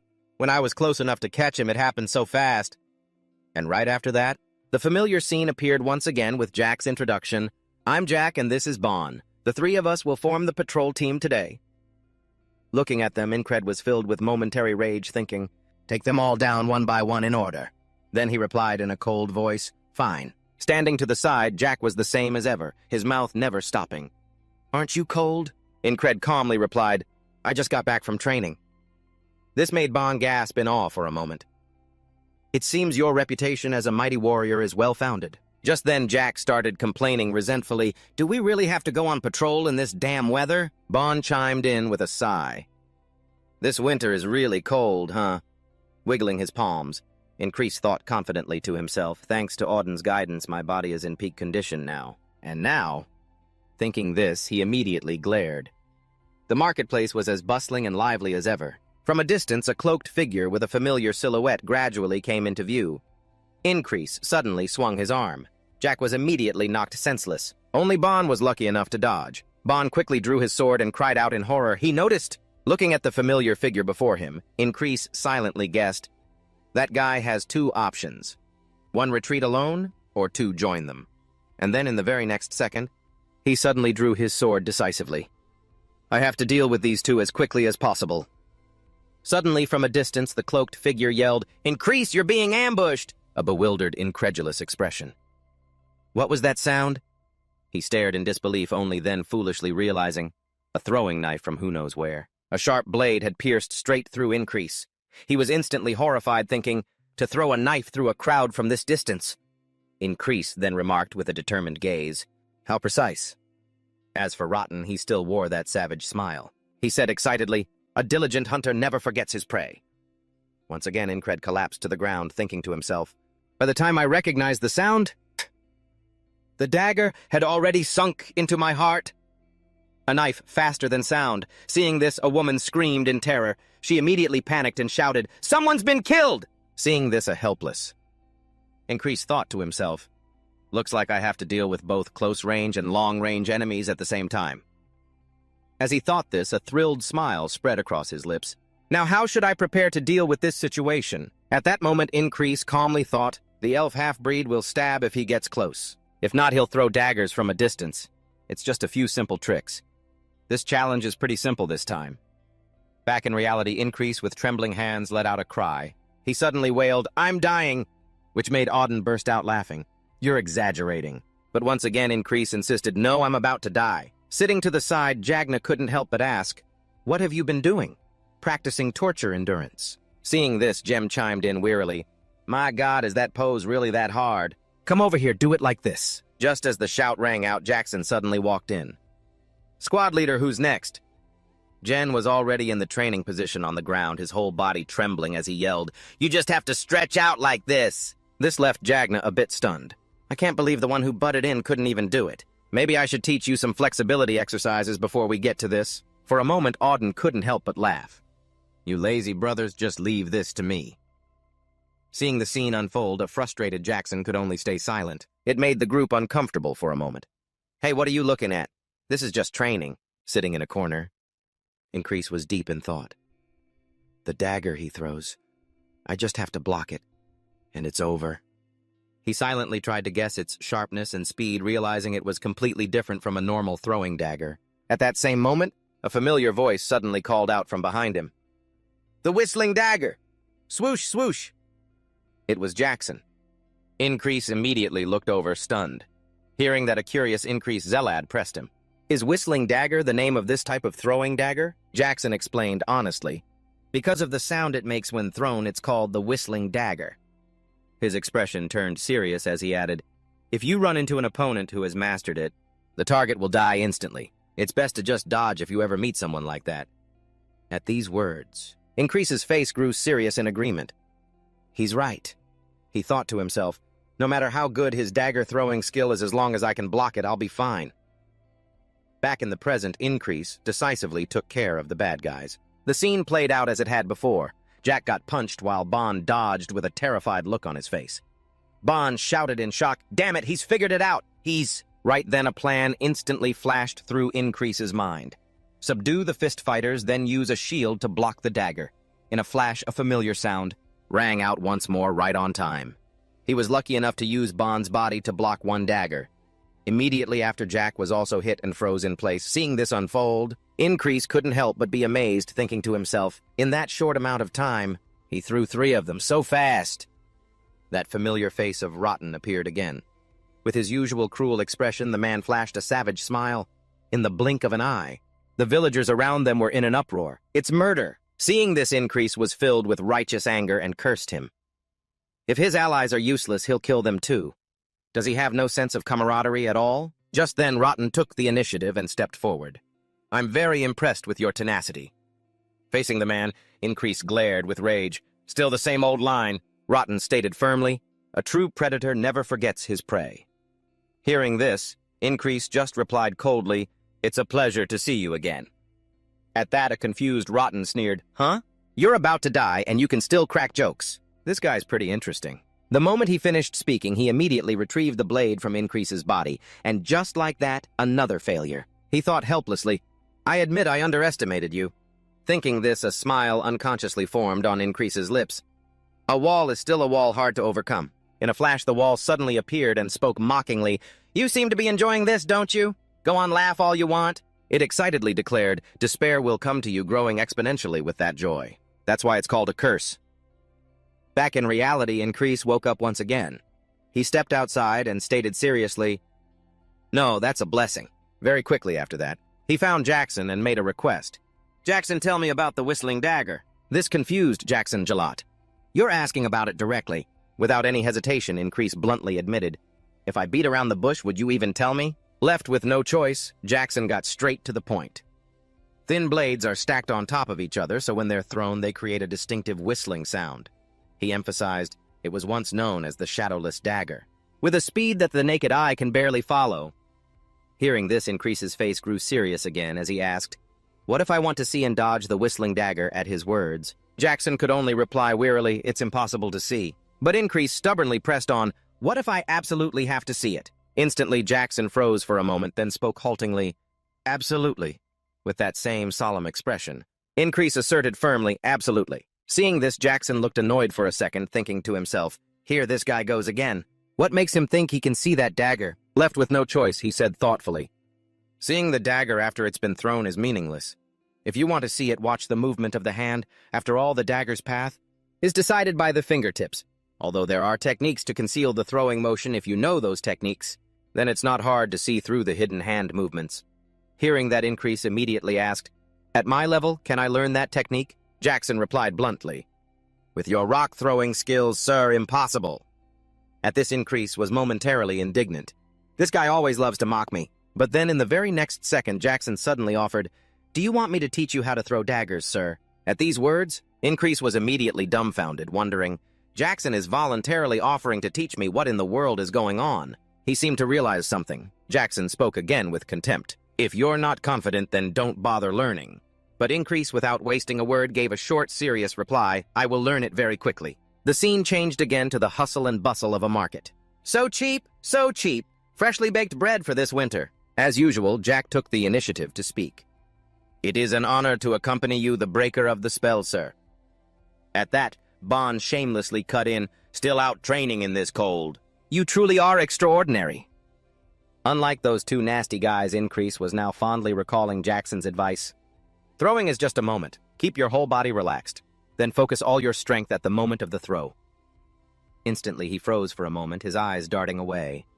It was a similar sight. The scene was the same as before, still jam-packed with people passing by. Increase suddenly strode forward. He abruptly drew his sword. With just one slash, Increase easily took Jack's head in an instant. Bond was lucky enough to still have a chance to struggle. But then right after that, he too was finished off by Increase with a single slash. The woman who saw it was immediately terrified and screamed loudly. The people around instantly burst into chaos. Murder! From afar, the cloaked figure slowly approached. He seriously observed the man's every move, thinking to himself, "Seize the moment the opponent relaxes and focus on listening and observing." In just an instant, Increase had gripped his sword, holding it horizontally across his body. "If I protect my heart, I won't die instantly," he resolved. He glared angrily and immediately rushed forward. He focused on the man's fingertips, but unfortunately this time the blade pierced straight through his hand. Increase froze in shock and let out a cough. In a moment of carelessness, Increase had taken a fatal blow. He lost his balance and fell backward onto the ground, his heart aching endlessly. So fast, even though it was just for a split second. As he thought this, Increase unconsciously broke into a savage smile. "But I saw it." Recalling an old figure, he thought to himself, "A flash of light in that moment, I'm sure of it." Just then, Rotten suddenly approached from a distance. Increase took the opportunity to taunt him, "Those who are smitten never forget their prey." This made the man stop dead in his tracks, startled. Rotten asked in horror, How did you know?" But Increase didn't answer, thinking to himself, "Just a few more times." Then he gave a sly smile and said, "Farewell. See you again." At the same time, he was calculating in his mind, "All of your attacks are within my grasp."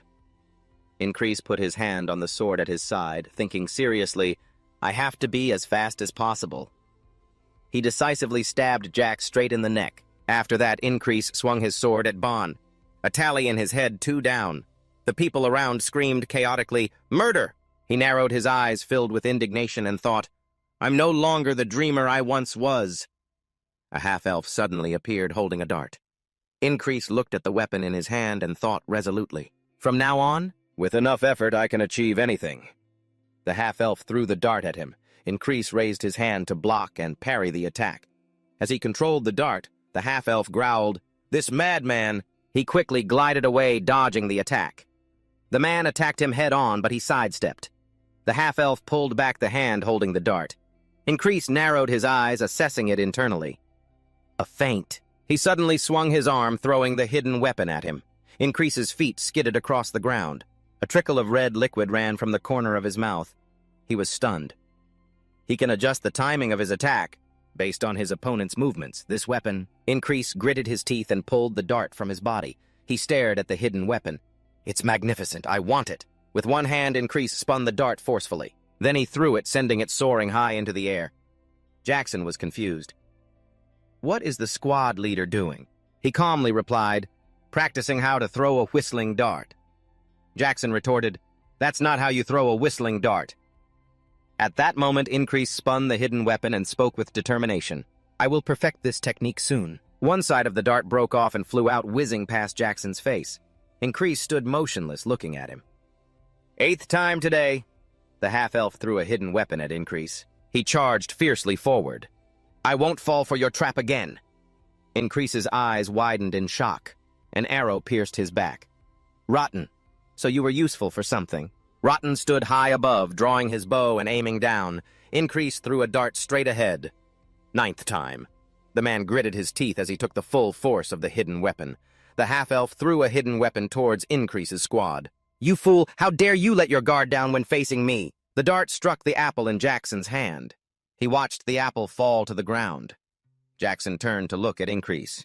He asked seriously, the hand and arm are the launch pad. You use the full spring of your body. What else is missing? Then Jackson bent down, picked up the apple, and replied, that's enough. Where did you learn to throw a dart, sir? Increase thought to himself, I learned it from you. He replied, I saw a guy on the battlefield who was great at throwing, so I copied him. He assessed him thoughtfully. To reach this level just by watching, is he a genius? Jackson raised the dart and asked, are you familiar with the bullet sword technique, sir? Increase took the hidden weapon and listened as he explained. It's a technique for using throwing weapons created by a legendary assassin named Do. Its name originates from the whistling dart weapon, Jackson continued. Do tried to create a silent dart with just a thin blade, but because it was too difficult to use, it was improved into the whistling dart we have today. Increase's expression darkened. A technique with a long history. He asked suspiciously, is this the first time you've heard of it, sir? That's impossible. Increase probed, why do you think that... His face became tense. Because your stance when using the whistling dart is perfect. Increase thought to himself, the 10th time. Jack asked, where are you going, sir? You're just walking off so boldly. I already said I'm going to patrol somewhere else, you panicked fool. But our designated area is the market. If we do this, we'll be disciplined. But Increase frowned and turned back, his voice ice cold. Am I not the highest ranking person here? I will take responsibility. Just follow me.